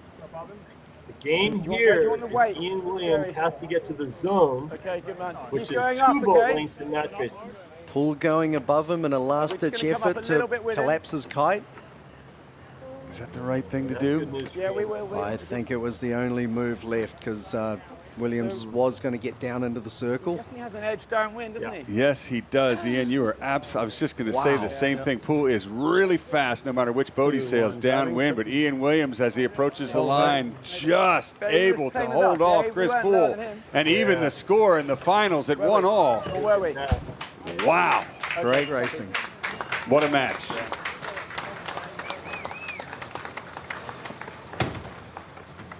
I love that. Definitely has an edge downwind, doesn't he? Yeah. Nice cool set up that would be. Chris Pool's rocket ship downwind. Well, we've got a match on our Misheard hands, you off the folks. top This of could it. go You all the said way to tacking 5. Inside. You said inside tack. Tucker, did Sorry, I they did not hear switch that. boats after the That's my first fault. race? Yeah. Yep, I was curious about that too. I thought it might have been a boat thing, but you know these What? boats are so even. It's a definitely a style that Chris Pool has got downwind in his crew. Yeah. Copy. Copy. Well, and I think we really learned a lot about how dangerous that split can be, too, right? That was a huge part of the lead change there. I agree. Chris Pool was in the went to lead. the gate 15 seconds ahead, and that was plenty. If he had just rolled into attack and kept it close and waited for better opportunity, he really put all the cards on the table when he split it. And sometimes the left does work, doesn't it, Scotty, in this direction? Sometimes. Well, anyway, let's go down on board with Chris Pool and get his take on that match. Yeah, we got a pre-start penalty, and that kind of put us a little bit on the back foot, but we had good boat speed. We stretched on the first downwind, but we went to the split to the left turn at the bottom gate, and pressure just didn't quite fill in like we thought it was going to, and Ian was able to get around us on the second beat, and that was kind of the race. That was kind of the race. Not much else you can say about that, Scotty. Yep, got around him. Yep. And that happens in match racing. Sometimes it is a guessing game. Now let's go down with the winner of that race, ladies and gentlemen, Ian Williams. Well, yeah, I mean, the dial-up, the penalty was obviously crucial. He's sailing really fast, so we need to just work on that a little bit, be a little bit faster. We're pretty smooth. We've got great tactics from Richard, so yeah, if we can just get a click more speed out of the boat, I think we'll be good. Okay. Ian Williams, positive about that. The score is now 1-all, folks, in the first to win 3 points. Finals of the 59th Congressional Cup here in Long Beach, California, off the Belmont Pier. Scotty, let's relive a couple of the moments of the match. Here we go. Jim? So that was immediately after the dial-up, and look, there's contact. Up, starboard port. Both skippers yelling at each other. Ricky on the bow saying, no, you cannot swing. That's hold. That's so close there. It's Ian Williams stanchion right in the foreground there. Yep. Still in the pre-start here.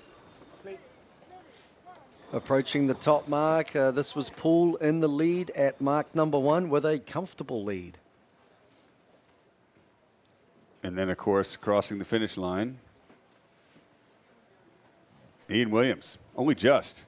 If that race had been another 10 lengths longer, I think Williams would be a bit nervous about the pace that Chris Poole had down. When you heard him say in the interview, he's going to work on. They got to work on their speed. They're going to talk to the trimmers and kind of focus, particularly downwind, and do something different, because you want to match your opponent's speed. You don't want to be slow, obviously. Yeah, well, very interesting that Ian and his team, Chris and his team have been out here training for quite a while prior to the event, Ian and his team, the fact that they just sailed around Chris Poole. Nice shift, but they still felt like their boat speed was a little bit inferior.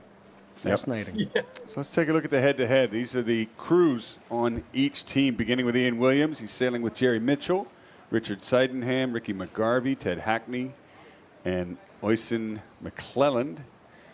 Why don't you take Chris Poole's team? Chris Poole, Riptide Racing. How is Oysen Jerry McClelland Mitchell on both teams? I'm sorry to interrupt, but that seems funny. What's that? This Oysen McClelland guy's on both. We both knew these teams. guys were superheroes. Talented guy. I'm sorry to interrupt. Chris Poole's got Yoko Maschenbrenner, Bernardo Freitas, Mal Parker, Luke Payne, and Harry West on his boat. And of course, we already know that the petite finals have been determined. Eric Monin in third.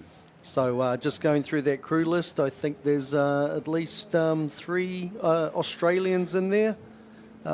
Harry for sure, and I think Ted Hackney, and just wanted to give a quick shout out to my mate Neville Whitty, and he's down there in Sydney at the Royal Sydney Yacht Squadron with the youth training group, and watching the live coverage. So always awesome to hear from our international supporters and fans. Well, and you can also send us a note on Facebook or YouTube Live. And you can find us, if you were already listening, you probably already did find us, but thecongressionalcup.com. You can also follow the scores live on matchracingresults.com as they happen here in Long Beach. Or you can come out to the Belmont Pier if you're not here already and you live close by. Where else would you rather be, Scotty? This is the best venue in match racing, possibly anywhere in the world. Long Beach, California, and that viewing platform there, the Belmont Pier. Folks on the pier enjoying themselves, and so are we. We're going to take a very short break, and when we return, race number 3 of the finals of the 59th Congressional Cup.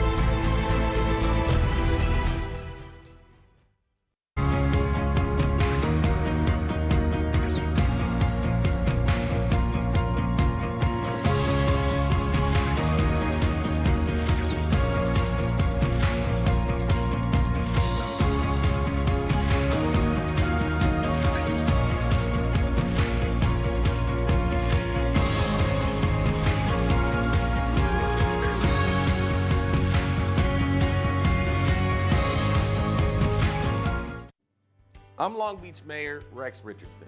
To the skippers, crews, and esteemed members of the Long Beach Yacht Club, I'm honored to extend to you a warm and heartfelt welcome to the 59th Annual Congressional Cup. Since its inception in 1965, the Congressional Cup has been the pinnacle of sailing excellence. This event attracts top-tier skippers and crews from all around the world to compete in our beloved city of Long Beach. So to the crews and skippers, your dedication, skill, determination, and unwavering passion serves as a source of inspiration for all of us. You're not just competitors, you're ambassadors of the sport, showcasing the very best sailing to the entire world. And to the devoted volunteers and Long Beach Yacht Club members, thank you for your tireless efforts behind the scenes. You serve as the backbone of this extraordinary event. As we prepare to welcome the world to Long Beach for the 2028 Olympics, I would like to thank the members of the Long Beach Yacht Club for being a valued partner to our city. The club and its members are doing incredible work to put a spotlight on our city, particularly for the sailing competition. And as we embark on this thrilling journey over the coming days, let's embrace the spirit of sportsmanship, camaraderie, and fair competition that defines the Congressional Cup. To all those competing and visiting Long Beach, I wish you a memorable and exciting week. Enjoy the race and the lasting memories right here in our beautiful city. So thank you for being a part of this incredible event, and may the winds carry you to victory. Take care. Hi, my name's Christina Duggan. I'm the local council member for Long Beach here in the 3rd District, and I am so excited to be here today. I am with our hometown sailor, Dave Hood, former Long Beach Yacht Club Commodore, and I can't wait to do this again. This means so much to the community. Community access to adventures like this that are completely unique, for things like the Congressional Cup right here in our neighborhood. There aren't a lot of times when people can actually come and experience riding in a Congressional Cup race. Yesterday, I went to the end of the pier. What an event, and what a beautiful spot to look right over the sailors. You are almost on top of the boats. I don't know where in the world you can get the same kind of view for a race like this, a Congressional Cup race.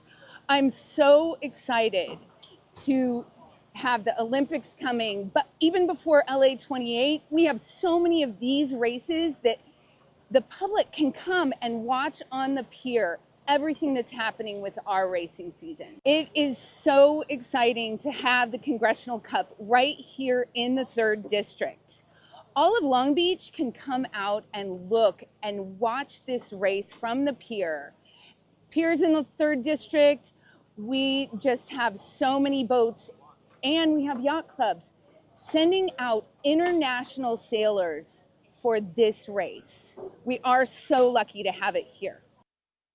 Hi, I'm Dawn McIntosh. I'm the city attorney here in Long Beach. I am sailing today with Chris Poole, and this fabulous team behind me, our prior winner of the Congressional Cup, so I'm super excited. I've been racing sailboats for a lot of years. Long Beach is this incredible sailing community, one of the best places to sail in the world, and the Congressional Cup brings the best in the world here to sail on the same boats against each other. It's just talent versus talent, and every year they put on an absolutely incredible regatta.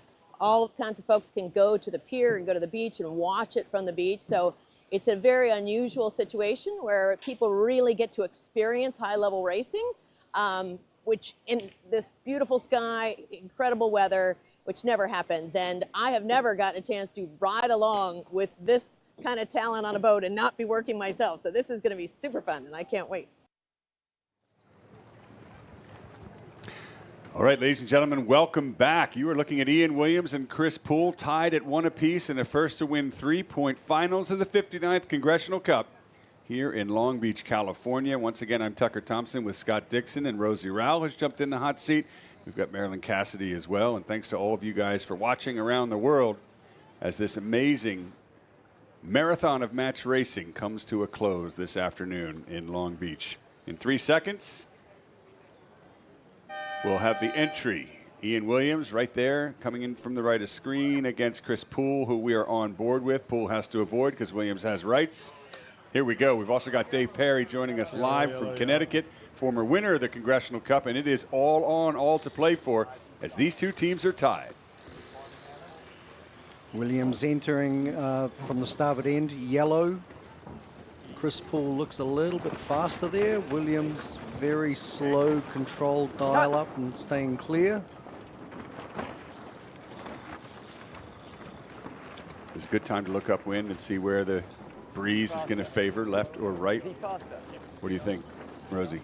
Looks to me like it's filled in a little from the right-hand side of the course. So keep an eye on it as it trickles down. Big ease on me, got me, got me. Going behind us. Chris Poole says he's going to go behind. That's a big call. Wait. Has he got it? You see how Ian did not accelerate there? He said wait. But Poole did it. Big move. Poole was just sailing really well. Are we faster? I think he was saying wait, as in crew wait. No, I'm sticking to my guns there. Either way. I know you got my back there, Dave. Poole got Power off, red button. Poole's now trailing I'm with Ian. you, Scotty. Williams leading. Length and a half. But it's Tucker's show. 2:30 to go. See, I couldn't even hear them. I think they're making fun of me, but I wasn't listening. Are you, Rosie? No, I'm quite focused on what's happening There just you in go. front of me, That actually. makes one of us. That makes one of us. Thank God you're here, Rosie.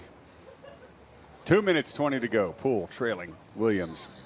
So one of the metrics, the things that we measure before the start is the time from the end of the pier to the race committee boat, and I'm guessing that time is probably around 35, 40 seconds. The end of the pier is just off right of screen. You're going to see it as both teams jibe onto starboard and head towards it now. Main on. So Williams has come back quite early, anticipating that Poole is going to take the lead off him here. The pier's an obstruction. Trailing boat cannot go inside there. Come on, he says he's got room. How's that, Scotty? How's that possible? He's not giving us room. Cut. Is he right? You're overlapped it to the zone there, guys. Boy. Overlapped at the zone. It's got to be. Oh, Poole has to be careful here. You see his stern. Don't go swinging in up. there. There's not room in there. Oh, Oh, no room in there. going to be a penalty between. There's no lost here. Oh, the boats are locked You're together. breaking our boat. They What are are you locked together. doing? Look at that. Look at the stanchions. There's no way there's room in there. They're locked in there. They are stuck. You've turned into that. You've turned down into that. You've turned down into that. This start's going to be in the hands of the umpires, and it's a blue flag penalty. That's Chris Poole. You should think about a red, guys. We're in trouble here. We're in big trouble. So that's Williams saying, hey, Poole got the penalty, but he got the advantage in the situation too. So a red flag penalty would mean that Poole has to do it immediately after the start. I'll tell you what, folks, you've got what you paid for coming out to watch this finals today. It is all on between Poole and Williams. So when to go, Jerry? Let's make sure we watch that replay again. The boats were physically locked together, the two stanchions intertwined. That was When do we crazy. go, Jerry? Okay, tacking. 15 seconds to go. Williams splitting to the right of Poole. Who's going to have the left? Who's going to have it right when they go upwind? And Poole, remember, has a penalty now as the clock ticks down and the tension heats up. 2-1. It's going to be a This small is shoot. going to be a slow start for Williams. Watch him. You can see him Tacking now, guys. lifting up and over. No, he goes into a full tack. He initially said he was going to shoot the boat, which is not what it sounds like. It's shooting head to wind. Because there was an overlap and Rule 15 was off at the moment, and we didn't answer. Squeeze it up. We didn't answer as soon as possible. Thank you, Kirk Brown, our umpire expert. And now look at this cross. Can Poole get across? No. Tacking away, sir. Tell you what, he was close, though. That was a conservative move, Scotty, to tack to leeward, but Poole has the advantage right now, wouldn't you say? Yeah, so Poole, by virtue of tacking in front of Williams there, is forcing Williams to do one extra tack each time they come together. Rosie, I just see a bit of water, a bit of lefty on the water close to Poole's bow. Do you see that, or am I just making things up? Yeah, Like I don't usually see do. it. It'll be interesting to see if he goes out there and commits to it, or if he comes back again trying to lure Ian Williams in. Williams is out to the right. Scotty, that righty that we saw before the start, it's out there, but I don't know if it's coming down the track quick enough. It is definitely not filtering through to the bottom half of the course. It's just how hard you're willing to roll the dice. You know, whether you want to put the family home, the farm, and everything on it. It's still a very spotty race course. It is a big split, and Dave Perry, since you've got a sixth sense for the wind, which side do you smell all the way back from Connecticut in this split? I have a different answer for you, Tucker. When we were racing Congressional Cup back in the day, we had a mantra, which is hug the conservative book. In other words, when you have a choice, do the conservative thing. And you don't know what the wind's going to do. You think what the wind's going to do. How many times do you hear people say, "Oh, I thought it was more right, but it was left"? But Ian has a penalty. I mean, Chris has a penalty. So, and the left has been pretty strong. Ian better than the left. So, if I was Ian, I wouldn't give Chris any leverage to the left because Chris has a penalty. Dave, just as you say that, he's given him massive leverage, and it looks like Chris is getting nicely wound up.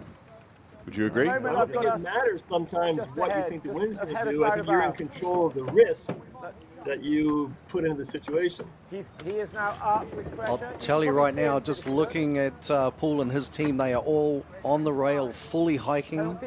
And when we looked at Williams' boat a fraction earlier, they were not quite hiking as hard, were they? And there it is. That's a great shot there. That is Paul crossing. To my mind, that's close. It's going to be very close. You want to dial? Still close. Joachim, I don't have this. Joachim, I don't have this. That's marginal piece. I don't think he's got it. Wow. It's going to be close. Paul has to keep clear. Do you agree, Jerry? It's too close. No, it doesn't get much closer than that. This is fantastic. Williams doesn't tack. Hips up to windward of Poole, who's only just ahead after that tack. Big chop, unfortunately. It's a big call to live there for Ian. Yeah. But they are at ley line. You can hear Williams' team saying, "We're there." Okay, that's good. There's the mark. Good call by Ian then. Yellow Are they going to yellow though? mark, so Okay, Yellow in the mark. background you can see the mark off the oil island. It's confusing with all three marks. Yeah, they're all quite close together, aren't they? A little bit unusual. Yeah, pole up. We're not going to. Did Ian tack a little You need to go thin there? faster here, guys. Focus on speed, please. Poole still has that extra speed edge. So you can hear Williams talking about it. Look at Don't Poole. forget, on the match racing rule, Ian can tack if that's the proper course here. On port. So Ian's going to round the mark, and I doubt he'll veer away. He might just hold Chris up here. Let's see. I was going to say to Dave, let's see if you're right, but I already know he's always right. And there it is. Ian Williams luffing. Poole advancing. Hey, come on! Go, Hoist. I give Ian credit for his Hollywood efforts. Now watch for the jibe from Paul here. Jibe right here. They're talking about the jibe. It's going to be close. No, I think Paul might have. I don't know if he had a window there. You can see Joachim Aschenbrenner with his hand on the main sheet. So another lead change. That was close and a big moment for Poole. Remember, he still has to get rid of that penalty. And this is like a replay of the last race. When you're commentating, you can always seem like you're right, but Ian did something there which usually doesn't work when you're a lured boat. If you lost the windward boat, it actually makes it easier for the windward boat to get around your bow. I think if Ian had just held straight there, borne off 10 degrees, then he would have been safer. So He's jibing. Do you remember? At least now we have the lead boat with a penalty, which is what every spectator's dream is. Remember Who Wants to Be a Millionaire, where you could phone a friend? If I was match racing, I'd phone Dave Perry every time. Dave, what do we do here? If we can get it. Do you agree? The problem is, Tucker, I think Dave would be the one asking the questions, wouldn't he? Jibing now. Let's get a nice fast jibe here, guys. Anyway, it's a good match race for anyone who doesn't know match racing. They're seeing a really masterclass in how to do it. Teams coming together again. On your left is Williams. If he gets left gate, do we follow him or do we split? Listen to this call. I think it's too biased. That's Ian Williams talking about the leeward gates again, already talking about the next leg while they're halfway down the Spinnaker run. Coming up. Coming up. Now, as we approach the leeward gates, we timed it last time. Poole needed What do you think about the bias here, Ted? 14, 15 seconds. He certainly doesn't have that. Okay, it's not that much, is it? It is I'd like to amazing. believe that Well, you've got to go right gate tack. Pull away anytime. unless you want to follow him left and try and hang. There's a lot of indecision going on here. It's the amount of information being exchanged on Williams' boat from the entire team. Did we get a decision yet? Left or right, guys? By dropping in the jibe. We still I'm don't going know. to split them, whichever he does, we go the One, opposite. go drop. So it's I agree. I think if Ian splits, but once he's up to speed, he should tack and not give Chris leverage.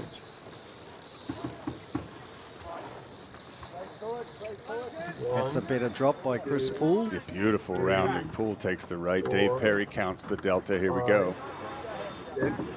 Williams has to sail a little extra distance here. 9, 10. 10 seconds. So And marginal. And what do you think the number is for a to do a penalty turn at the finish, Dave? I think we're going to need that lead Well, side. I think upwind it's about 12 seconds, maybe 4 lengths. I think downwind it's about 16 seconds, about 5 lengths. More work to do. More downwind than upwind. Yep. I think it's marginal now for Chris. I think he's got to be careful not to go for the home run here. And then this is exactly what happened the first race, isn't it? Copy. Chris had the penalty split right, and Ian passed him on the left. It's exactly the same setup. And both teams Surprised continuing. that Ian Williams is splitting. Copy. So hard to watch these big splits. Copy. I'm so surprised that Ian is doing this. If it works, he looks great, but if it doesn't work, Small left, then big he'll left. say, what was I thinking? So you can hear Williams saying there, small left, big left. There is definitely pressure Make on sure it's in Williams' the bank. bow as he proceeds stay down at the on moment. starboard. The pressure's always out there to the left, but the angle Yeah. really Tucking out. advantages the right-hand Stay in the boat. pressure And here seat. comes Yeah. Ian Williams, Good man. attacking again. Remember how good he looked when these two had this last time, and then Poole was right back in there when the game came together. Poole was ahead, as Dave said, by 10 seconds at the mark rounding from the right. Big game. On board with Poole. Ooh, Williams is tacked. Here we go. Just heard a couple of little whispers there. I thought I heard Ian say he's killing me now, Easy, and Mel. Paul saying Yeah. big wind up. Still going yellow, yes? Copy. And that's what Wow. Dave Perry was talking about. It's Right. okay to be maybe 4 or 5 boat lengths back, but you don't want to give them any more leverage and turn that into 10 or 12. Copy. It has got a little better already. I don't see him though. Oh. Yeah, he's a long way across. We can see him. He's a long way across. Ian, you don't want to know. Just keep driving. Don't look. He said you'll see him round the bow soon. It's painful. So There's no Charlie at the downwind, bottom, yeah, correct? 15 or 16 seconds is, I think, in this lighter stuff. Is what Long he's port. And we don't want that as spectators, Dave. Right? we want to see a real fist fight on our hands here. We need to make a gain. Best thing about match racing, you use the rules as a weapon. Attack the other boat. We kind of like that. Makes it more fun, right, Rosie? need. Chris is a mile ahead now, so. Well, now he has to decide, does he jibe, get rid of the penalty upwind, which is the less of a penalty, and just defend the lead, or does he go for it Copy going above. and hope he has the same delta or more at the bottom? So I think he's going to be going for it because he can't do any part of telling the zone, so he's going to just go for it here. 2. 1. We'll count here. 2. 1. Go hoist. Full with the set. Commanding lead. 4, 5. You're going to be counting for a while, Dave. 7, I will be. 8, 9, 10, 11. If those were Dave Perry's 12, seconds, we'd be late for the start, I think. It's a little faster. 14. Just saying. 15. You're right? 16, So he's- 17, Chris has the 8. It's just fight. going on and on. He's got it. I was just messing with you, Dave. I know. We've heard all kinds of different seconds coming out of people on the race course. Yeah. in this regatta. We could have. You look at all of this technology we have on the desk. We could have just put a watch on it, I suppose. But nobody thought of that. Either way, you would think he's got enough room to get rid of that penalty, and Ian Williams would not be happy with that as he rounds way behind. That's the point. No argument about it. Ian's tactic was round the Hard gate, hook. take the split, get up to speed and tack. He did everything right except the tack part, Dave. Yeah, I didn't quite fully execute that plan, but still looking for a game. Trying to drive straight. Joachim Aschenbrenner studying the race course there. Massive pressure coming from. And there he says, I was just going to say that's the quietest I've ever heard Joachim, but then he started talking. Do you want max weight left, Jerry? Way faster than him. Way faster than him. And that is the righty filling down between the two oil islands. Yeah, Poole has just gained on every leg, hasn't he? Yeah. Just spinning above the line. He's in a different league speed-wise, particularly downwind over Ian Williams, who's watching this race slip away from him. Boat length by boat length as Poole jibes for the finish.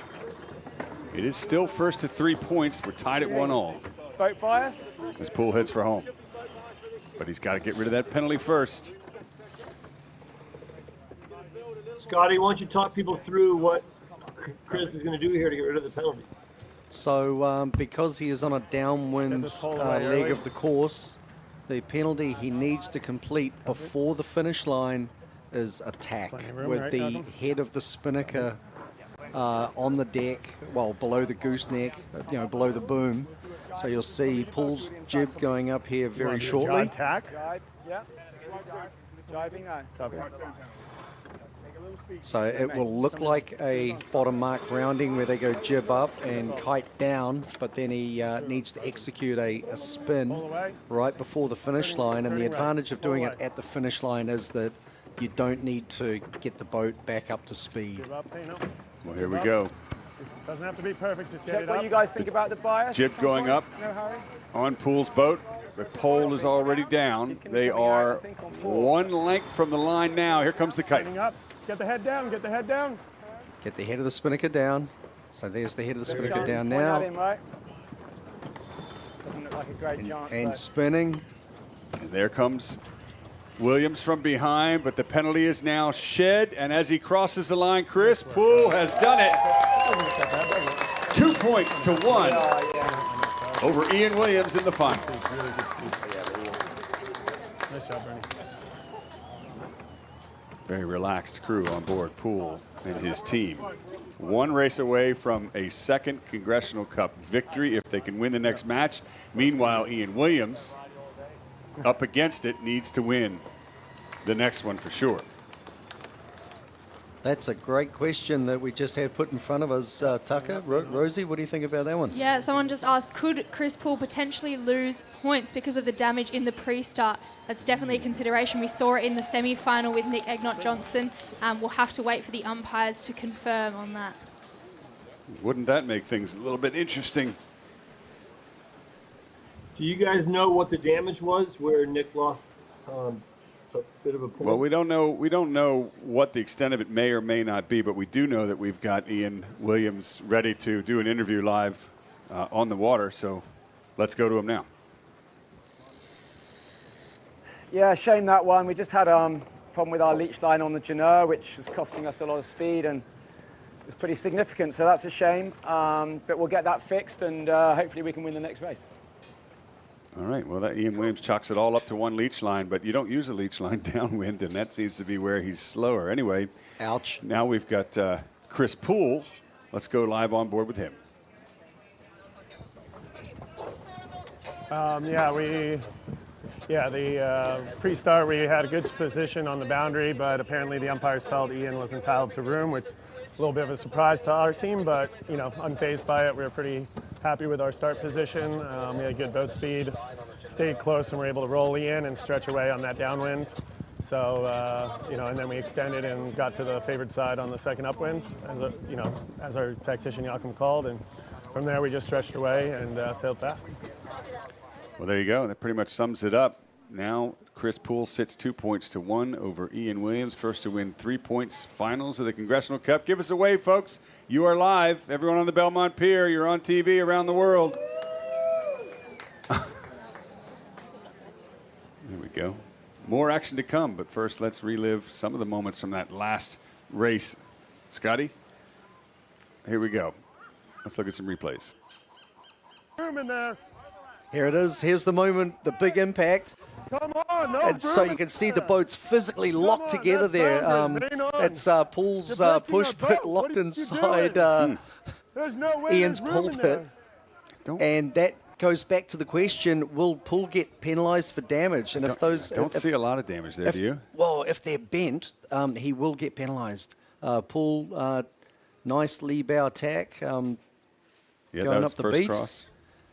Top mark. And this is where it looked like Williams was in charge, and he gives Poole a little luff. And... Poole rolled him. Now that is the leeward mark, gate. yep. Poole took the right-hand side, leaving Williams to go left. Advantage Poole as he rounds the top mark well ahead, enough to do his penalty turn and take victory, with Jakob Aschenbrenner smiling across the finish line in front of the fans of the Belmont Pier. Well, that was it. So, as you know, folks, this is usually where we take a very, very short break, and we jump right back into the finals of the 59th Congressional Cup. Stay with us.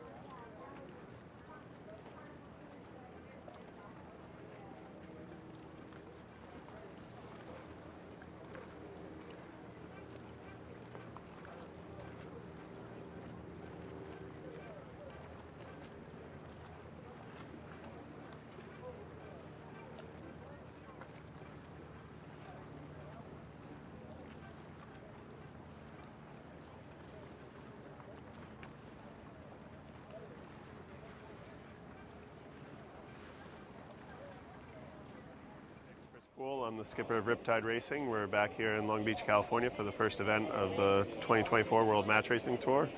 Me and my team are really excited to be back.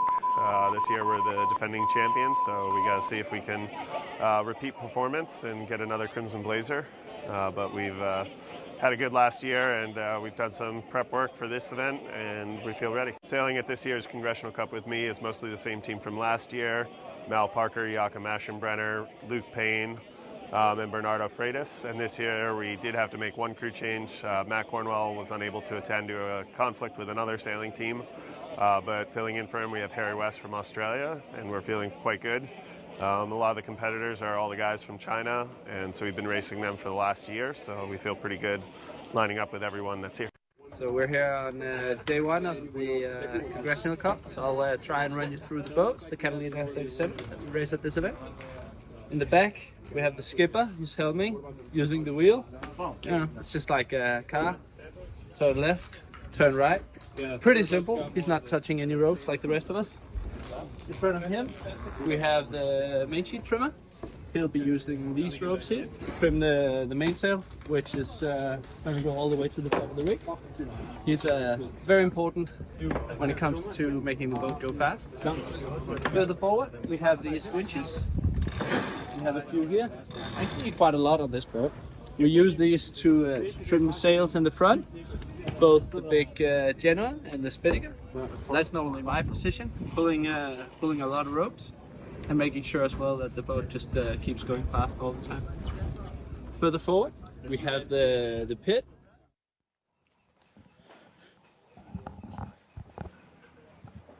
All right, for those of you on the pier, I've got one more special guest here with us before we get into the last racing of the day. Right here with Jeff Hoffman. Jeff is a Long Beach Yacht Club member, resident of Naples Island. So for those of you at home, Long Beach Yacht Club is on a beautiful island here in Long Beach called Naples Island. It has a lot of Italian themes to it. We have got not just beautiful multi-million-dollar homes, plenty of businesses along the stretch. Tucker always talks about it. 2nd Street, it's a great spot to grab a drink, have some great appetizers or food. There's all sorts of businesses there, and Jeff is involved with the Naples Island Business Association. So Jeff, tell me a little bit about Naples Island and the yacht club's involvement with the city and the island itself. Great. Well, Naples, okay, how's Hold it up this? close. There you go. Naples Island was built starting in 1909, so a long time ago. And it was designed to be the Italy on the Pacific. And I would say it is pretty, I've been to Italy.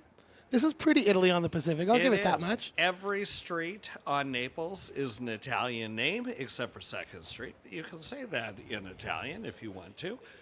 We have a beautiful fountain.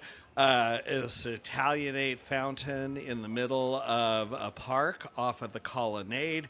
The canals, we have gondola boats that go through. It's really a special place. So Naples Island is right here at, in my head, it is the southern part of Long Beach, but it's actually kind of more East Long Beach. It is. We're going to be probably the launching point for a lot of Olympic regatta boats, events. I'm sure we're going to house a lot of Olympic members. Tell me how the Naples Island Business Association is prepping. It's only 4 years away at this point, and it's going to be pretty darn busy, isn't it? Well, it's not only the Naples Island Business Association, but the Naples Improvement Association, the Naples Island Garden Club are coming together to look at the island and basically roll out the welcome mat when the world comes to Long Beach and Los Angeles in 2028. We're going to have 7 or 8 venues here in the city, a couple on the east side. We have sailing, which is incredible. We also have the rowing. This will be the 3rd time we will have had the Olympics here in Long Beach and Los Angeles. So it was 1932, 1984, and we are looking forward to 2028. And so I am pretty excited. I wasn't born yet in 84. I was born in 86. So you guys at home know. But we're pretty excited about people my age group becoming involved with the Olympics. And so part of me thought, well, I need to learn how to be an umpire now so that instead of up here talking on camera, I could be down on the boat raising the flags. But at this point in my life, it might be a little late for that because these guys have such an expertise. I don't think I could be prepared for the Olympics. But how can I, as a local resident, get involved with something for the Olympic Games? Cool. Well, you've got 4 years. So, but there will be all sorts of time. Even though you were not born yet, in 1984, I volunteered at the information booth in downtown Long Beach for the Olympics, for all the venues that we are hosting. All of the sports, including sailing, it will take a lot of volunteers, whether it be, we're going to, obviously the teams who are going to be here, all of the spectators, officials from around the world, lots of media, press, many, many visitors. So there will be so many volunteer opportunities for you to get involved with in Long Beach. Okay, and so here's something that I hope people have thought about for the Olympic Games at this point. So my mom showed up yesterday to watch for the first time ever. She said, well, do these guys all bring their boats to this race? Obviously they don't. These match racing boats all live here along the dock at Long Beach Yacht Club. They're all prepared and maintained year-round for this kind of match racing event. But the Olympic Games, the competitors are going to bring their own boats, right? Correct. Where the heck are we going to put all these boats on Naples Island? That is a good question. They won't all be on Naples Island, but a lot of different organizations in the city are preparing. In fact, we will have teams coming as soon as Paris is over this summer because we have a special area right here. It's very different from a lot of the places they sail. So they need to come here to practice. So whether it be the Long Beach Yacht Club, the Alamedas Bay Yacht Club, the Sea Scout base that is also located on Naples, U.S. Sailing Center. We have venues that will be here to support the sailors who come to Long Beach to sail with what are some of the best sailors in the world. Okay, so tell me, where do I sign up for Ryan Sanders Resort and Spa? I'd like to park some of these boats in my driveway, maybe house some of the sailors, right? Tell me how I can be a part of the housing, but But no, I mean that. I was going to say right now, talk to Lisa Meyer. Lisa might know Meyer the secret is there. in the middle of the sailing events and programming for the Olympics So for 4 years. I'm going to from get you now. 2 more questions, then we're going to bounce back to some sailing action here shortly. But tell me, have you Okay. ever been on a Catalina 37 before? Yes. And tell me, what is your experience on board these boats? I've never been out of the dock on one, but that's fair. That is fair. But that was not your question. Have I been on a I love Catalina? that so much. In fact, I was within about 5 feet of one on the long dock this morning. Okay, so that is one really cool thing. So Long Beach Yacht Club, it's situated on this point on Naples Island.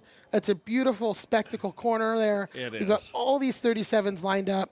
Literally, the community walks past them with their dogs every single day. Every day. And my wife and I lived on Naples Island for about 12 years, and that was the fun, right? Is walking along, seeing the yacht club, seeing the businesses we're talking about. Absolutely. Whoever decided to build this place in 1929 did a great job of planning out a location where, as a Long Beach resident, you can really be proud of what we have.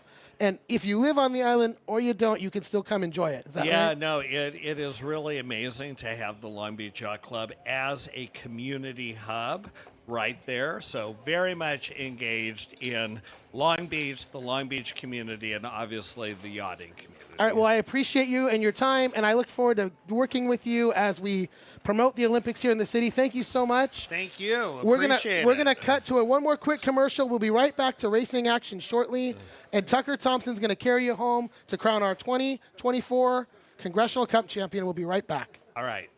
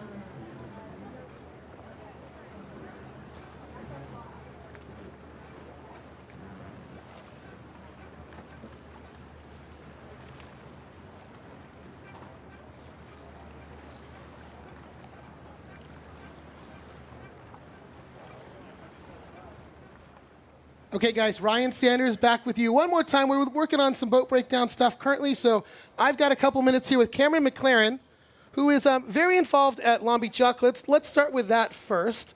I always see you in your office downstairs whenever there's any yachting events going on. Let us know, what do you do for the yacht club, Cameron? Yeah, I'm the yachting director at Long Beach Yacht Club. I've been with the club for going on 6 years now. And I was with junior sailing, and a few years ago moved on to the regattas. And so, yeah, all the regattas go through my office, and it's a lot of fun. Okay, so but what you get to do this weekend, which is part of your regular day-to-day task, I will say, is you are providing you and Mike Fratt, I don't want to discredit Mike, are providing some of the most amazing drone footage that anyone gets to see in a live sailing regatta. I'm going to come out and say that, and if someone doesn't agree, they can fight me for that. But tell me about how this works with you and Mike flying at the same time, working with Cliff and the 1080 media team, getting the shots together. What's the process of getting these drone shots live to the world? Yeah, there's a lot of coordination going on behind the scenes. We all have secret agent earpieces in, and Cliff Webb, the director, is coordinating it all, letting us know when we're live, structuring our shots if anything needs to change. So we're focused on, capturing the action, getting the course in the frame so you can tell where you are, and also zooming in on the boat so you can see what's going on board. And drones are amazing. I mean, it's really changed the game for sailing. We've got coaching that we can do with drones. Yeah, absolutely. It's a perfect coaching tool, isn't it? Excellent coaching tool. Umpires use it extensively to go back and review, the action. The competitors also appreciate it because they can go back. We try to get it uploaded in the evening, shortly after the racing, so they have time to check it out before the next day. Okay, and so let's talk about like the sequence of a start. So when you've got a 4 or 5 race flight, the whole process is easily 40 minutes from start to finish of the last race, right? So do these drone batteries last a full 40, 45 minutes? Some do. Certain models will stay up in the air for 40 minutes. The other ones will be around 20, 25 minutes, and so we've got multiple drones going, multiple batteries constantly charging, and it's a delicate dance to keep it going. Okay, so I'm watching this happen from where I'm sitting. You're up here on top of the tower flying this thing, paying attention to the camera footage you're providing, but I'm watching the number one predator to a drone come and go over and over and over again. Can you tell everybody what the number one predator of a drone is out here in Southern California? Well, we've got seagulls, which are pretty aggressive sometimes. But honestly, for me, the number one predator are sailboat masts. Okay. So, how many sailboat masts have you hit this month, let's say? Just one. Okay, fair. Just one, yeah. So count it lucky. But unfortunately, the drones we're using don't have eyes in the back of our heads. So you kind of have to keep in mind where everything is at any given time, pan around to position to make sure you don't run into anything. Yeah, and so do you think that if you were to, let's say, I'm not even going to say it because that's bad. I don't want any bad juju here. Let's talk about these drones a little bit more. So you and Mike are flying at the same time. We're cutting between the shots. You're seeing all these great angles. Are you and Mike communicating? Are you sitting next to each other? Are you in different rooms? How does that part work? Yeah, we're sitting right next to each other.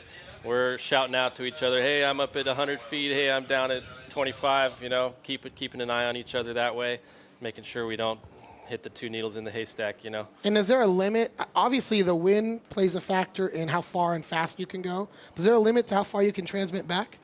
The drones, the technology now is pretty incredible. With the latest drones, you can get 3-4 miles away and still have 4K video.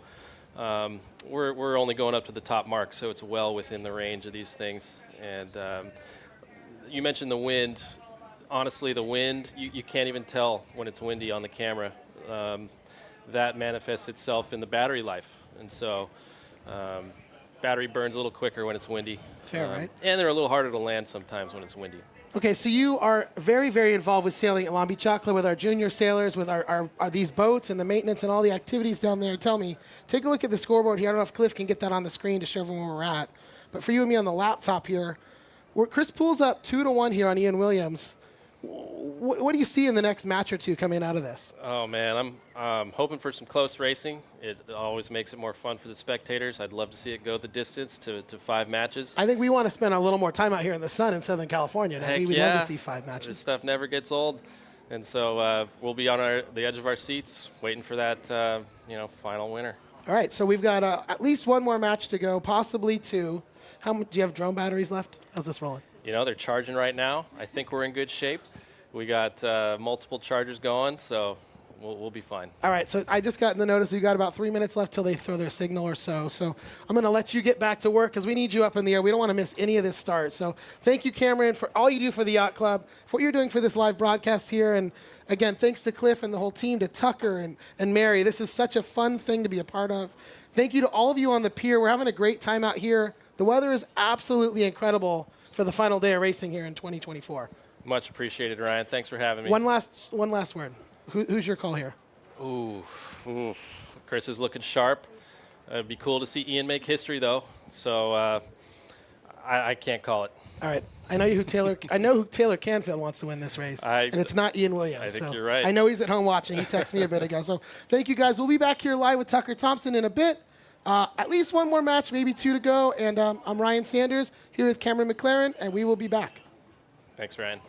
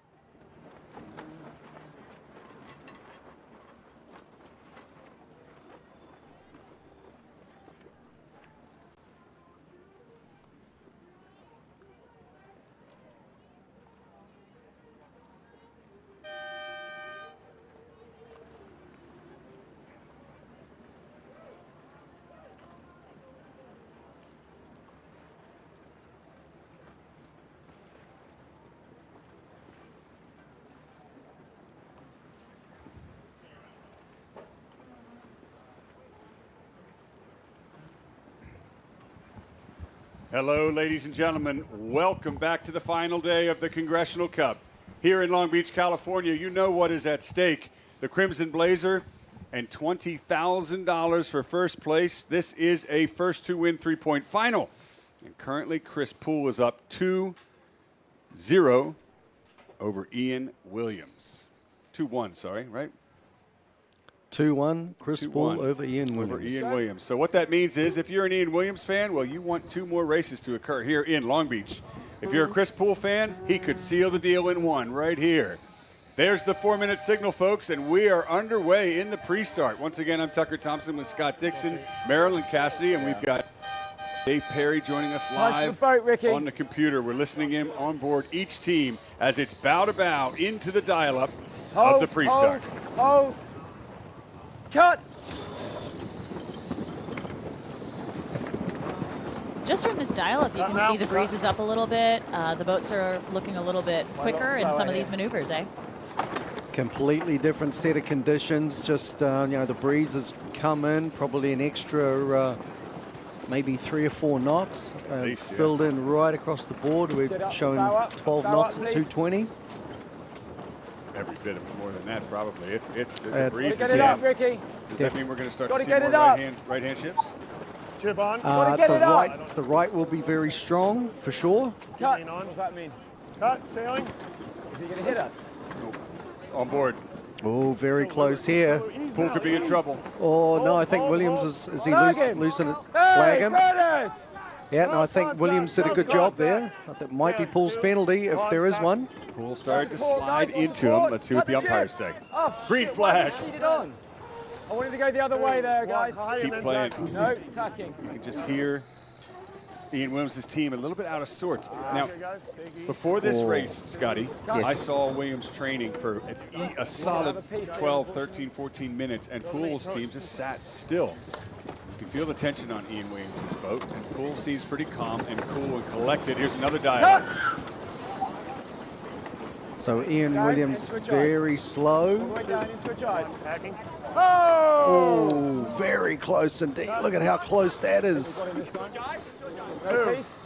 Williams has done a pretty good job here. Don't jive! Don't jive! Watch the reversal. 2-1. Big Dan, we clear. Swings, please, Ricky. Yeah, well, you can just feel the tension up aboard Williams' boat. Poole jibes in front, Williams behind there. The dial-up is over, but man, did Ian Williams have to fight for it. Green. Absolutely. Ian Williams out of jail. He'll be very happy with that outcome. Minute 35 to go, none too late. Now, would you lead or push in this breeze to the start? Again, the time from the pier and this much breeze is probably only 30 seconds, which means, you could probably go back at 45, but it's a lot of time to kill. And it's just 1:15 now, so this is a really early lead back for Poole. Scruff and tack. So early that Chris might have a wide right. Where is he on the ley line? is just going to sit there and Ian All the way Williams down, guys. shift over and tack to the right. Very unusual for Williams at this stage. He's already at shot. 1 minute to go to the start. Don't worry about the jive. Williams comfortable just to hang back there at this point. He's early, right? Yeah, he knows that Poole's early, and he doesn't. All right, let's chase him down. You happy with tack start? Let's go. Let's build speed. So that means he's going to push Poole into the start and try to tack and take the right. That's it. Here we go. So Williams will come in fast. Poole will have to come bow down and defend. Get in, we got it. Ooh. It's a lot of pace there that Williams is coming in with. Yes. Williams going for the hook, trying to push Poole towards the line. Has he got it? We've seen this camera angle before, haven't we? Coming up into him. It's Ricky McGarvey showing Ian that he's got the swing. Beautiful job there, Poole, not to get hooked. Williams gets the start that he wanted as he tacks on the board. He'll take the right. Meanwhile, it's going to be Poole off to the left. It looks like he wanted that as well. So a big split at the gun. Here we go. Even start, split tack start. Ian heading towards the favoured right-hand side late in the afternoon. And Poole continuing hard to the left. We've seen big splits for this final, which, as Dave Perry said, is pretty unusual, certainly not conservative. These teams are both rolling the dice. On board Big Williams. hikes, guys. Big hikes. Asking for full weight on the rail. Like we said, it's a very set of conditions from the last race. Yeah, absolutely. You can just see the behavior of the boats and the crews. What a big change this is since we've done the last match. Pulls over onto port, looking to see what he can do, figure out if there is a right shift or not, and trying to protect any lead that he might have out of the left. He's got good velocity out there, but you'd think that Chris Poole is listening to our broadcast, because Dave Perry said don't go all the way to both sides, such a big split. Try to stay with your opponent. So at least Chris Poole's in the middle of the track on port, staying with Williams, who is just legging it out all the way to the right corner. Yeah. Well, I'll tell you what, I don't know if they've brought the top marks a little closer, or if it's just an optical illusion now that it's blowing that much harder, but it does look like a pretty short leg. I think the report from the race committee is they're about the same length. The boats are just moving an awful lot faster right now. And because the breeze is up, the action is up, tension is up. Now, how's this angle? Where do you want me? Just tickling red? The boats will be going to the green Copy, mark lifting red. based on a signal change at the start. Dave Perry, we've got you live from Connecticut. Are you there? Oh, yeah, man, I'm riveted. Two-time winner of the Con Cup. Great to have you here in the broadcast. In the last race, you said you didn't want to see them going so far apart, so this is not as big of a split as Poole has elected to stay with Ian Williams. Now Williams tax. What do you make of it? Copy. Well, I thought it was a textbook start, textbook split start. Hike. Ian got the initial starboard advantage, but the lower right, as we all know, as guys mentioned, the lower right's a little soft sometimes. And the deep hand doesn't like to leg it out off the committee boat. So Chris looks pretty strong up there. Just crossing. This is going to be So I fine. think We're Chris going to is be gonna have right the on lead here, here. guys. Well, this is a big moment right here. Poole coming from the left. Looks like he's got a pretty good... No, he's not going to cross, though. He's going to tack to leeward and ahead, Scotty. He's just a little. Yeah, so Poole in the lead. I think are they going green on this one? Yeah, they're headed to the green mark. Okay, so that's why you tack there. Well, that would make a lot of sense. And we've just seen Poole has kind of another mode in these windward situations where he really can get quite hot. Into the mark. Tack set for Poole in the lead. He won the first two matches and the first to win 3 points, so it's a big moment, and Williams is up against the ropes, but he's close. Tack set for both teams. Go, hey. Passing out here. We haven't got time. Long port, really long port, Yaki. The whole Congressional Cup, Scotty, could be right here for Chris Poole, and Ian Williams knows it. Use main if you can. Great set by both boats. A little bit better for Ian Williams. This is so close. No. Jibing. I think this Little will hot, be... guys. Both teams jiving at the same time. Williams says he's going to come out hot. Higher angle, try to get up on affecting Chris's breeze, that red spinnaker. Look at the front edge, see if it wobbles, Just got to win that left turn. luffs, collapses, or not. At this point, with this breeze, the answer is no. So I just heard comms from Chris Poole's boat there again, already talking about the second upwind leg, which might be a couple of minutes from now, but he said we definitely want the left turn, which is the right side of the course looking upwind, That boom out. which interestingly enough was the side that Williams had on the first beat. Yeah. Williams closing in here, so he'll be putting a little bit of gas on Poole right here at this angle. Might be affecting his mainsail. One thing to remember about the gate choice, Setting up to taking try and the hurt him left on the other gate side. Driving. gives you the starboard advantage. Doesn't mean you have to split hard right. It just gives you the starboard card. So it's a good call in a close race to take the left gate. What? Williams have a problem with his hold pole on. there. I don't know if they were going for a full jibe, but I see it. All right, well, Williams is definitely reeled Yeah, pull in away. a bit of pull there. Not Got enough a to get split, haven't inside. we? Oh, the there's zone. Williams. Sorry, Paul's spinnaker shaking and shimmying there. That means Ian Williams all over his breeze. Big time. Williams I know, could be but then back in attack, this. yeah? That mark can't come fast enough for Chris Poole as he leads into the leeward gates with Ian Williams right behind, less than a Drop boat when you length. like. Drop when you like. So Williams very happy with his boat speed. I think he's going to Come on, follow get it Poole done. around here and go straight into attack. This is real cutthroat stuff. Oh, Poole's jib a little bit slow there. Yeah, a bit of trouble for Poole, and that opens the door for Williams. He's right back in this match, as you say, Scotty. An immediate attack for the Brits, and Poole follows And watch suit. for No, Williams to go back. Wow, attacking duel. Well, a bit of a fake tag. Dummy duel. A dump, yeah. Attacking now. So I'm not sure that worked out so well for Williams. He Just got to get going now, guys. kind of tried to, he saw Poole coming with him, +1 speed, copy.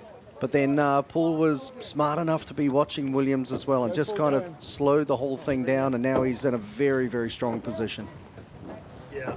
Copy, Yakum. No more splits. This is Gonna have to positional match out-attack him racing here, now. guys. Stand by.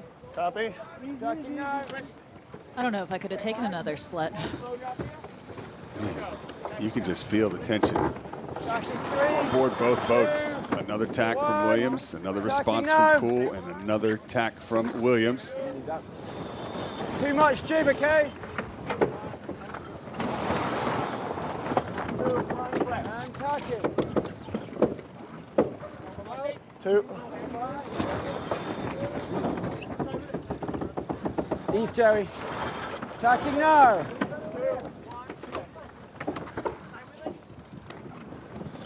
Poole doing a nice job of Copy. defending.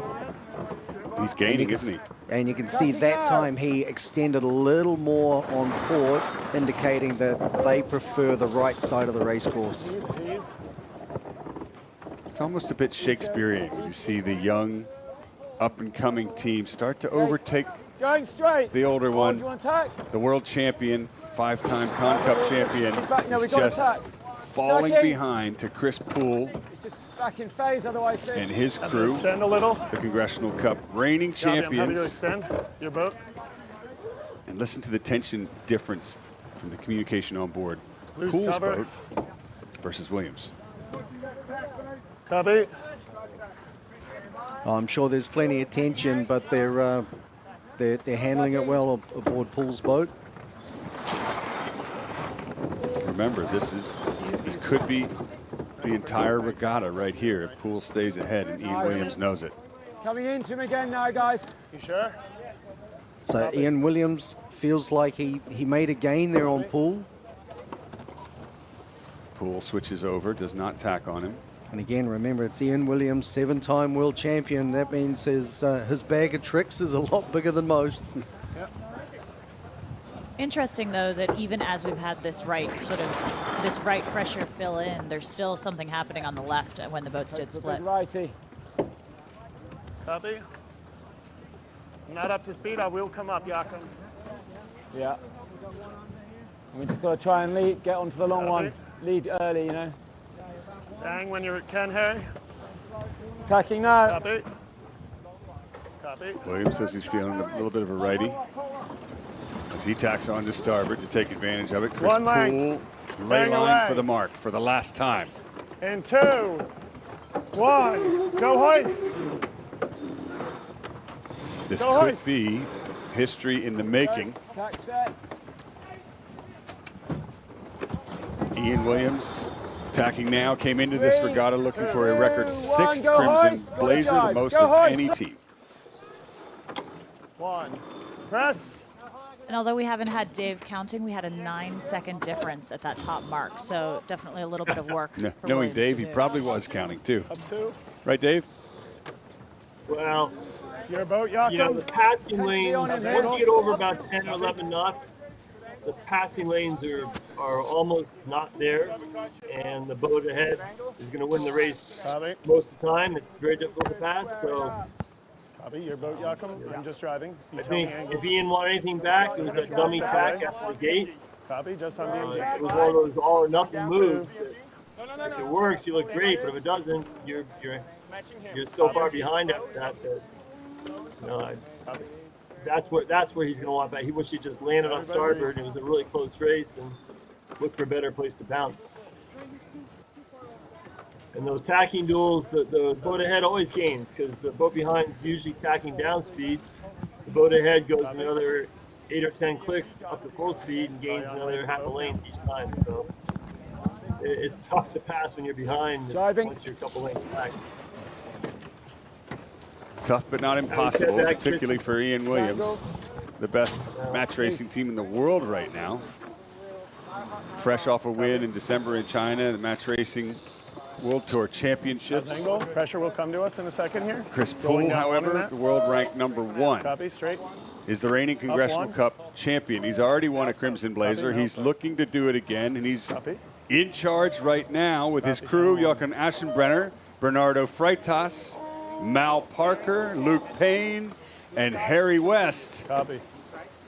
Heading for the line, just a few boat lengths left. Copy. Let's not hit the committee boat either. Good call there, Chris. Don't hit the committee boat. Don't mess up now because everyone is watching you. As Chris Poole and crew head for the line, Riptide Racing. They won last year. They came back. And now, ladies and gentlemen, they've done it again. Chris Poole is your Congressional Cup champion. Let him hear it on the pier, folks. Congratulations, Chris Poole. Great attempt there by Ian Williams. Now, what a race. Congratulations, Chris. What a comeback from the shoulder. Really well done. Command performance. 2 in a row, buddy. 2 in a row. Jibing, main in, jibing. Chris Poole almost hit the pier there, decides to turn away from it. Well, that's good because now it's a victory lap in front of the fans here in Long Beach, California. Ladies and gentlemen, give it up for Chris Poole and Riptide Racing.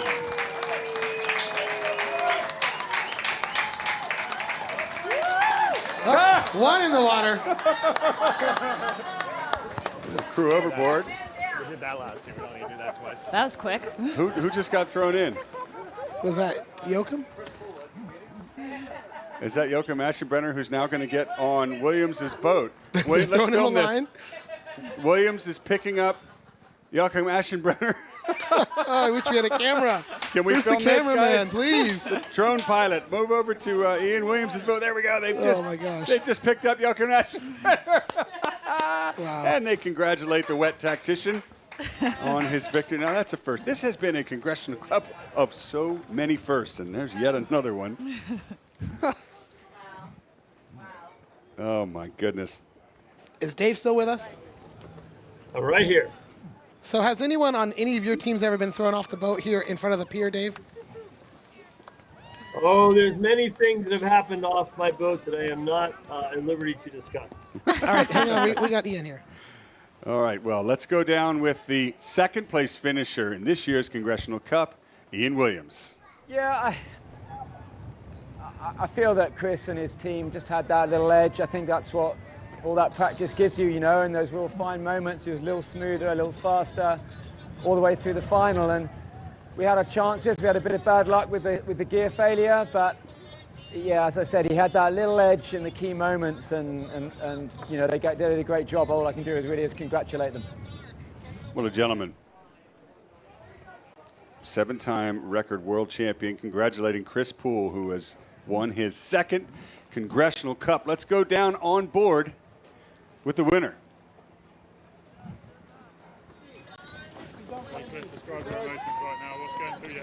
I just won my second Con Cup in a row after a really impressive win last year. This one was a bit more hard fought, but we did a few things better than we did last year, and we're really happy with that. And to come away with a win over 7-time world champion Ian Williams and 5-time Congressional Cup winner is a huge victory for us. This team, we believed we were the best in the world, and we sailed that way this week. And so we earned a really good win here. Certainly did earn it. Certainly did a few things better. I don't know how you could sail much better from last year. He won every single race, but he's done it again. That is a repeat performance is something you don't often see in the Congressional Cup. Yeah, and I think that was his immediate reaction, too, is, oh my gosh, can you believe 2 in a row? Wow. What a fantastic performance we've seen this afternoon as the celebrations start aboard. Did they return, Joachim? Back to the boat. With a little champagne, There it you looks go. like. Oh, that's great. Here comes the bubbly. Champagne moment for Chris Poole and his Riptide Racing team. Wow. Yeah, good job, guys. Impressive. You see, there's it looks like it's the Con Cup chairperson and the Scott Dixon, the Commodore, on board. It looks like. Let's see here. I can't tell. I just see a white hat. No. A boat is picking them up right now and is going to bring Tony them back. Mansour there is the chairman this year of the Congressional Cup. This boat's going to get a little bit cozier as some of the dignitaries head out there. So Chris Poole's won it 2 times, Tucker. How many times have you won it? Well, every single year I win it here in the commentary. Yes, you do. Yes, you do. I get we've never lost up here. No, it's great to see what Chris Poole's been able to do, and mostly because if you watch his career, you'll see that when he first came in here, he was at the bottom of the heap, you know, and really inexperienced, to be quite fair. Every year he got just a little better and a little better, and recently he made a huge jump. He really focused on his match racing game, and it shows. He didn't just come out here and win last year. He was dominant. He won every single race, which no one has ever done. I don't think that was a fluke, but then if you had any questions about his skill, he came back this year and proved it again with a second back-to-back victory. Can't argue with that. And something I'd like to say too is it's his team. He's got such a strong team here. You know, you hear Joachim talking throughout the race, and you see like the tacks and the jives. They're so in tune with one another. This really, he's arguably one of the best. I mean, absolutely one of the best skippers in the world here right now. Well, he's the best right now, isn't he? He's ranked number 1, and there's a reason for it. And even Ian Williams said he just had an edge, upwind and down. And we saw it in the broadcast. I mean, you could watch that boat go downwind even when he was trailing, and he would just chomp, meters out of the out of any other boat's lead until he was out in front. Tucker, Chris go Poole. ahead and read off his. Tucker, go ahead and read off his crew's names again, because I think I want to hear more about the crew's names and his team. All right. Well, the Riptide Racing crew for Chris Poole is Joachim Aschenbrenner, the swimmer, Bernardo Freitas, Mal Parker, Luke Payne, and Harry West. And, of course, Chris Poole.